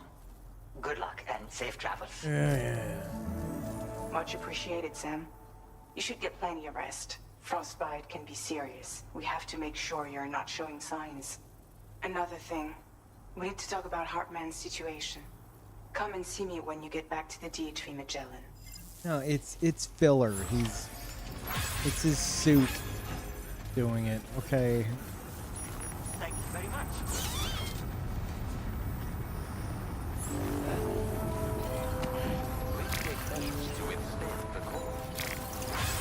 He's really a big Cody's. He's not.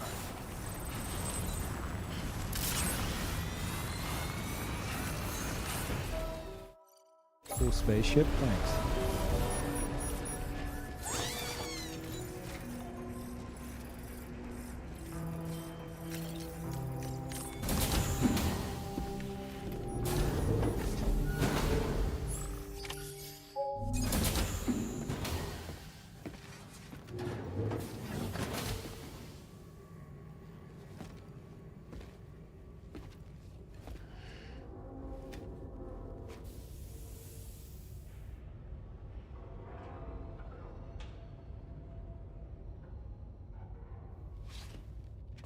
Can I have a bunch?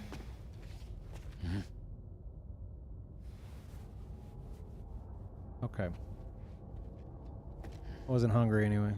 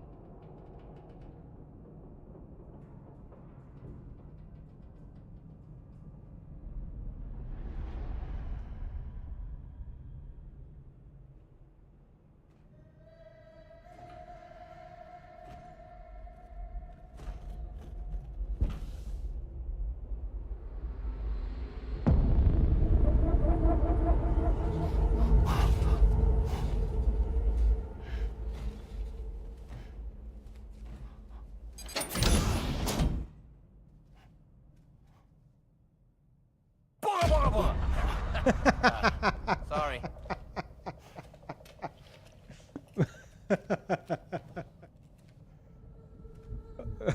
Okay.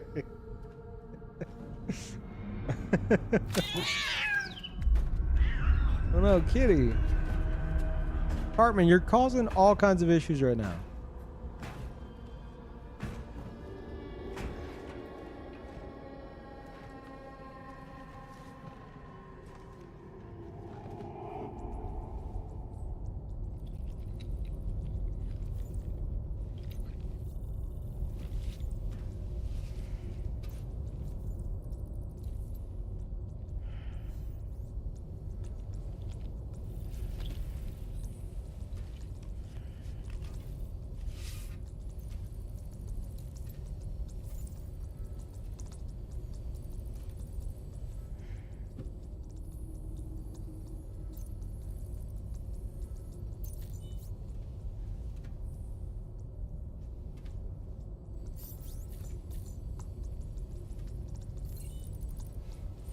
Hey, Sam.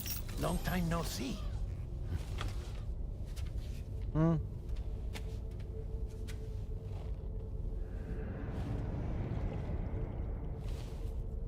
It's me, your old pal, Dead Man. Dead Man. Sorry if I gave you a scare. While Hartman is off conducting his near-death excursions, I am borrowing his body.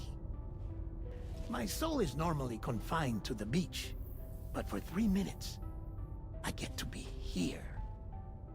How's that possible? Because he has my heart. You're telling me that's... My parting gift to Hartman, yes. Per his request, I bequeathed it before departing on my one-way trip to the beach. He put so much stress on his own that it had grown quite weak. If and when it failed, mine was meant to serve as insurance. But as you can see, he appears to have become rather attached to my heart. His finger never far from the proverbial on switch, which is why I've been able to assume control of his body. Come here. It's good to see you, Sam. This is weird. Okay. I told you in Mexico that someone had falsified BB-28's records.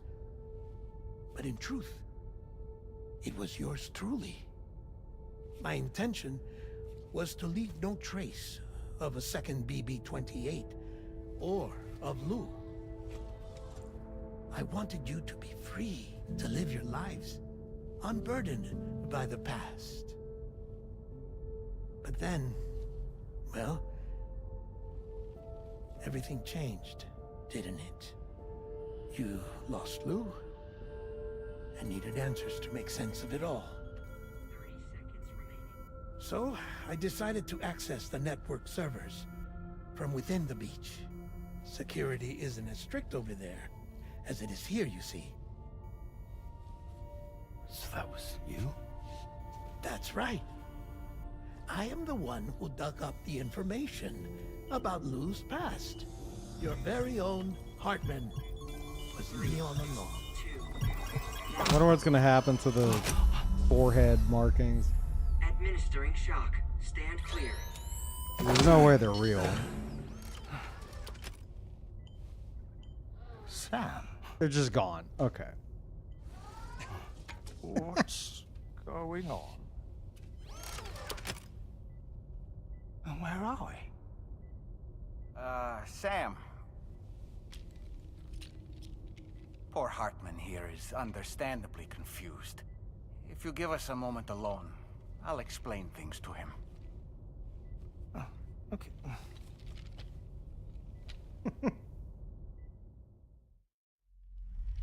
I didn't expect any of that. Oh, episode 9. Oh, fuck. Well, I've apprised Hartman of the situation. It's not unlike my own experience. A soul finds itself in a puppet and then acts as a puppeteer. One's ka can reside in any vessel to which one has a strong attachment. Human ha or inanimate object. It makes no difference. You gonna enlighten me on that, or no? Okay. Sam, it's Charlie. Shut up, Charlie. We received an emergency distress call from the Eastern Environmental Observatory. I urge you to access the Adventurer's delivery terminal and pick up this main order immediately.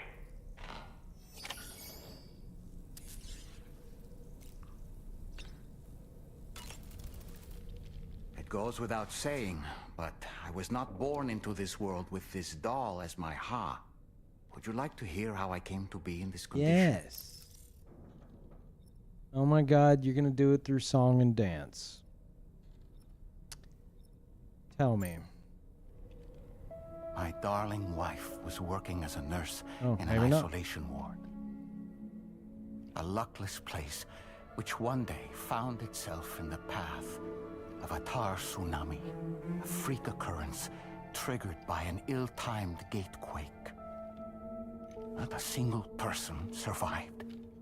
No patients, no doctors, no wife. We just have to be careful. Hold on.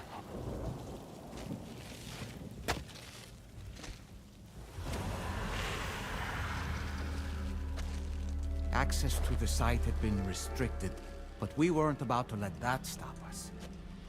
It was my daughter's idea. She was desperate to see her mother again. Be careful. Take off your hood. Okay, hold my hand.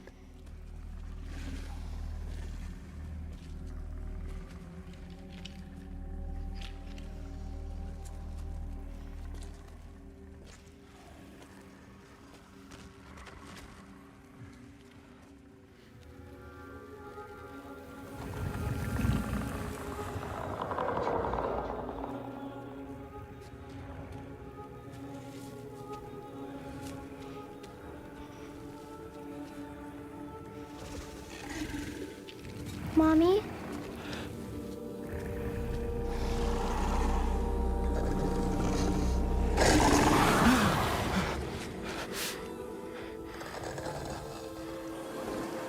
It's me, honey. It's me.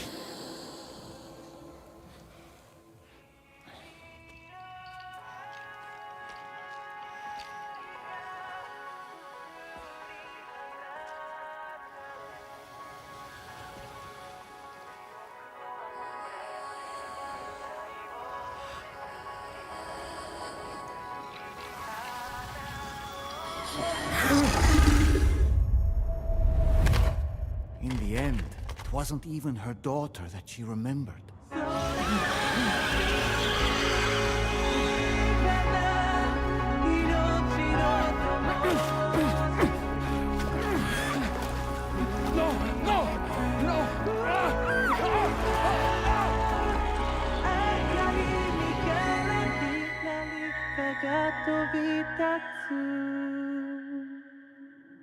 Yeah, that was a horrible idea, doll man.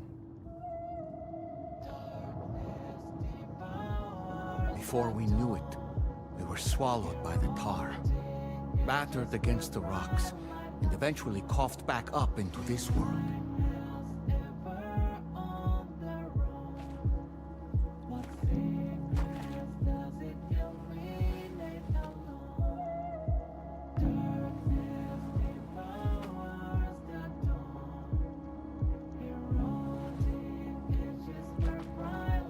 Wait! Don't go! Down here, please!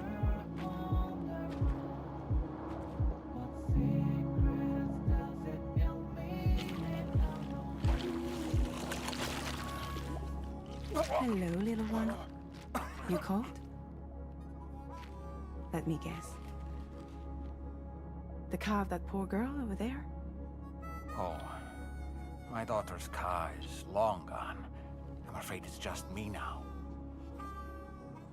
She died, but for whatever reason, her soul was unable to move on, because it ended up here, in her doll, stuck somehow. My baby girl would have been left here all on her own, so I liberated her, forced her car out with one solid push, and she was free at last. Free to leave this world and go to where the dead belong. Just as I would have done, had I not gotten stuck myself.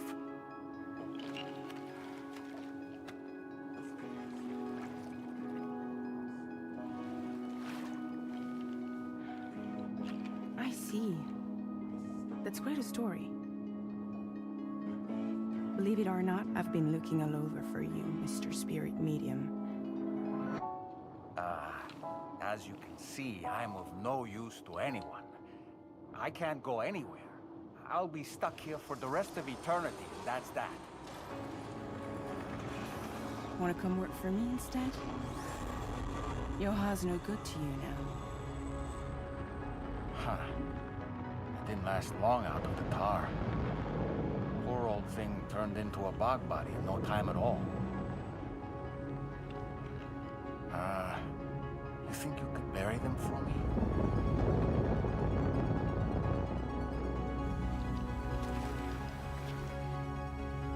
They call me fragile.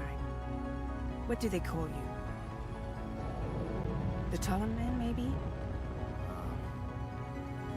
No. Dahlman suits you better. Jesus. If Fragile hadn't come looking for me, I'd almost certainly still be lying in that dreadful tar bog. But your soul's trapped in that doll forever? Perhaps. But if I could break free from this thing, maybe then I can be reunited with my daughter. When that happy day might come, I cannot say.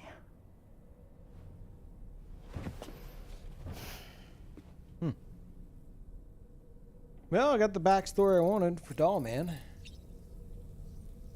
Didn't expect any of that. Had my own theories that were kind of out there. They were not those.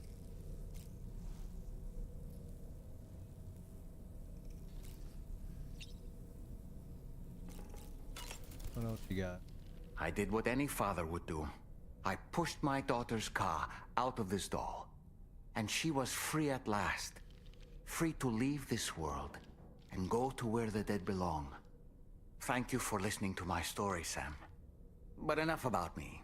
It's time I let you focus on your job. How about freshening up with a shower? As I mentioned before, I lost my wife to a tar tsunami. And after she died, she turned into a geyser. I think this is in case you my skip it. My daughter was unable to accept her mother's passing. She pleaded with me to see her again. As a medium, I thought it was within my power to grant her wish. So I gave in and took her to the hospital where her mother had died. It was the worst mistake I've ever made. Yeah, it's a terrible idea. I thought it was the right thing to do. Taking my daughter to be reunited with her mother. And when we arrived, we played her favorite song, hoping for a reaction. But it was too late. She had no memories of our time together as a family. She was no different from any other gazer. To be honest, I already knew that deep down. My daughter's heart was swallowed up by the tar soon after, as was mine. And eventually, my car became stuck inside my daughter's doll. A prison very much of my own making. I couldn't tell you how long I lay there, until finally, someone came. Fragile. Looking for fellow doomed sufferers to recruit to her cause. I wouldn't be here if it weren't for her. How about freshening up with a shower? I dare say tomorrow may have mastered her unique abilities. She can complete the apple aging exercise flawlessly and with remarkable consistency. It's been a boon for her confidence, and I am ever so happy for her, as I'm sure you are as well. Why don't you try freshening up with a shower? That's a groovy pair of specs, Sam. Why don't you try them on? Huh? No matter what misfortune may befall him, that adventurer is going to keep exploring the continent. I just know it. Is it the primal calling that compels him to make these journeys? Or perhaps he's become addicted to the thrills that come with experiencing the unknown. Regardless of his motivation, when I see how distressed his son is, I want to do what I can to get him home safe. Pizza dough karate. Huh. Maybe I should give it a try too. It'd be great if someone could show me how it's done. Maybe I could learn through VR training? Maybe we could call it Taekwondo. Sounds good. Tell you what, you can be my very first student. Okay. I don't really have anything else to say right now. Interesting.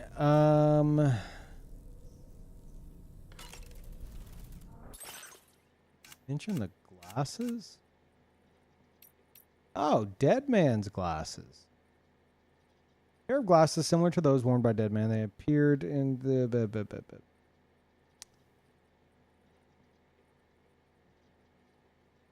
They appeared in Sam's private quarters room after the Magellan aboard without him or Dollman noticing. Makes Sam's eyes look bigger than they are. Fitted with special lenses that block direct and reflected sunlight.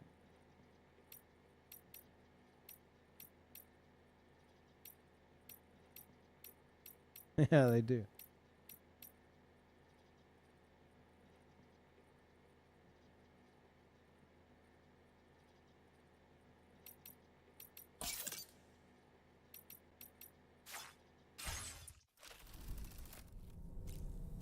Interaction. Fabulous, Sam. Really. All right, Sam. What do you say we head out and get to work? Okay.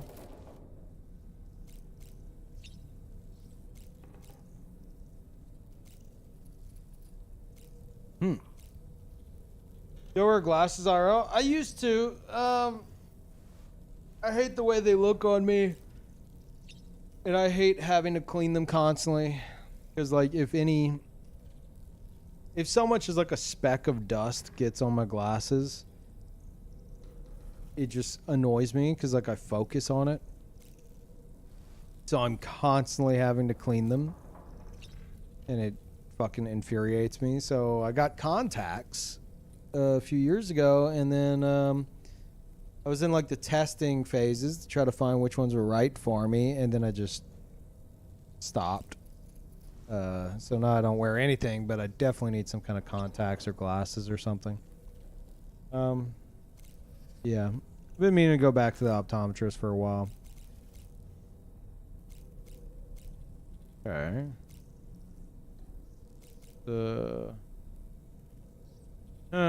What to do.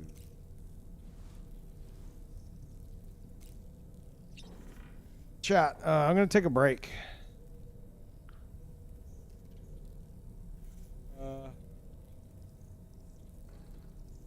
Yeah. Oh, break time. I'm going to put on some clips, and I'll be back. Give me a bit.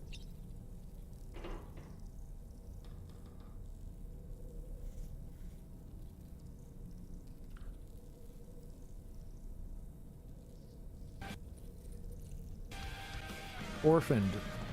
And then I threw a brick at her. That was nice. Good time. All three. Forward. Oh, here we go. Oh my god.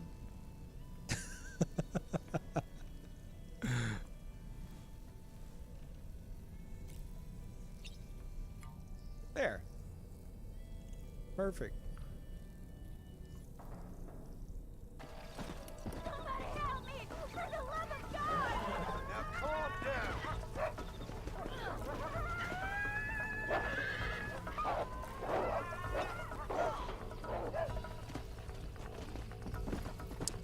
TK, thank you. Welcome back.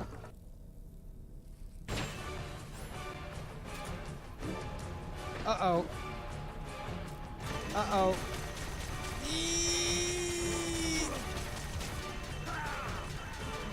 What? I didn't have any rations? Are you serious? What happened? Snake? No. God damn it. Okay. So everything on one side and both guns on top. Got it. Got it.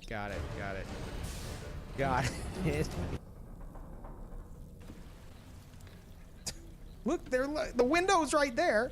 I see your face. Oh my god. I missed. Shut up, chat.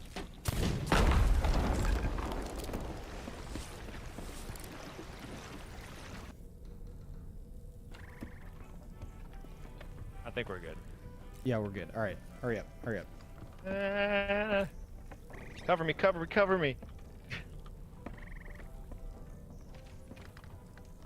Over here.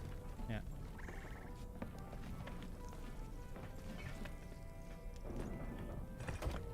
Ooh.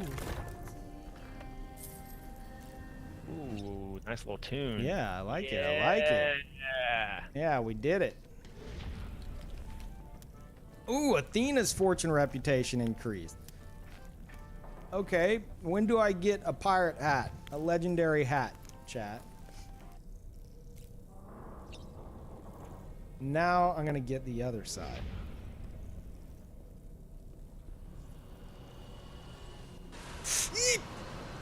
Andre, we're cool. We're cool. We're cool. We're good. We're good. Okay, I'm just gonna go ahead and just set it.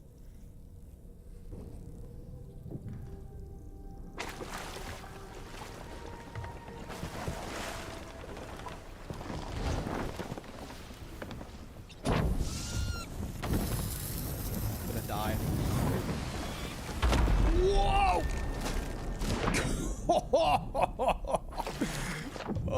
Oh my god. Holy crap. This is it. This is his big moment. Kevin's big adventure. Here we go. This is it. How's rescuing Zelda coming along? Great. I have very important things to do before I go defeat Ganon. Okay? No, you're fine. Just turn. Turn. Good boy. Get on the back. Turn. Turn a bit more. Yeah, there we go. That's a good Kevin. Just like that. Perfect. All right, buddy. Are you ready to fly? Here we go.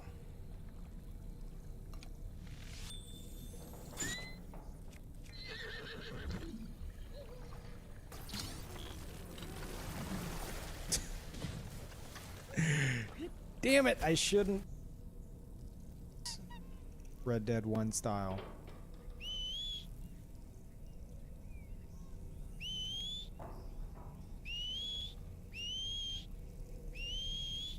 God damn it. That horse is already glue.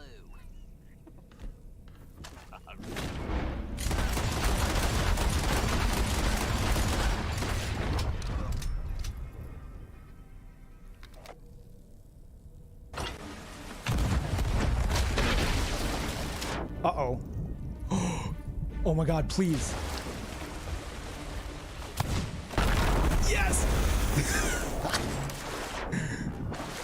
And I hit him with the ballast ball. Dude, they're done. They're done.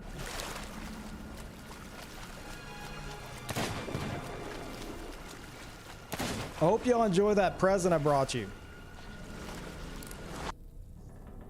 This side, not this side.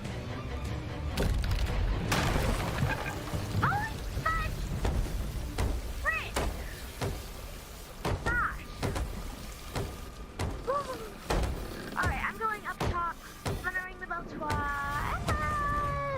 If I see the Megalodon. I don't know, well, if I see the Megalodon again. Oh, this has a temps. What is this? Let's see what you got. Okay, let me try this. How do I play? Oh yeah. There we go. That's what I'm talking about.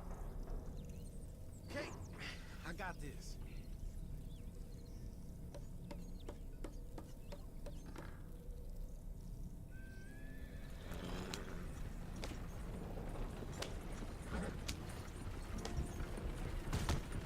Is there anything you want to do? You said there were some things we still needed. We can buy them from that catalog. Let's go have some fun. I know your idea of fun, John Marston. Get back to work. I ain't had a drink and, well...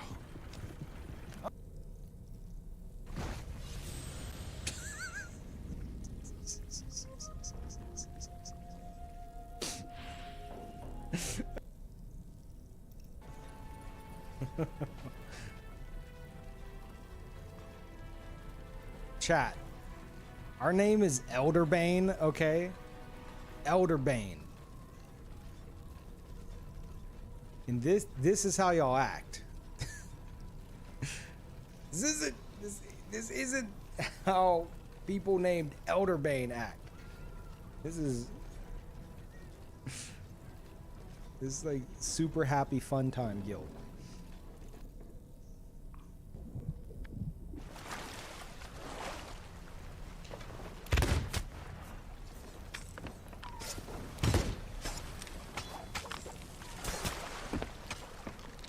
It's nothing but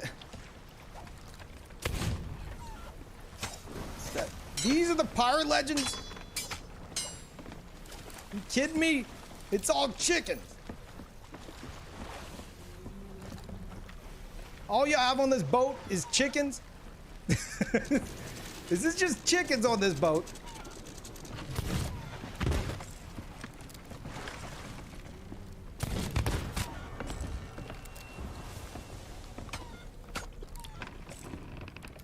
What are you doing, guy? These are pirate legends. I hate chickens. I hate chicken. Same copy pasta. Do I even need to read it? Well, yeah. Okay. Here we go. Hey, it's me, Lucas, your buddy from high school. Do you remember the time we sat on the hood of my Mustang and you tried to get me to join your boys only kissing club? And I said no, so you touched my penis weenus as a prank? Yeah. I'm suing. Check your mail. Okay. Thank you.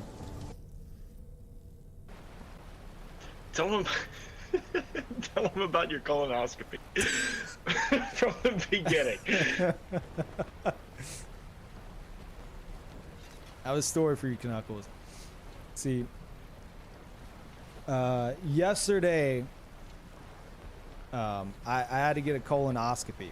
Do you know what that is, Knuckles? Do you want to hear about it? Drop the captain's chest, or I'll tell you every single detail.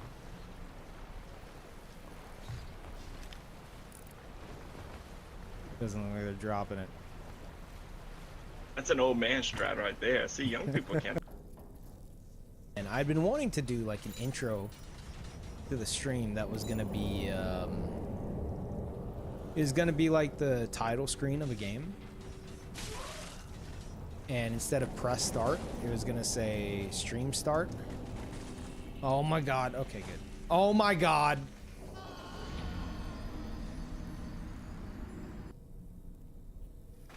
We're going after the damn galleon. Stop shooting. Y'all just were shooting at us and chasing us for a straight 30 minutes. Yeah, I know. Did you not hear me talk about my colonoscopy? We're gonna go for the galleon. Stop shooting. Temporary truth. He's like, what are you talking about? I said I will take your captain's chest and tell you about my colonoscopy after we go for the galleon, Knuckles. All right? And then we can resolve this later. We got 100 cannons right now. We will help you kill this galleon. Exactly. Why are we fighting? Stop shooting at me. We'll do this. We're gonna. You guys are shooting at us too. We're not. Stop shooting, Trent. We're not. We're not shooting anywhere. Shh. Cease fire. Shh. They're not gonna. Okay. Hold up. Yeah. Okay. I think it's good.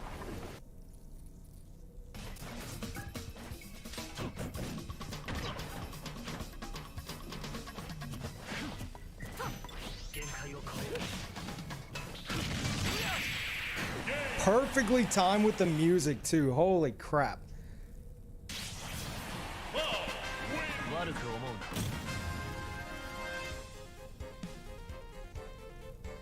Oh, dude. So many mistakes, but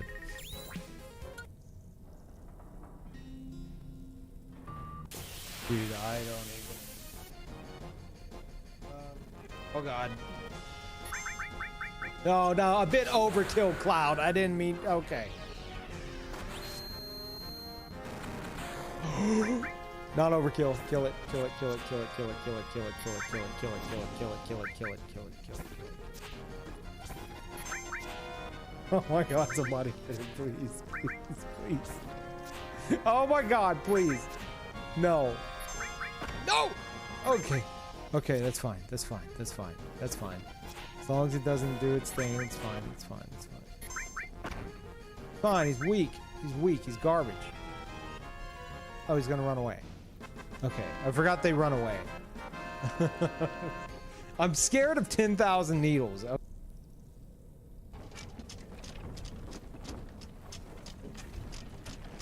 think it's time. Excuse me? Jesus Christ. These guys are a mess. Yeah.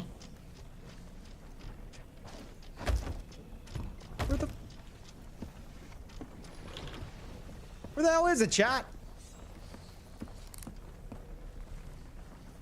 We got a problem, Brennan.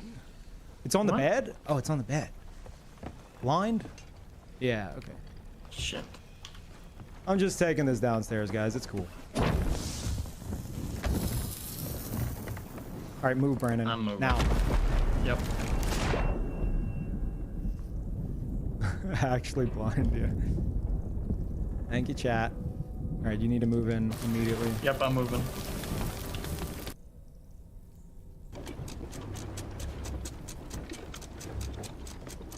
Yeah, they have a bunch of different lamp colors and stuff. I guess they've been alive for quite a while. What do you think, chat? Do we see if they escaped this? Or do we help out? This it? Hello? Hello? Yeah, this is what you just heard. This is 2014 Peeve. Hey guys. My mic audio is terrible. How's it going?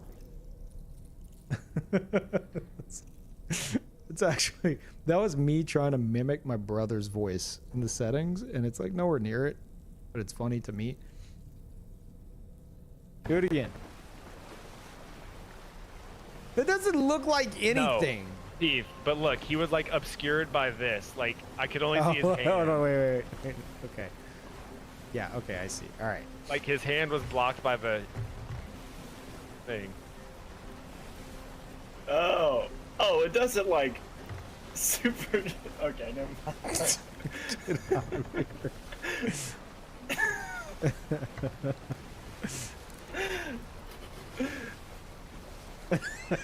Pocket watch is Trent.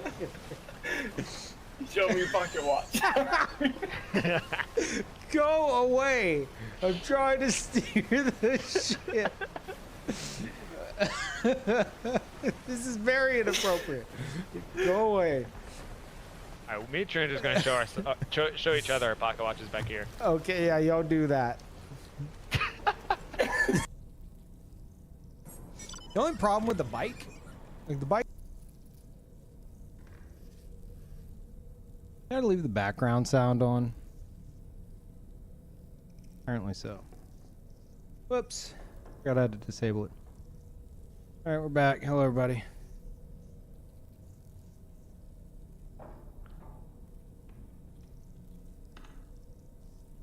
Yeah, I saw that. The Sekiro anime is being done by a studio that is like very heavy into like AI generated animation and stuff or something. So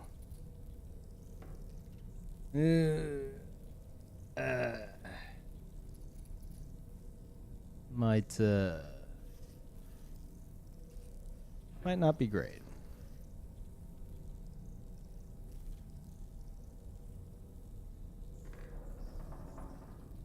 There way I can get that merch giveaway link again that I won. Yeah, I think it's just, let me see.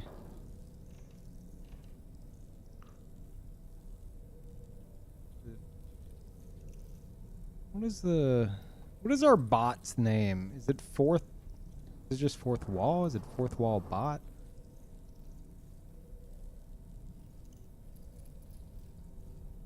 No. Shit. Quick, someone to do a giveaway.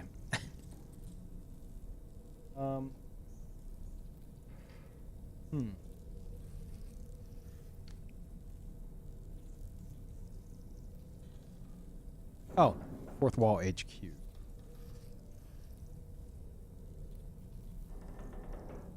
There it is.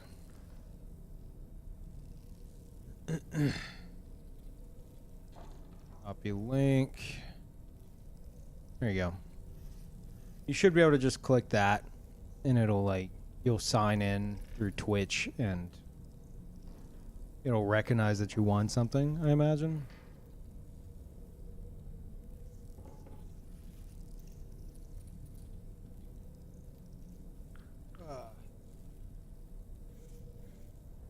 Yeah, we'll see how the Sekiro anime goes.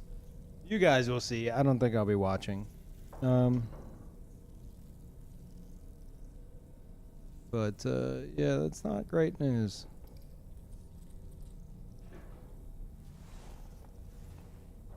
God, is that a Mr. Bop raid? Holy. Welcome, everybody. Thank you, Bop.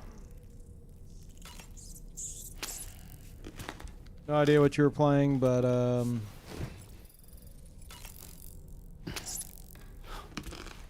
my GPU exploded.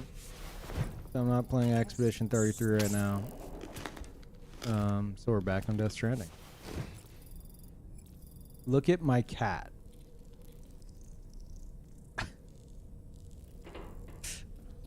What's happening in that emo?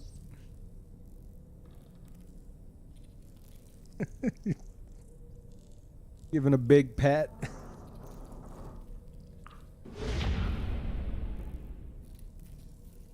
Near the end of Elden Ring base game, just fought a weird alien thing.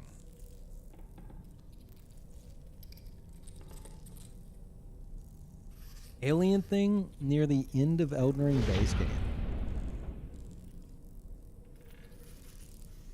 I mean, you're gonna have to be more specific. Lorelei, welcome back. Fing with the tier 3.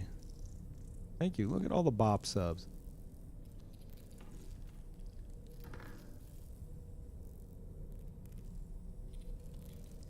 Estelle. Okay, okay. All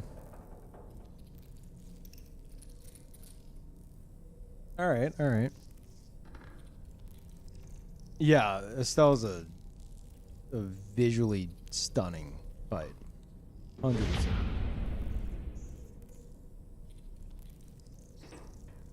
Bing gifted 12 months to Brother Hal. What? How are you gonna just fucking do that?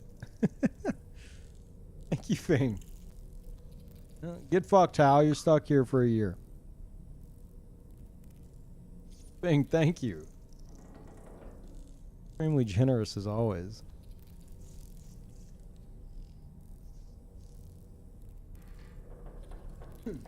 Yeah, you guys are just raiding right after I came back from a break.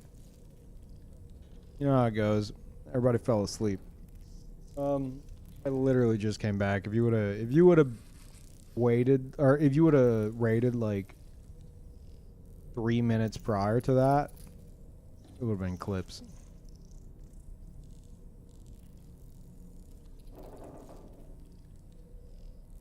Chat for yourselves, yeah.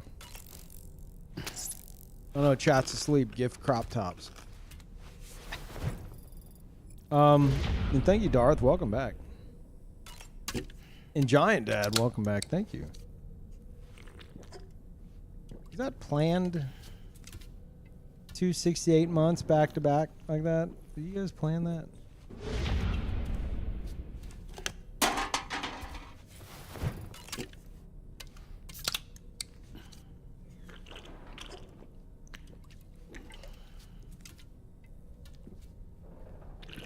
I love it.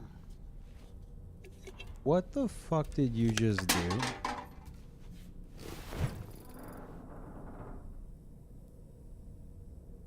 Are you shitting me? Did you casually just drop 100 subs? What the fuck? I don't remember the last time we've gotten 100 sub gift bomb in here. What the fuck, Giant Dad? The legend never dies. Apparently not.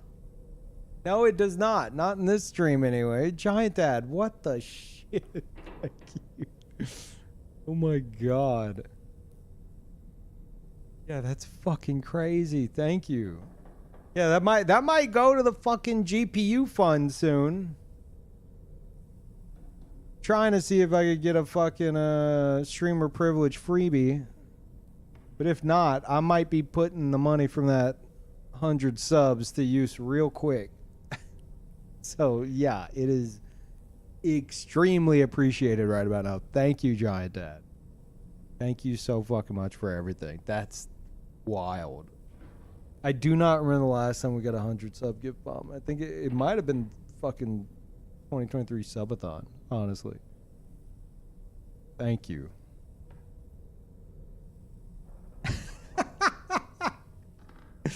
Yeah, Giant Dad gives 100 subs.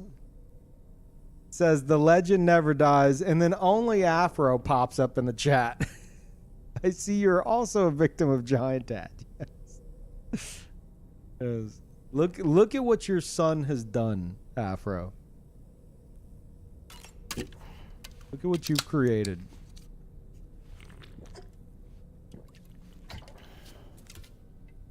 Thank you, Giant Dad.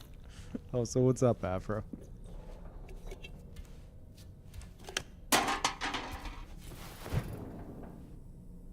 Oh, no, I drank all my energy drinks.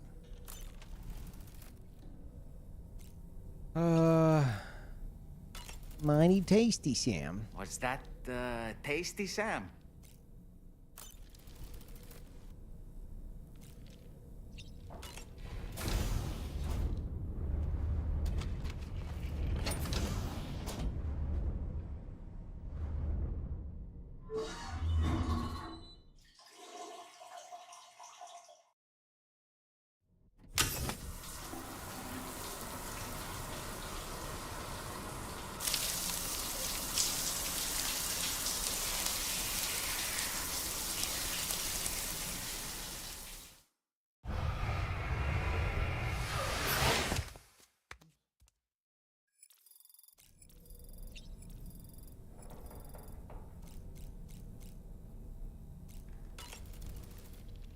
Woo-hoo-hoo!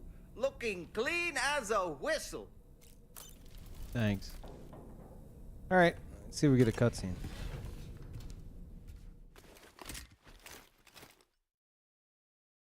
Actually got a lot of cutscenes leading into this. Nope. That's fair.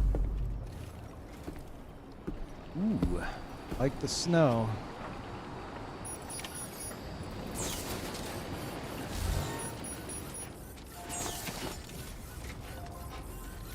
Let me get some new stuff here, though.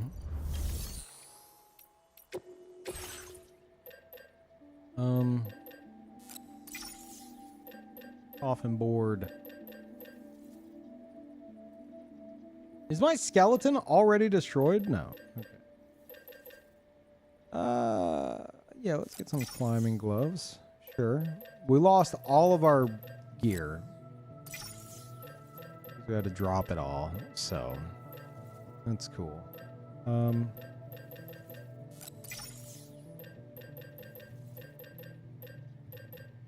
Still have that somehow.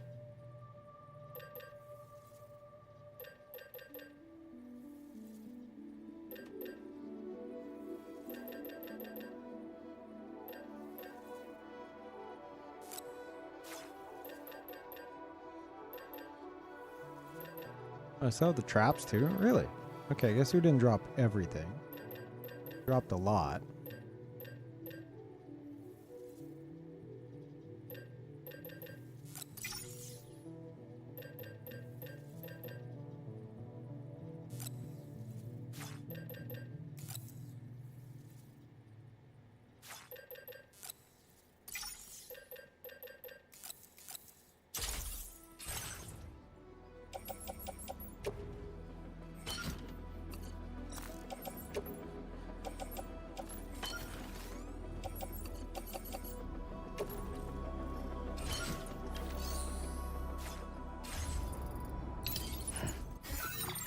Oh, right. I remember what I was trying to get.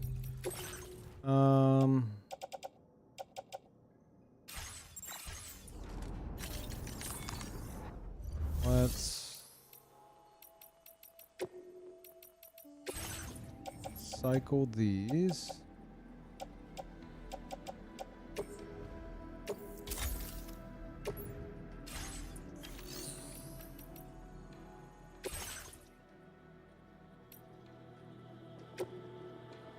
There we go.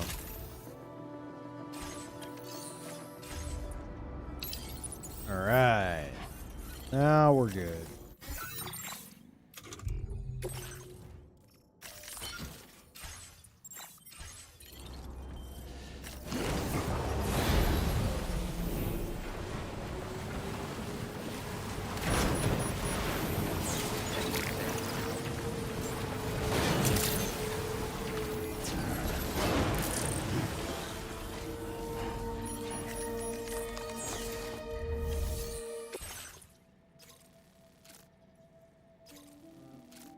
Eastern Environmental Observatory. On the top of the fucking mountain? I have to ditch my board again. Blech. I feel like we should just get this done with.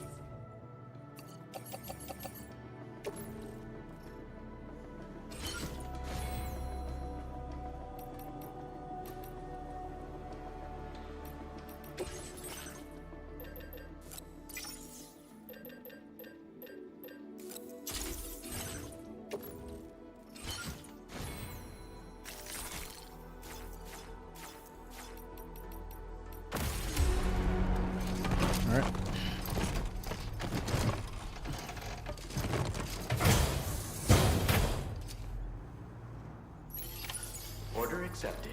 Thank you.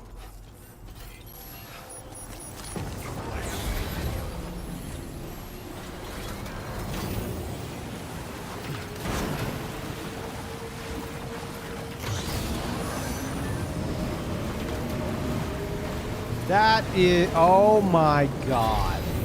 That is so dangerous. I was like, that's a weird angle. I almost just fucking slammed into the bottom of it. Holy shit.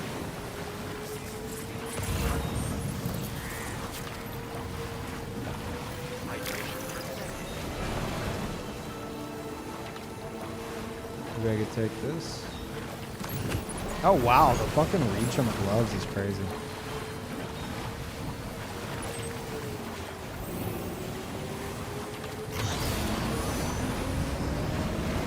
But yeah, I'm hoping I can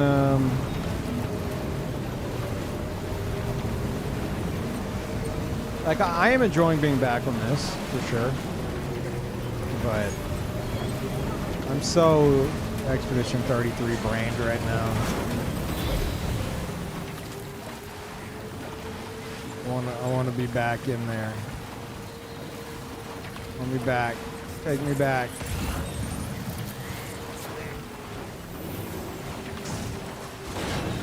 Are you fucking serious?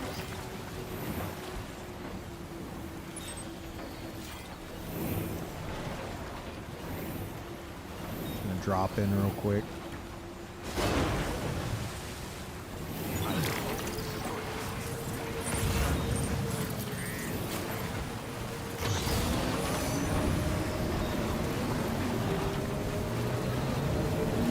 Today's game would be going crazy in your shoes, yeah. It might, I don't know if you heard me say this earlier, Afro, it might be my favorite game of all time. Haven't decided yet. Oh, fuck. Avalanche expected, excuse me? Sam, look out! Oh, fuck.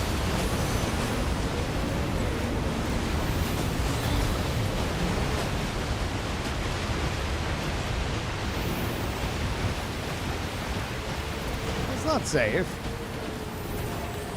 Not safe at all.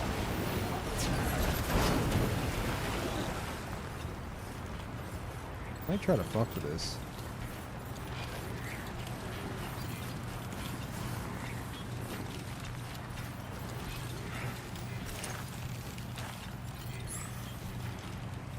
How does this fucking work again? I need to climb up, apparently.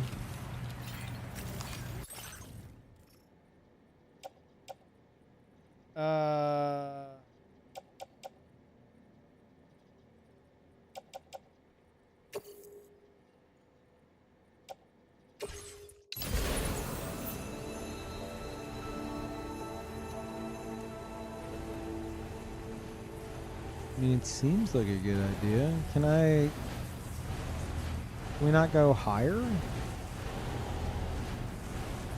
Nah. No, I disagree.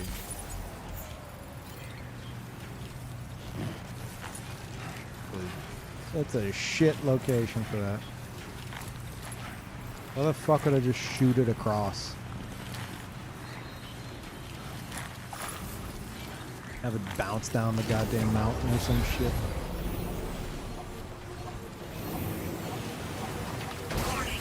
The coffin board cannot be used as a mode of transport outside the chiral network.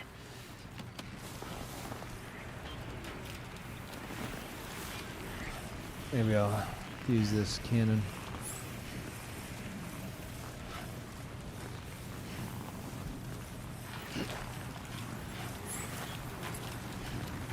Of all time, for as long as I've known you, is high praise. Damn.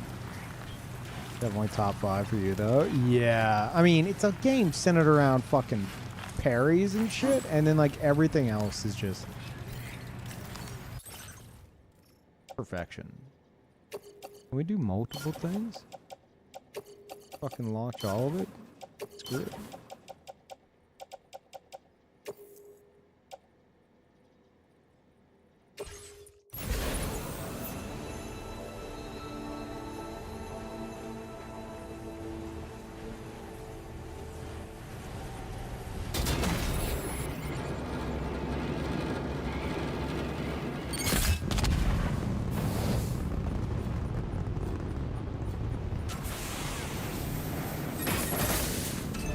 Please don't tumble.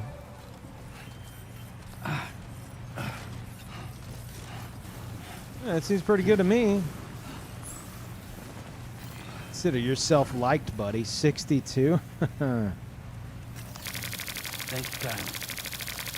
Been handy. Thank you, Kyle. Been handy. Thanks for the help. How about 1,062? Ow, my wrist hurts. Worth it.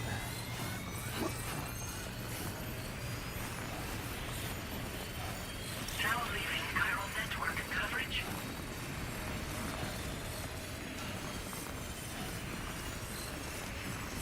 But yeah, it's oh, thank God I launched everything over there. Oh, Lou, you're okay.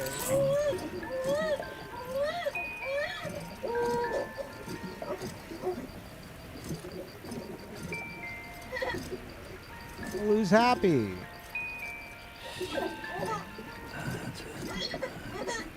Need thumbs up.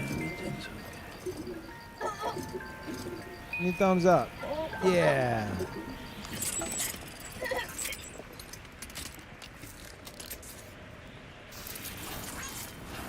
But yeah, I don't know, I'm gonna have to... First I'm gonna have to finish the game. Expedition 33. And then I'm gonna have to let the recency bias die down a bit for me. See how I'm feeling. But at the very least, it's gonna be like top 5 easy. But maybe number 1. I'm in love with it. I fucking love it. So, yeah.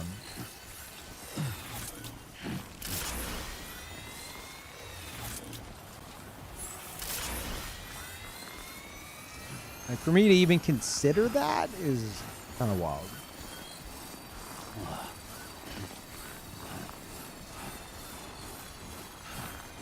How far am I? Without saying any spoilers, because I know there are other people who haven't played it yet. I basically just dipped my toes into like end game shit. Like, by that I mean like I just got to that point. Where basically there's a lot of side shit that I can go do right now. But I haven't done any of it yet. I literally got to that. And then,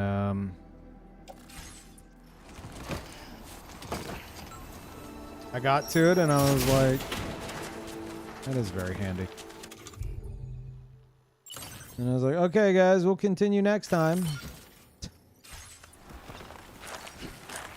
Then my GPU exploded.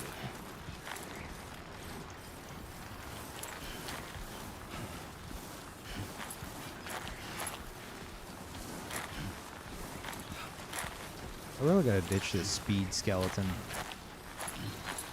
It's doing me no favors here.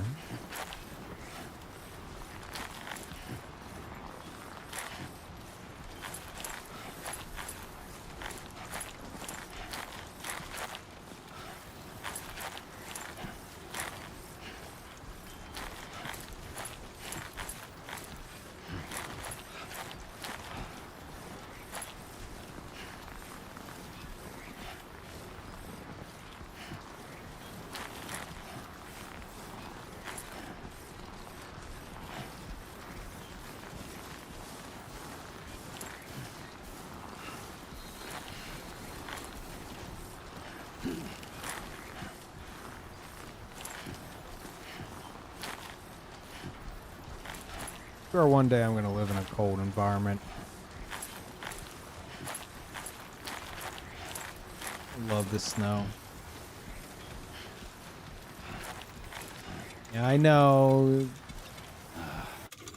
Love the snow, but you know, you don't want to live in it. Fucking no.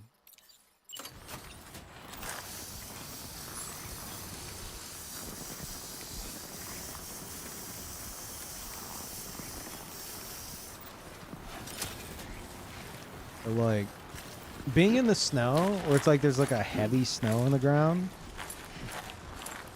there's like that stillness in the air. It's like silent, very, very silent because of like the sound dampening. Amazing.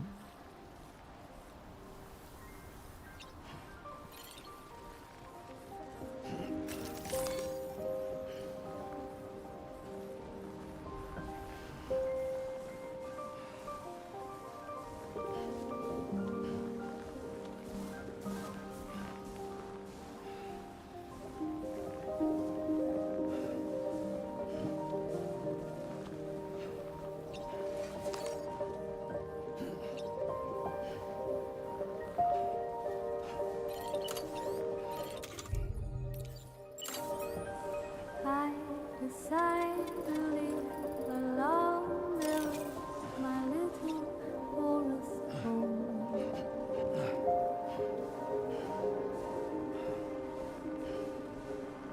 It's a giant PS5 in the distance.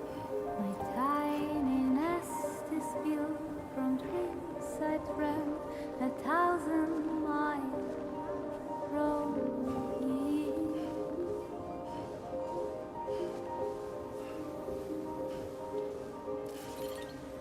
I decide to trust the wind and lay my head down between the trees.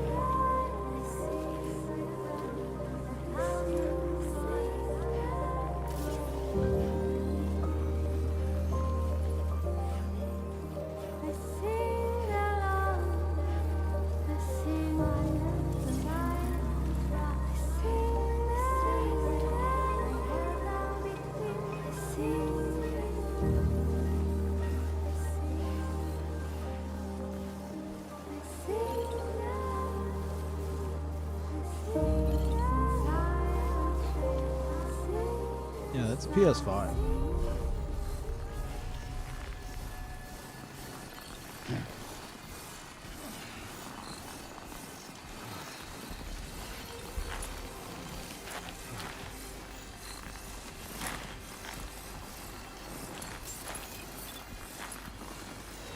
I'm ditching this speed skeleton. It's fucking useless right now. Drawbridge credentials verified. Welcome, Sam. Security measures lifted. Weapons detected. Be advised that usage is restricted inside facility grounds. Access the delivery terminal to process your orders and requests.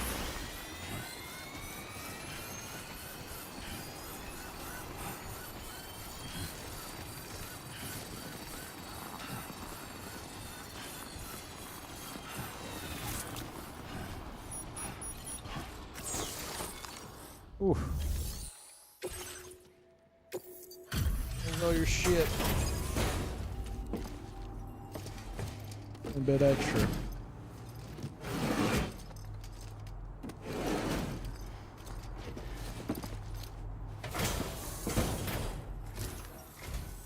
Oh. Hey. Hi. You actually made it here, huh? Or am I just imagining things? Right. Now check that cargo of yours.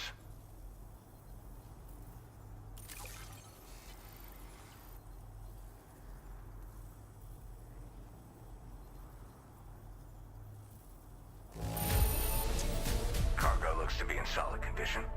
I appreciate that. Should have been an S if not for that Damn, janky I ass thought this drop. cargo is lost for good. I'll take excellent care of it. Truth Not be my told, fault. been waiting a long time for this moment. But I always knew you'd come my way. Man, they really sent a guy named Ridge Frost to work here. I mean, I know they do that with all of them, but like, come on. Go ahead and use your Cupid to get me online.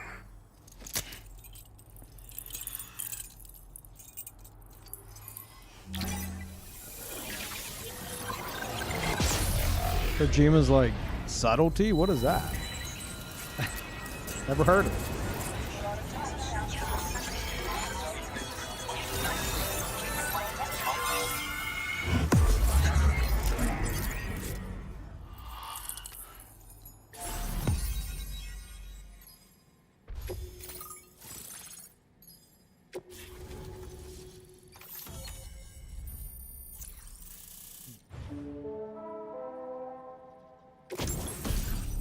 What? Oxygen mask?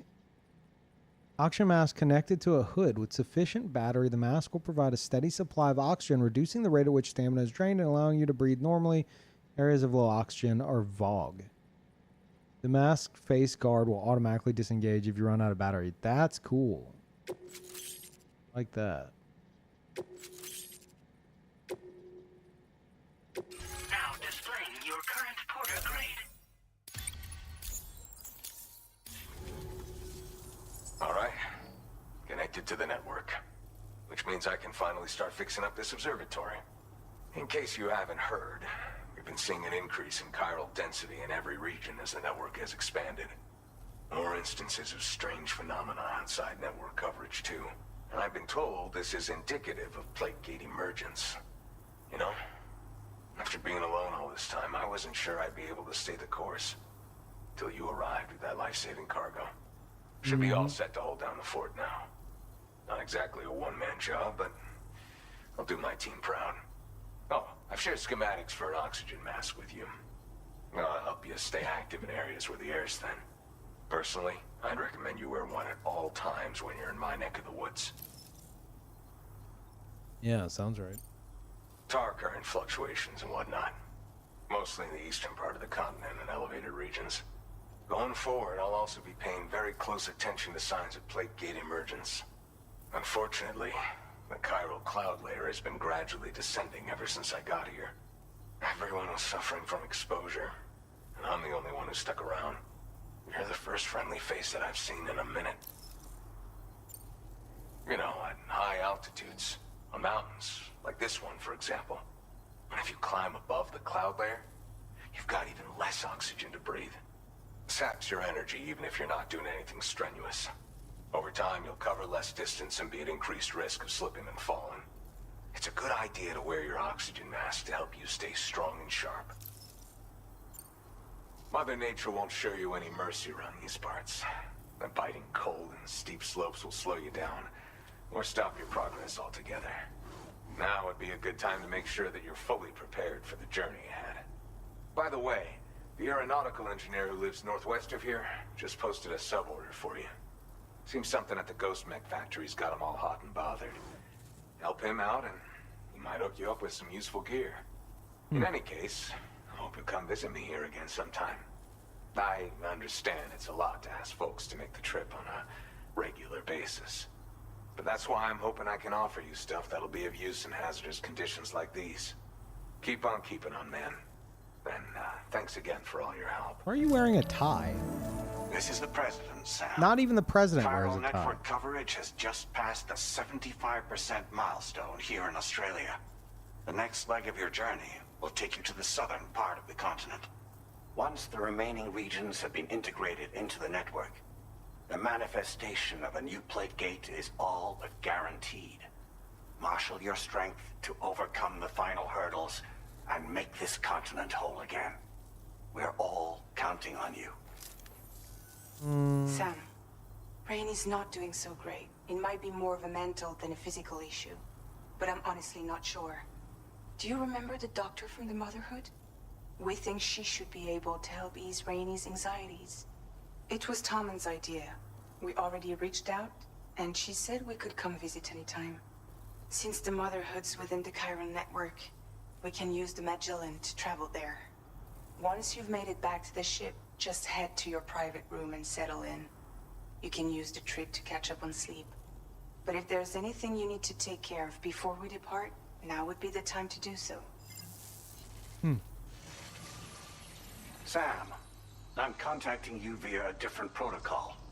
This private mode affords me a direct connection to you alone. It seems Drawbridge has reason to suspect that APAC may have been involved in the production of ghost mechs. This possibility concerned me as well, so I conducted my own investigation and reaffirmed that APAC's underlying technologies are iterations of an older Bridges framework. What I'm getting at, Sam, is that the guilty party is not APAC, but Bridges. Which is to say, the UCA may also have some involvement with ghost mech production. This would perhaps explain why firearms and other weapons have become commonplace on the Australian continent. The UCA's precursor, the United States of America, had a prominent gun culture. No way. Though Americans first took up arms to liberate themselves from British colonial rule, they retained the right to bear arms so that they might defend themselves against future government tyranny. Hell yeah, APAC brother. has no such designs, of course. But Higgs has used factories to obtain weapons in an attempt to subjugate the continent through violent action. And so, the people of Australia have, in response, been forced to take up arms in self-defense. A distinctly American philosophy, and one which would appear to have spread to this continent. The more we seek to unite the people with metaphorical ropes, the more essential sticks seem to become. This particular situation is one that I feared might come to pass. We're spreading freedom, sir. Which is precisely why I determined that it must not be the UCA, but a civilian organization which takes the lead in expanding chiral infrastructure. But if the UCA is indeed somehow implicated in these events, it may dramatically alter the calculus. We don't need math when we have guns, sir. Vexing not knowing what to believe, Sam. Should I learn more, I'll contact you at once. For my part, I have a favor to ask. I must insist you not disclose that we've been in direct contact. There's no telling who may be involved with what at this stage. Order completed. Well done. That opening cutscene with the president, I say opening, like the first time they introduce him, has confused me for the whole fucking game, and I don't know if I want context on it. They made it sound like he wasn't fucking real. Or some shit. They're like, here's the hologram that we use for a quote-unquote president. I don't know. I gotta go back and watch it. Because now I'm like, okay. Well, this shit's just throwing me off. I surely misunderstood. And I don't know if I want clarification, but I think it's just something I'm like, I have fucked up in my head that I didn't understand at the time. I feel like I just need to go and rewatch it or something. Hell yeah, we're spreading freedom. About damn time these sissies get some lead in their hands. Hell yeah.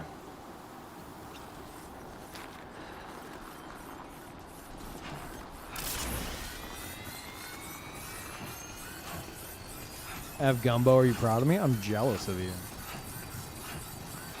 I want gumbo.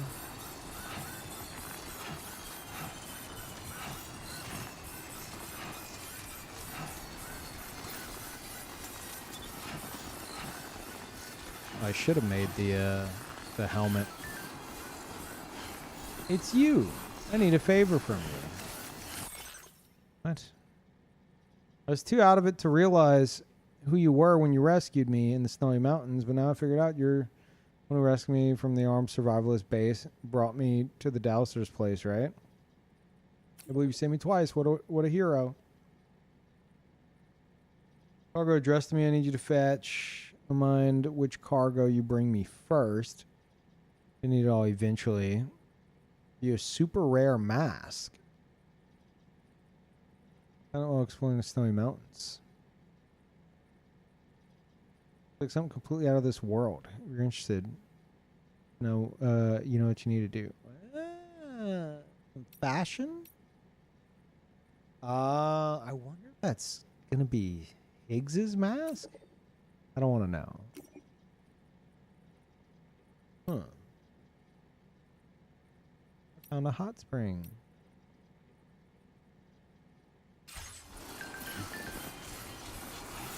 Leave me alone.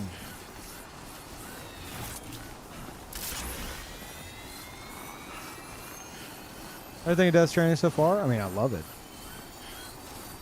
Holy shit. My God. I did not see that. I thought that was just the fucking skybox.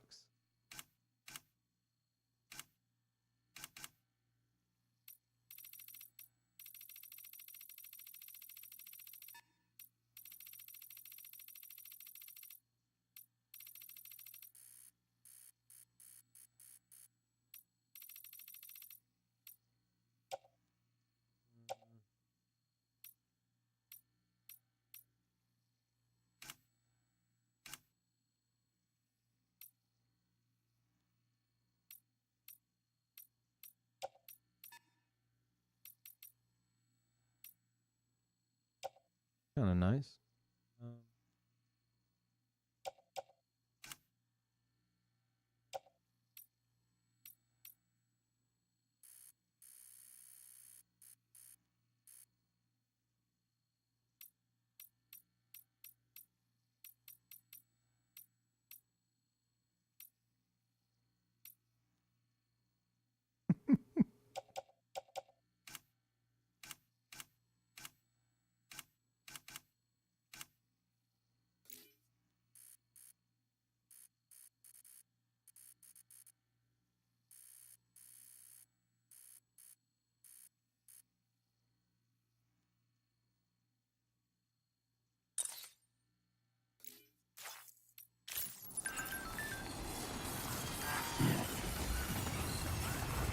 Nice.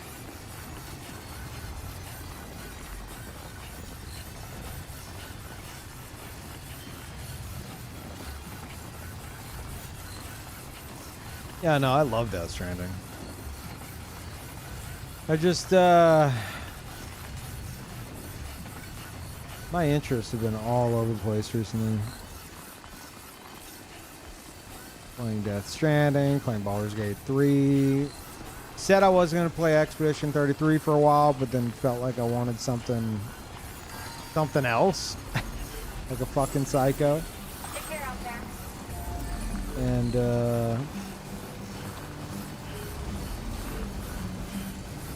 started Expedition 33. No regrets. Game's fucking amazing. Pretty much got to end game and then my GPU died.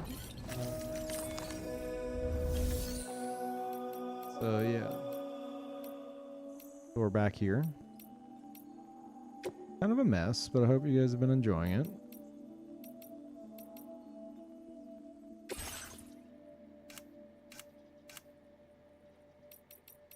Oh, it's not with the otter hood.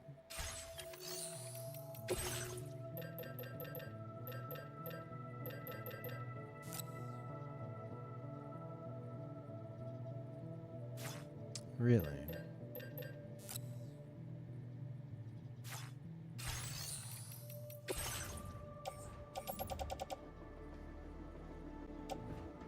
My cargo covered in a tarp. It is a timefall resistant bag.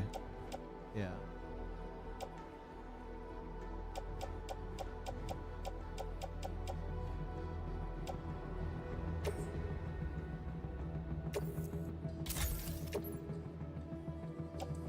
Rid of that.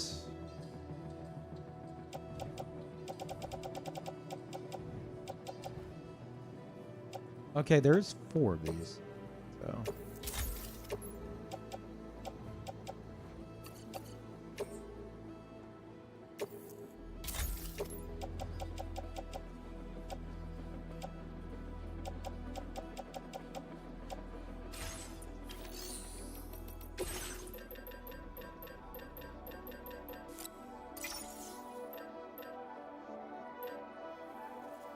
Can we make a Boca skeleton? Probably not.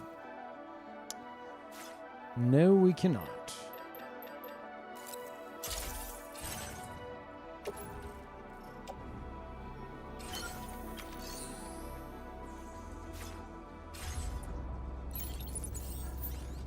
Cool.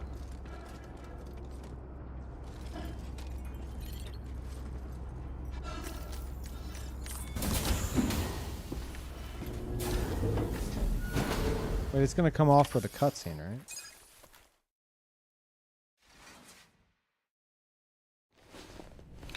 Okay.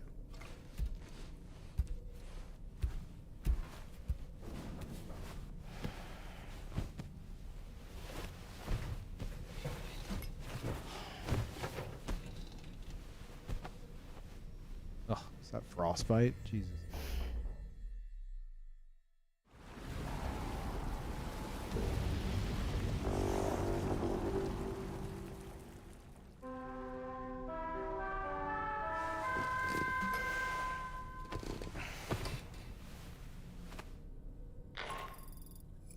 Good morning, Sam.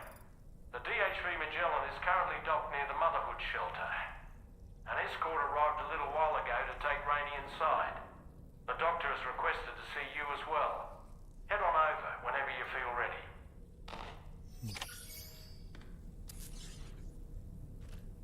Ugh.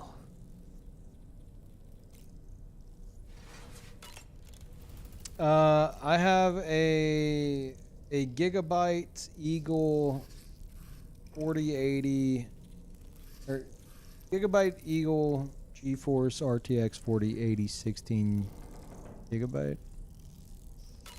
Wait. Wait. Yeah.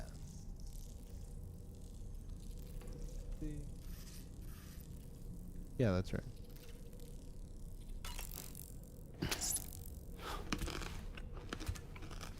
How to get the tarp? I don't remember.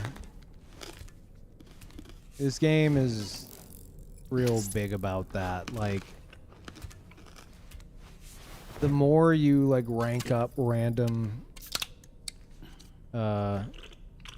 NPCs and stuff, the more you're rewarded. So I don't remember which one gives you the tarp. Someone in chat might remember. Or the time resistant bag.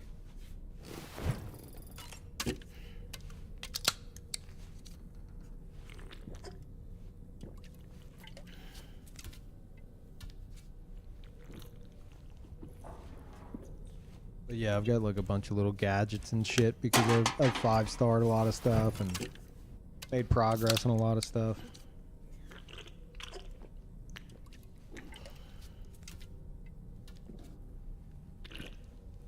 I wonder if it's the pizza chef. Was it the pizza chef? Maybe.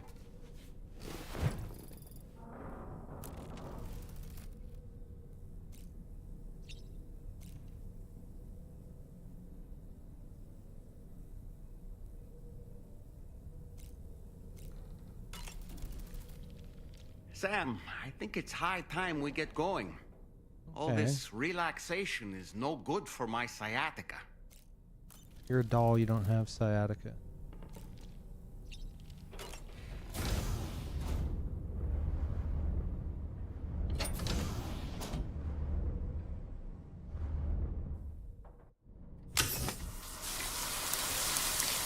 Everdark Doggos is out? Yeah. I wasn't able to kill Libra. My shit fucked up. But didn't we already do Everdark Doggos? Oh wait, no, we didn't. No, I thought that was like the first one they did, but that's not true. You'd think it was. No, that's a new one, isn't it? Well, it'll be back. I'm not fussed about it.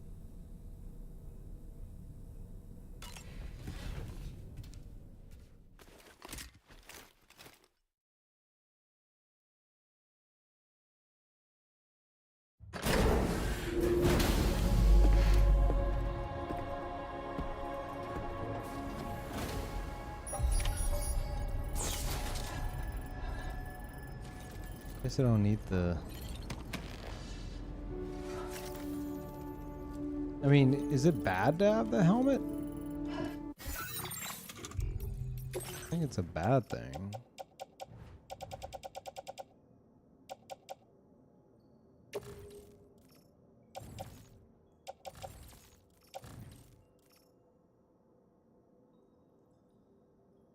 Automatically disengage if you run out of battery.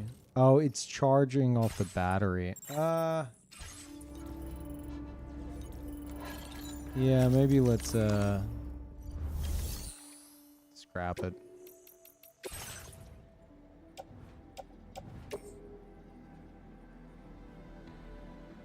You know what?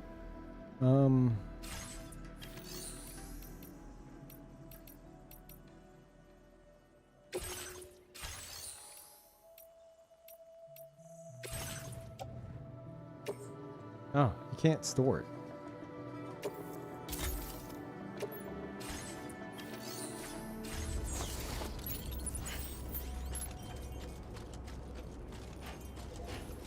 Snow. Huh.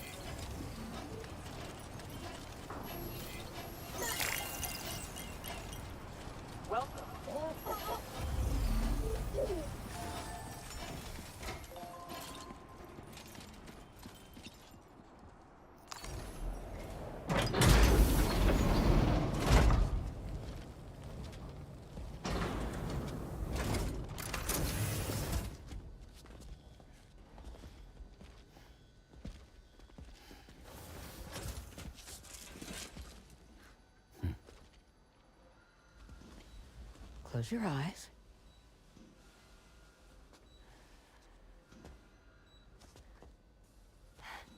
It's okay. You can trust me.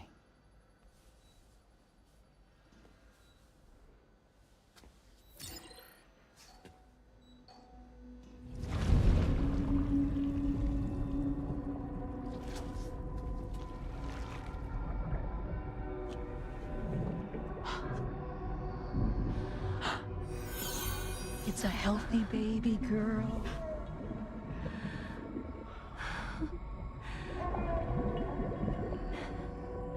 She's beautiful. She certainly is.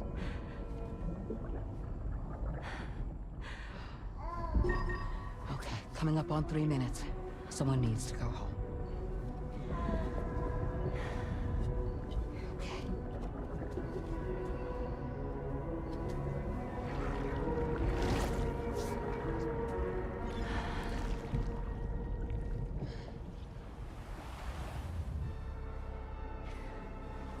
Waves?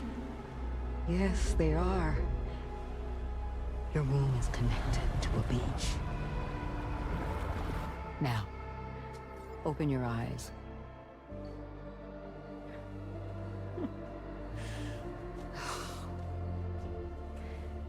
Rainey, the child you're carrying is not dead.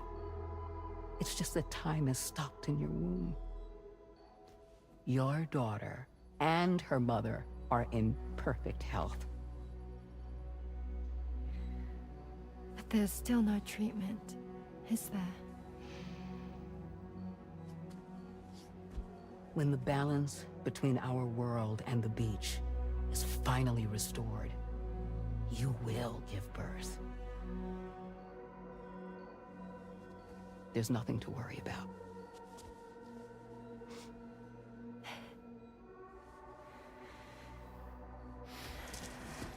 Come on. All in due time. So wait and have faith that you and your child will be fine. Thank you. You're welcome. What about you? Someday I'll have a son, but until then I get to see him once a month. It'll all work out. Yeah.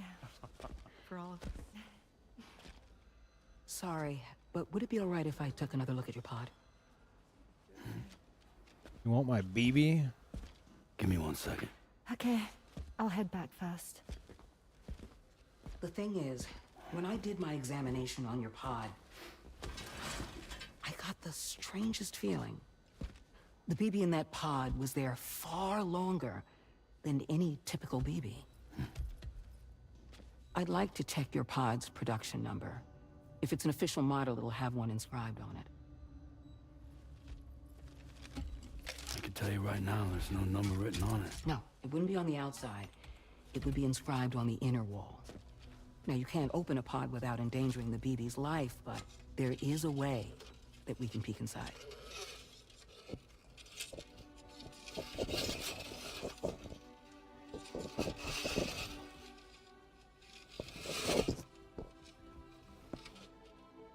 See? Right there. See, a pod's production number is a record of when the occupant was transferred from the still mother's womb. Sort of like a BB's date of birth. Impossible. 11 years ago. On the very same day as the Void Out. Lou's date of birth was 11 years ago. And not just that, the serial number is BB00, which would make Lou one of the first test subjects. Yeah, that would appear to be the case, yes. If we scour the archives for any mention of BB00, there's a chance we might learn more about Lou's past. You really should try and put this behind you. And digging up the past won't help. I think it's time we return to the DHV Magellan.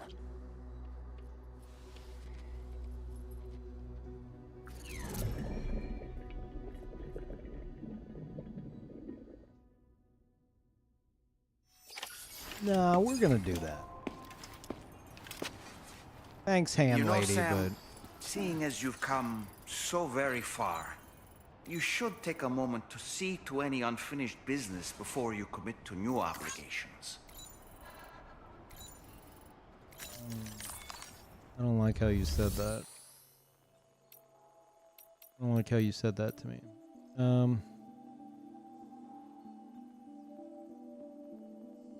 shit. Hit me with the point of no return thing. I doubt it's a point of no return. I don't necessarily want to know.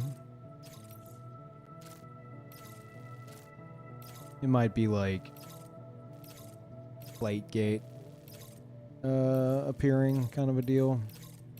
Might open up a new area or some shit.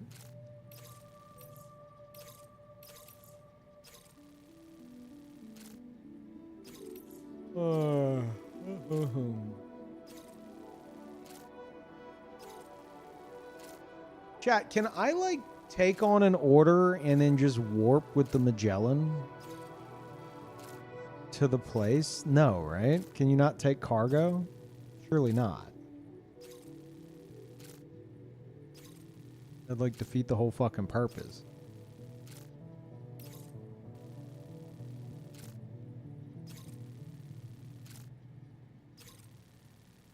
We'll give you a Magellan rank. Yeah, but you get a shitty grading.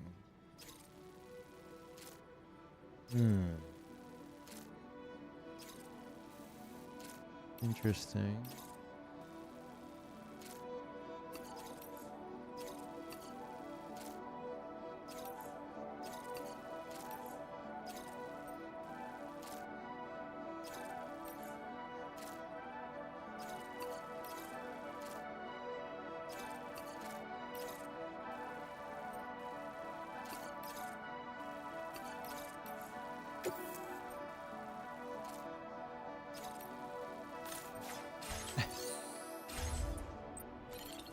Oh wait, can I make a vehicle right here? I might be able to. Does this have a fucking garage? I think it does. Nope.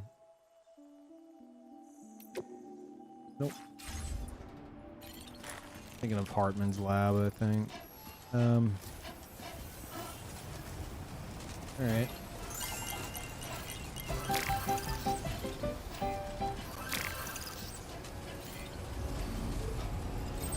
Did I destroy the mask? I did. Then I walked outside and saw it was snowing. So I went and made a new one.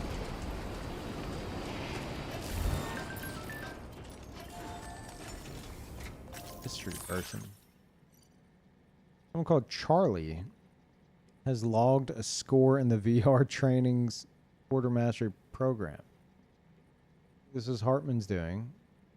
Someone else here apart from us. No way Charlie could have done the training himself.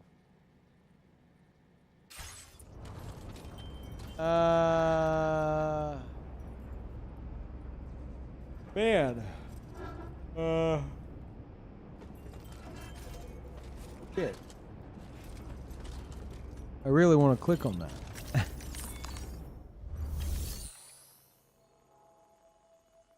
gonna bother me.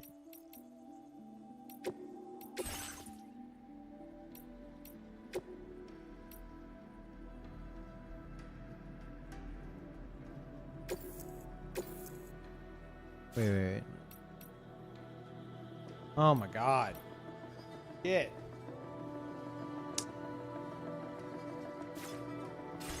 Ugh.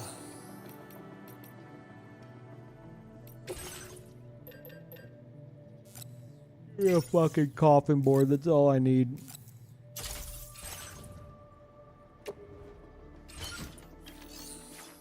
Fuck everything else.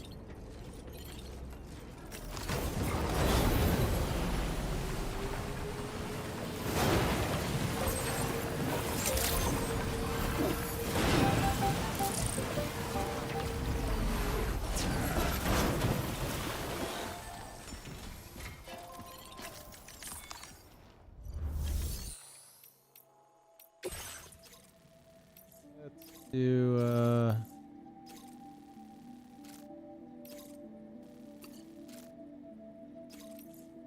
that.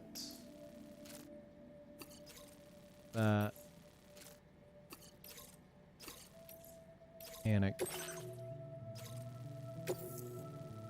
Wait, are any of these time-based? How the fuck do I see?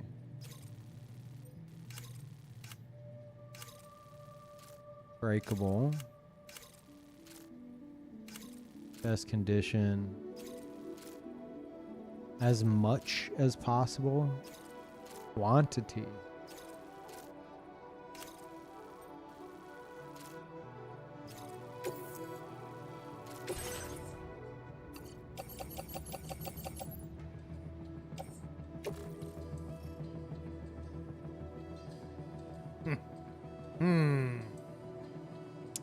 Quite the conundrum.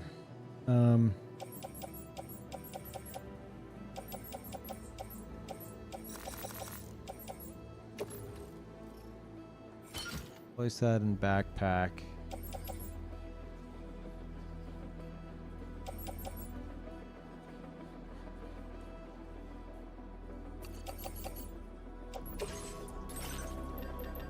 Let's get focus skeleton. Hopefully I can do that here.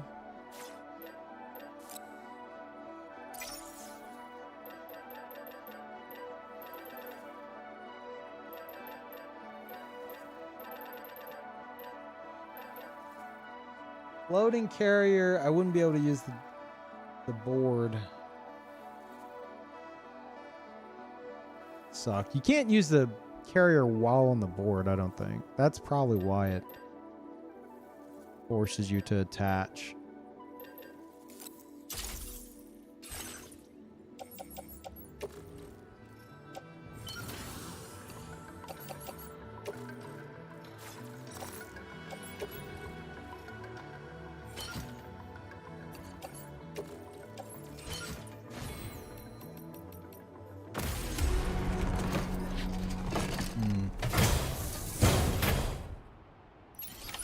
Order accepted. Thank you.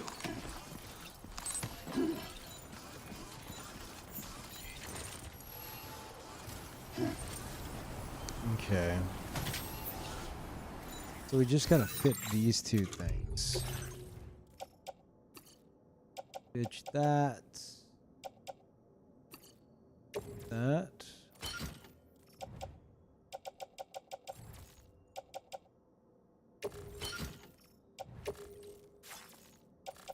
One more.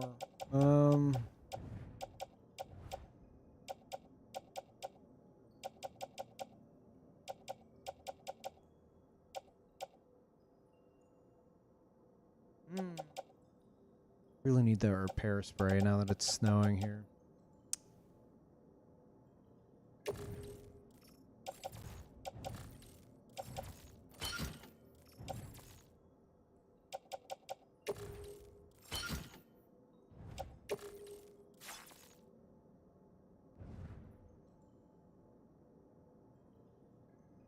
Yeah.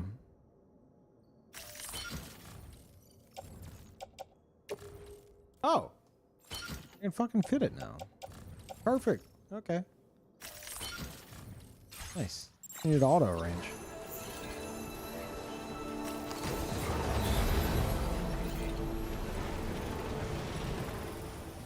Fucking aim you up there. Alright. Well.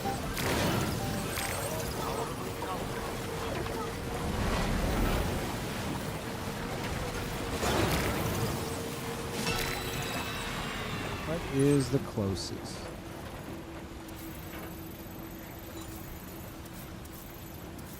Can I clear this from this menu? Yeah.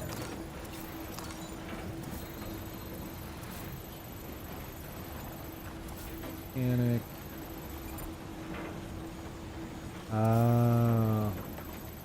Recover cargo. Alright, mechanic 700.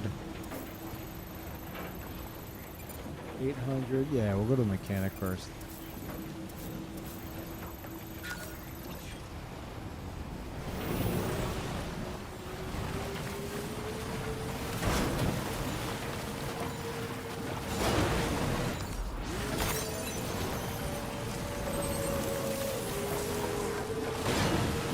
Oh, it's only snowing right here? Shit, maybe I didn't need the mask.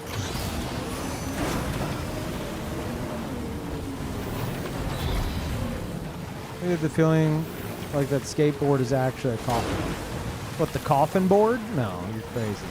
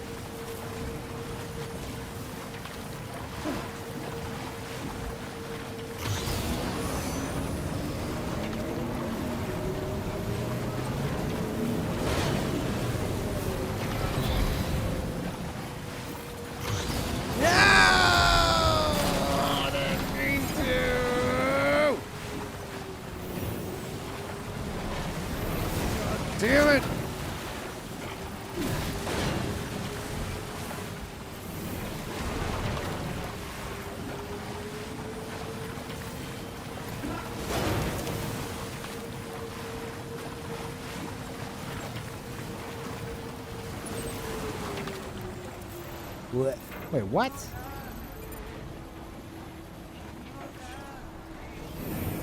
Wait, no.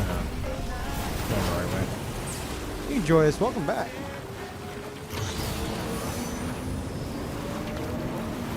Appreciate it.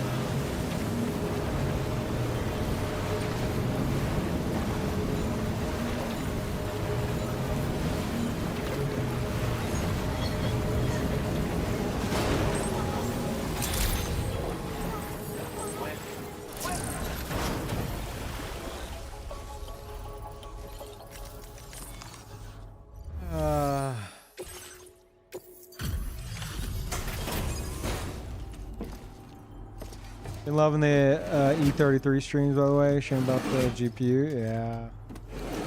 Yeah, it does feel good to be back on Death Stranding, but man, that's all I want. More Expedition 33. Thanks for coming. That's a lot of As thanks for your constant support, I have another gift to share with you. Weapon component for the pickup off-roader automatically fires MP shells at long-range enemies. Shells explode on impact, inflicting damage on all targets in the blast area. Jesus. I'm increasing your allocation of material. Now displaying your current portal grade. When equipped to a vehicle, this mortar will automatically target and engage enemies. It fires multi-purpose shells, which are proven to be effective against a wide variety of threats. Bear in mind, it launches these shells in an arc to hit distant targets, and conversely, it can't hit ones which get too close. Also, any cargo that happens to be near an explosion is at risk of being damaged as well.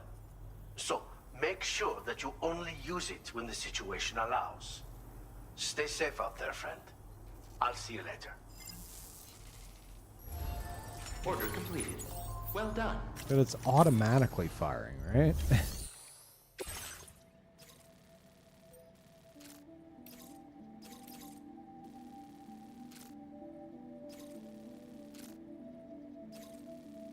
About to head to the Pioneer anyway. Ghost Hunter, dang. Let's do...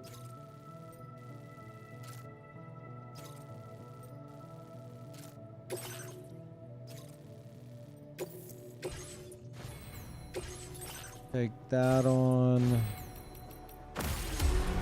Head out. I'm not done. Fuck you.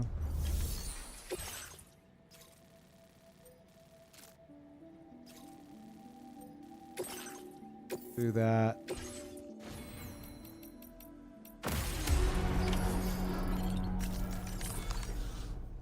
Do that.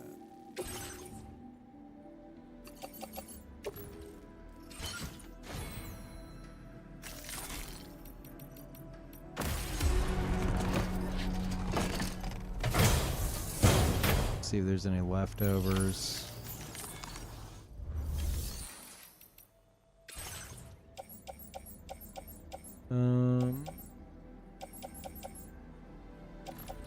Nope. Could use this in the Magellan. But I ain't fucking with that right now. Alright, is this shit destroyed? I think so. Oh wait, it's not? I thought I had some things that were... Oh wait, no, that's not showing me my full menu.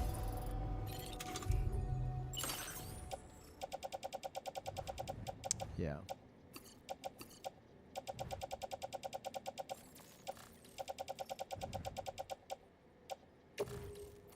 Now what? Don't place in the fucking backpack. Alright.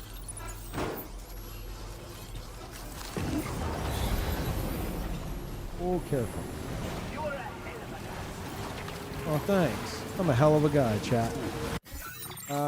We're going to now...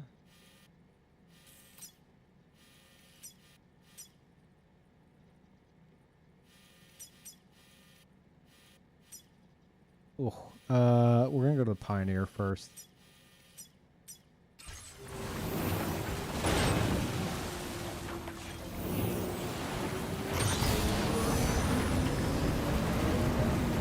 This PoE2 preview, are we so back? It looks fucking good. I was tempted to play it today, but I'd have to like get it on PS5. I'd have to get it on PS5 and like.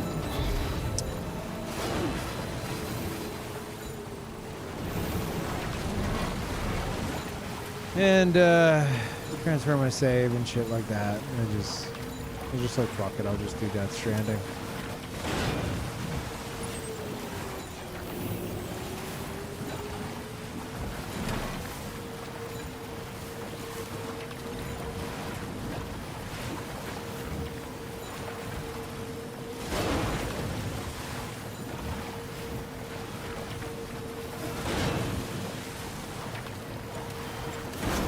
Dude, fuck off!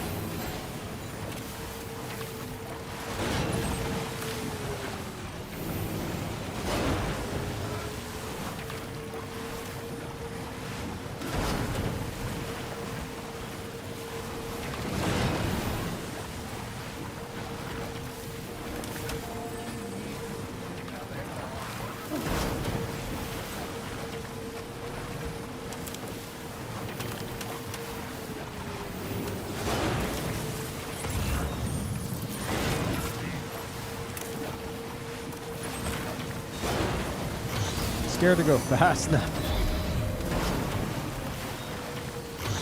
Should be good.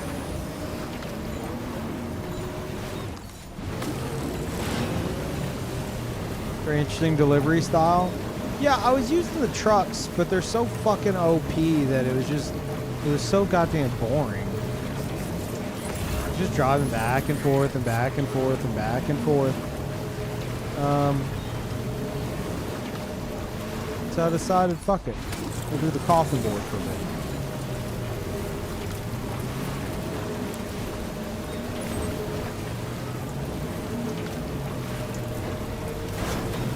And then this happens. Sam, your cargo's at its breaking point.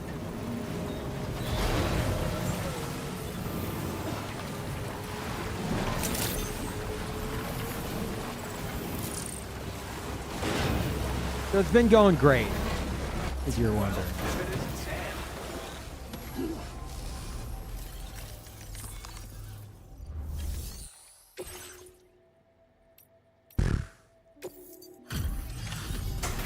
Ugh. You're like, here's 5 points, bro. Thanks for popping in, dude. Yeah, I'll get on the order check for you. You made the delivery, and that's what matters. It being all fucked up doesn't change that, believe me. Wow, thanks.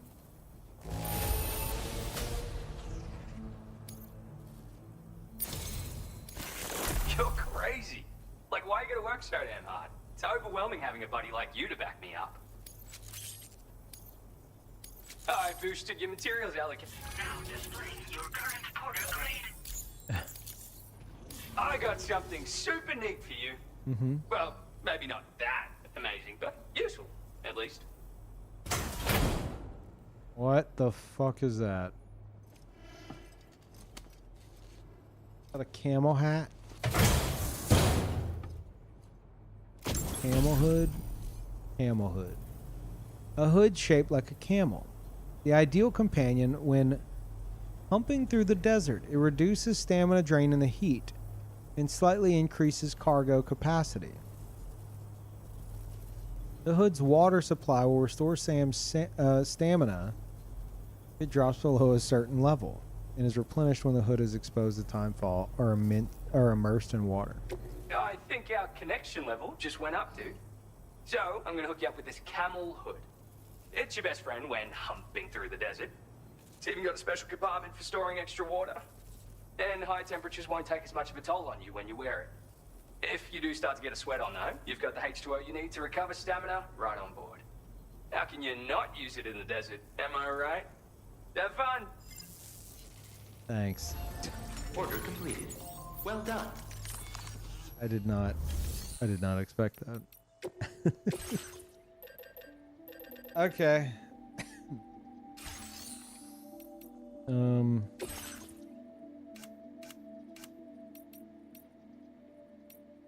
Holy shit.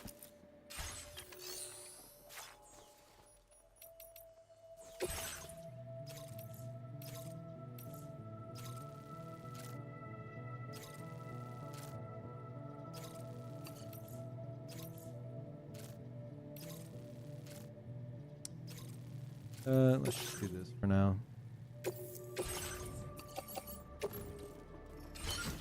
Oh my god. That look amazing.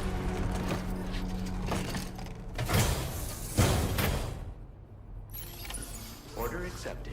Thank you.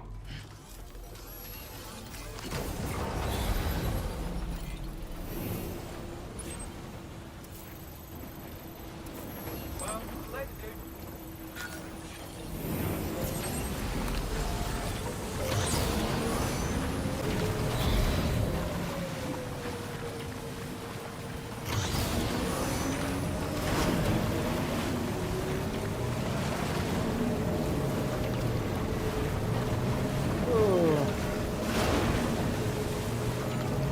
I'm gonna have to get some food soon.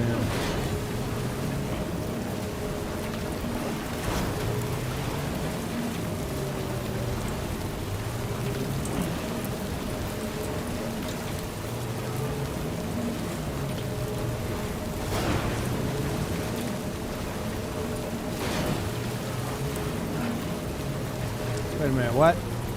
This is where I was wanting to go? Shit.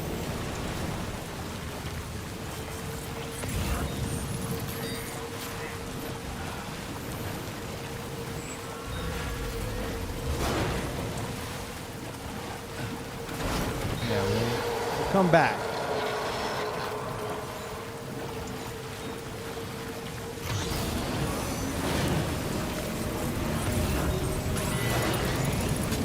Sam, I sense the presence of the dead.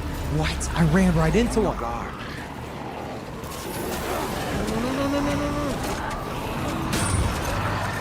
Oh! Leave me alone. No, I need that. That's my whiskey.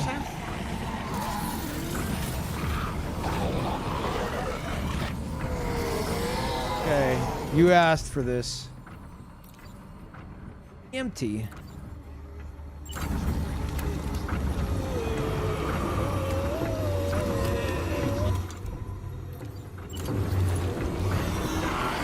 Yeah, you better run.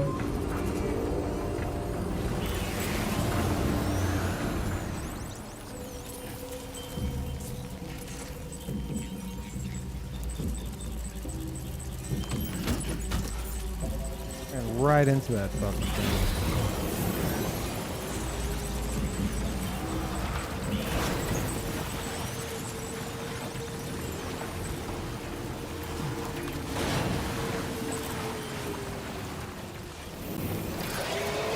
What?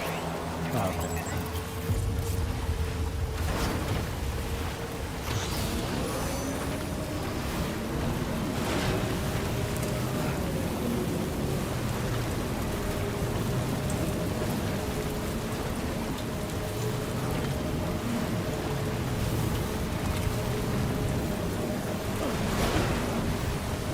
What's out there?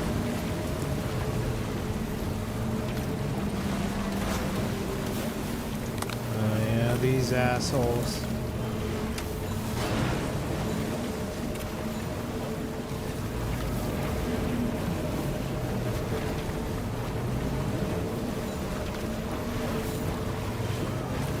Go around them.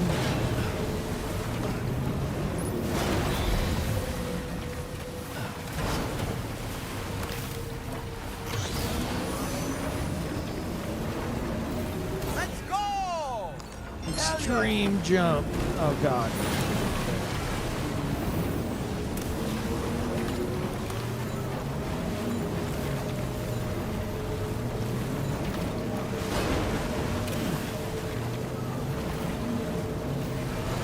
You're just gonna stream straight through to Silk Song? You mean in 12 hours? No, I don't think I will.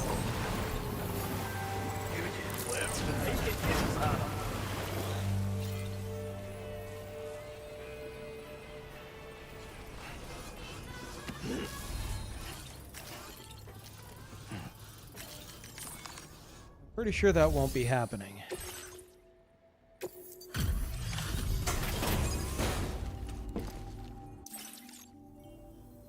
Good, you're here.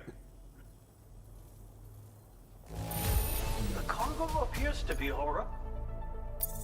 Oh. Now displaying your current porter grade. I may call on you.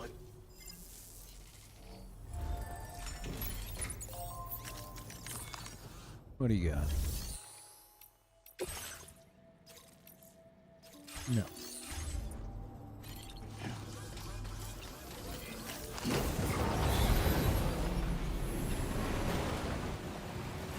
All right, next.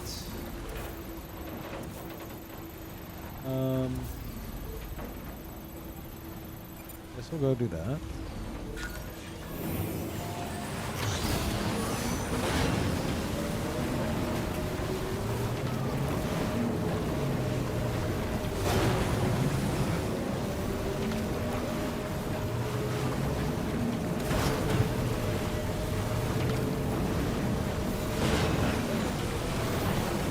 Worse. There we go. Oh my god. I think it's because I don't have any more breakable shit on me, so that's good.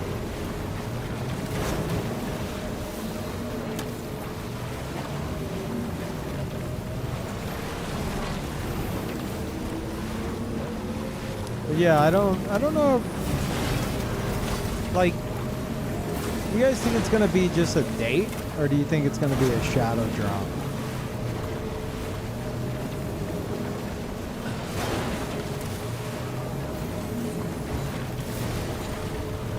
What are people saying?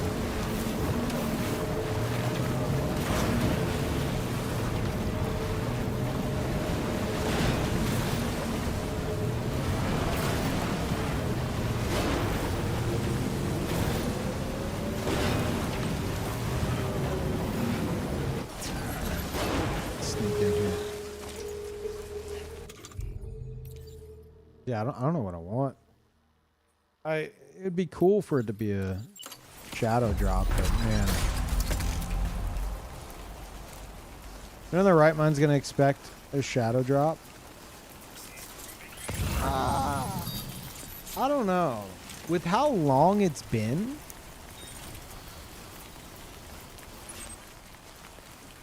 I wouldn't say it's impossible. You know? Fuck this.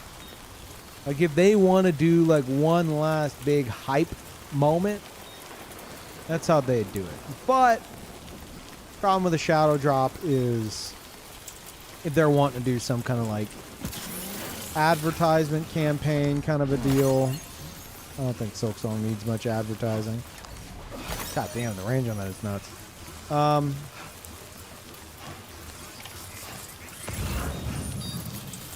Then, you know, they probably wouldn't want to just drop it suddenly. But they could if they fucking wanted to.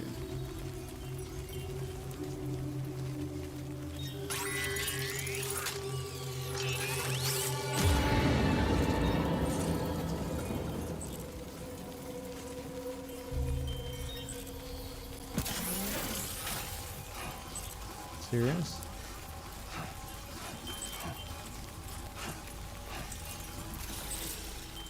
Maybe a date, but no way it's going to be a drop. I would expect at least a date. I wouldn't say no way is it going to be a drop. Like, we're in August. It's confirmed releasing this year. It's playable at Gamescom. They want to be fucking crazy. You know.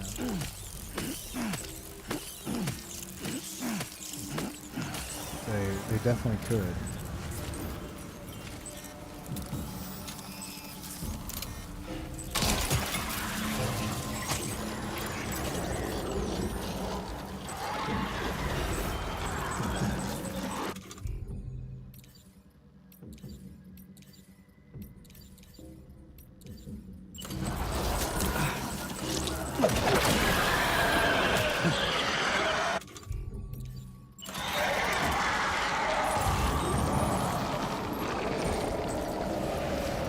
Gamescom demo is the same as E3 2019. Really?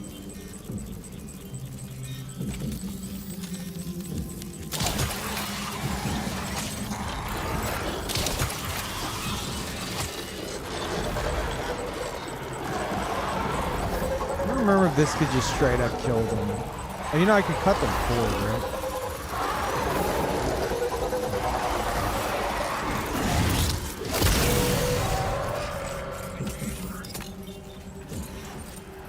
Same zone, not same demo. Okay. Same demo would be strange.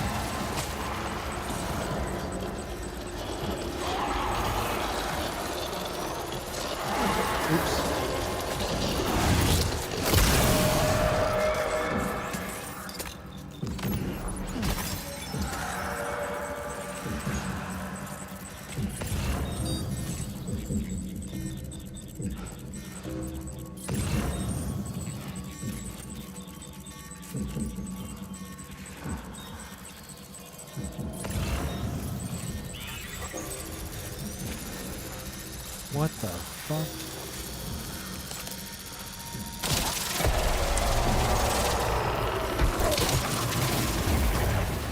What is that? What the fuck are you?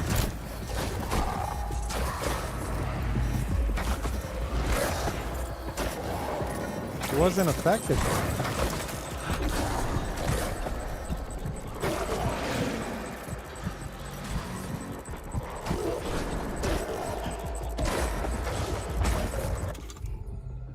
Huh. Fucking weird one.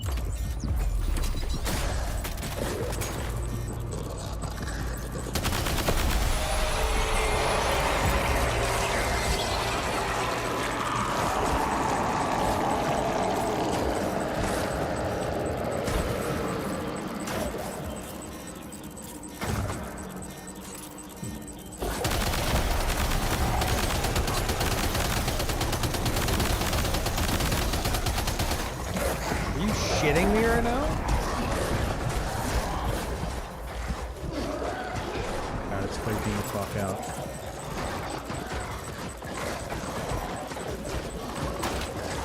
Is it coming around? What is happening?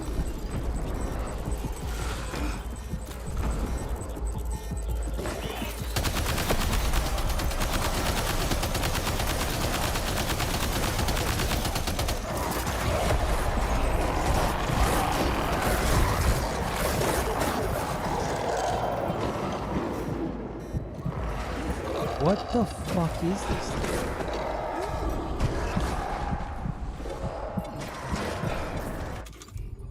What?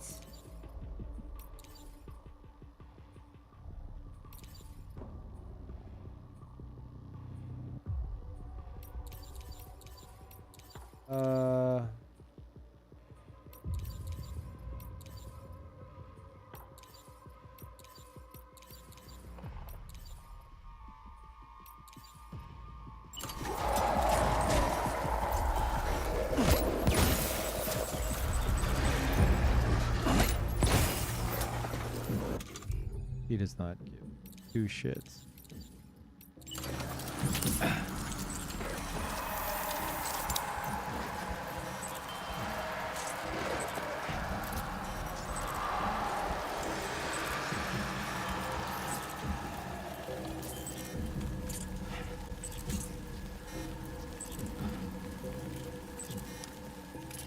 This thing likes to hide in shitty corners.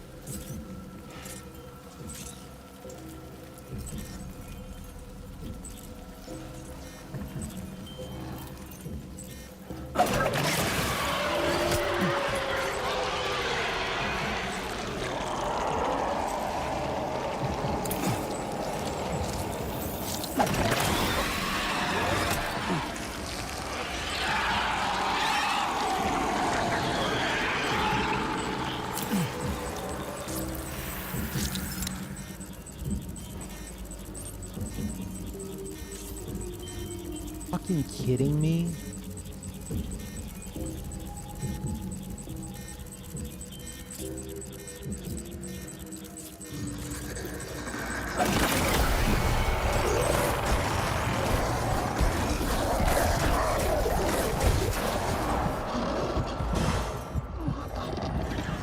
I must have to cut its fucking cord or something.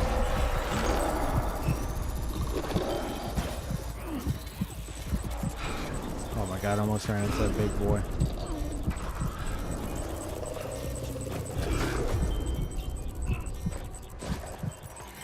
Oh, there's multiple? Jesus. Surely it says something.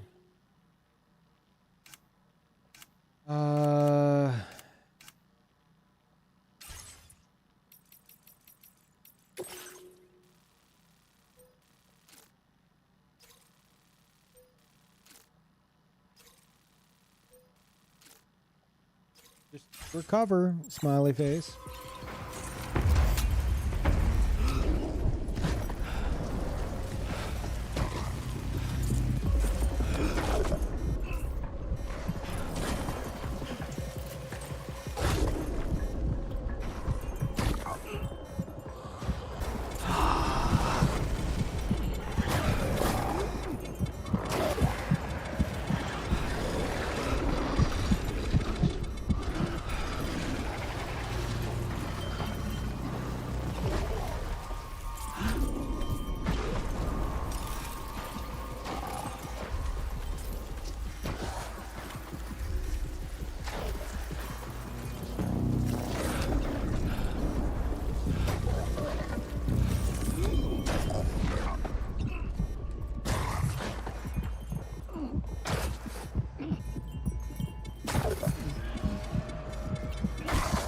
There's no option. What the fuck is this thing?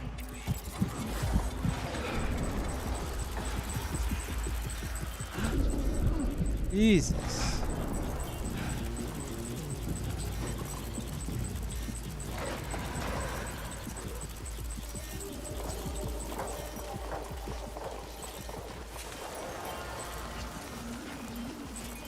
Oh my god, there's another one? Dude. Only thing I could figure is they're like part like ghost mech. But I fucking laid into one with the gun and it did not care. Can we try this again? I didn't have a good angle before. Oh yeah, no, it's just fucking made of fire.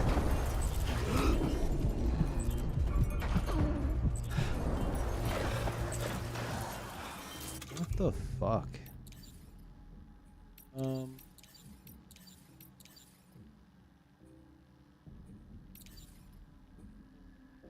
Well, I know one way I could do it.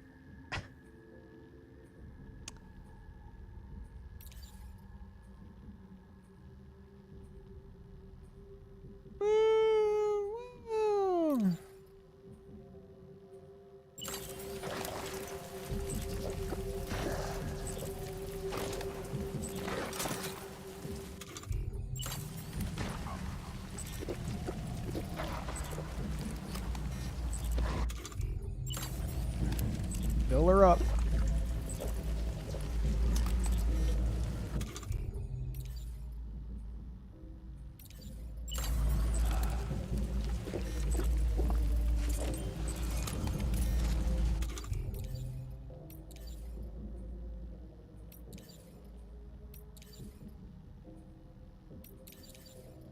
Okay.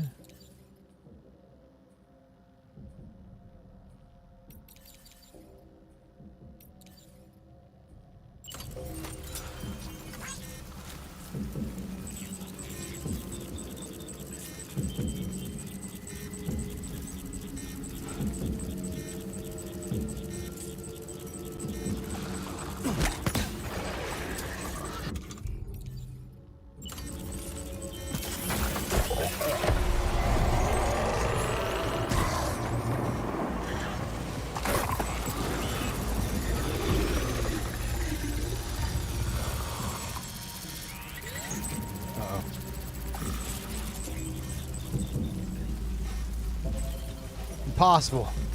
It didn't work.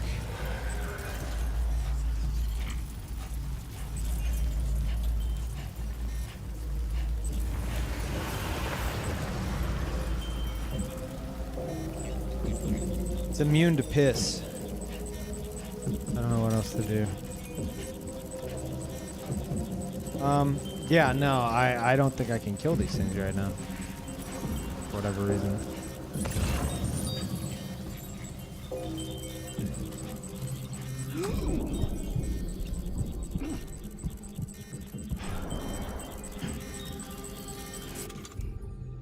Let me do this.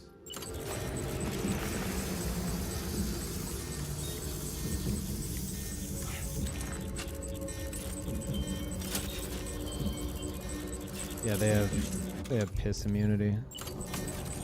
I didn't mean to do that.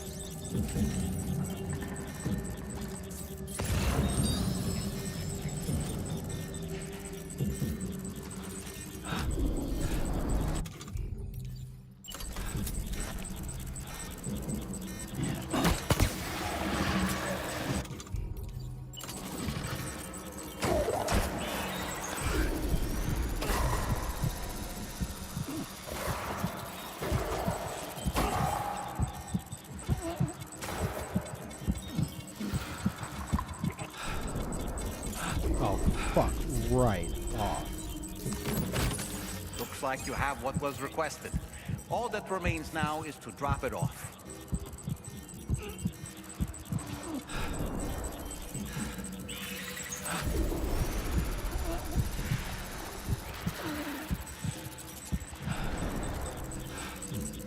Oh.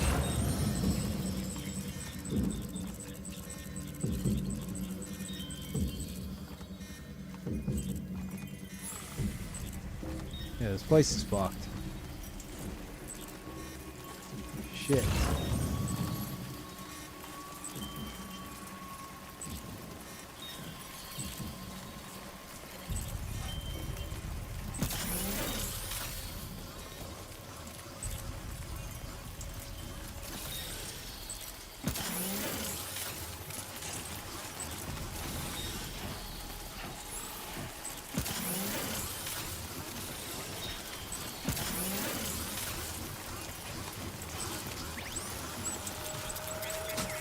A coffin board? I hope so. Yeah, that's a battery. It's got to be, right?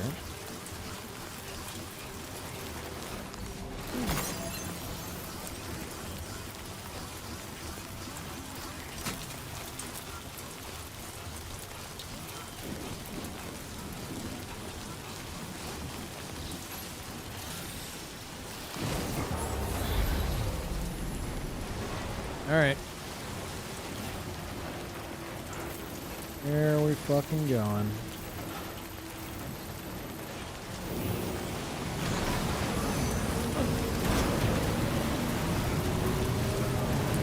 Yeah, I've never seen those types of BTs. Assume the game will introduce them to me properly later.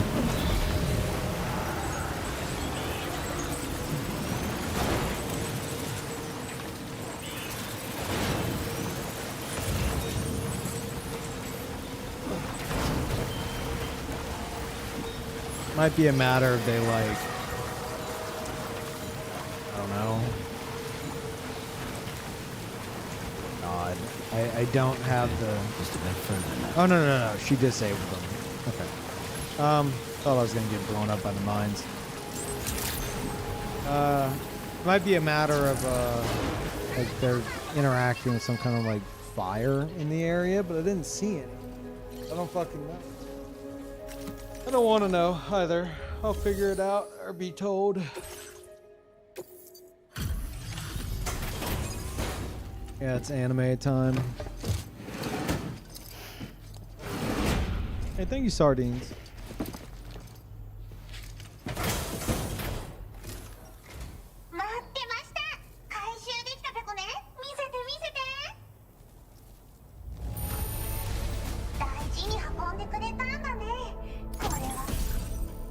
What?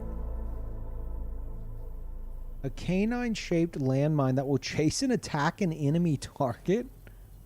Only able to attack once. Dog mines electrocute human targets and blast mechanical targets with explosive damage. They are, however, unable to detect BTs and are therefore ineffective against them. Up to 8 dog mines can be deployed at a time. What the fuck? Okay, calm down. Oh, that's all I got. ドッグマインペコン敵を感知すると自動で追尾して近くでダーンと爆発するペコン対象に合わせて威力を調整するから無益なセッションもなし自分の才能が怖いペコな Dog mines?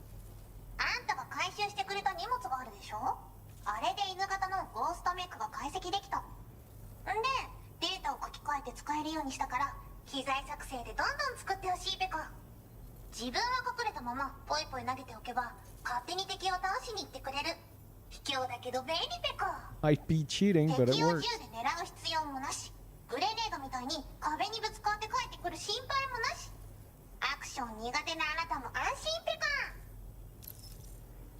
コ Bye then. ほんとサンキューペコそうだ運んでくれたドッグマインを動物保護施設で欲しがってたペコ番犬として使いたいって言うから自爆装置を外してデータをいじっておくペコもうゴーストメックには従わないし自爆もしない名付けてメカドッグよろしくペコサブオーダーを出したからよかったら受けてあげておつペコでしたバイバイ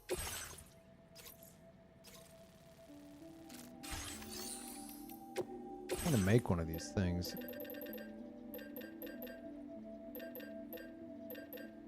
Dog mine.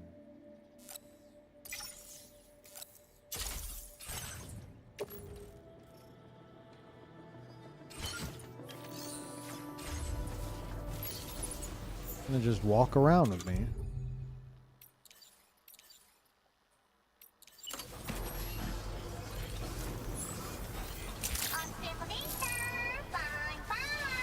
Yeah, I heard you.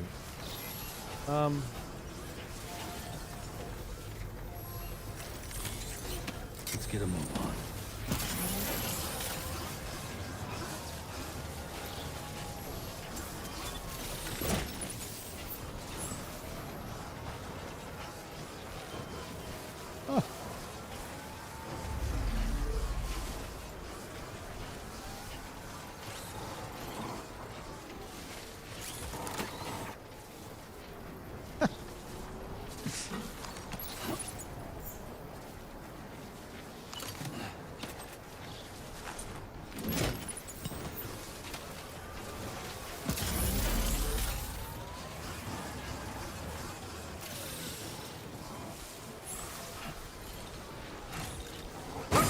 I'm sorry, I leaned into you. Oh no. Lost my balance. What you said? The fuck?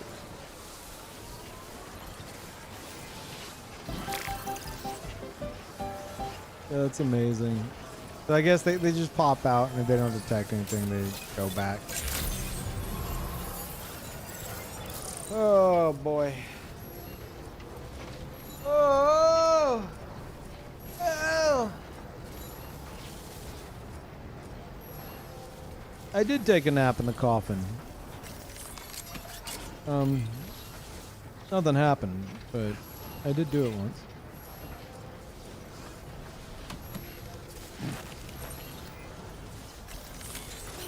Let's get a move That on. shit. Okay.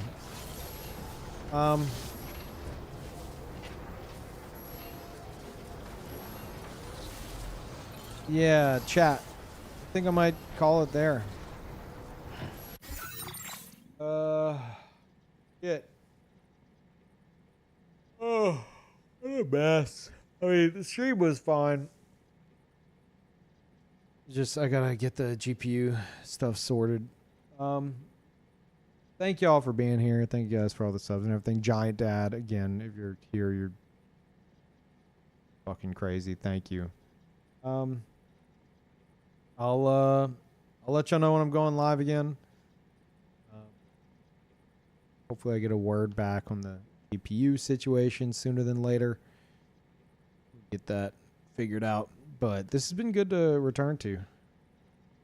It's always a chill stream. Yeah. See you guys next time. Bye, everybody.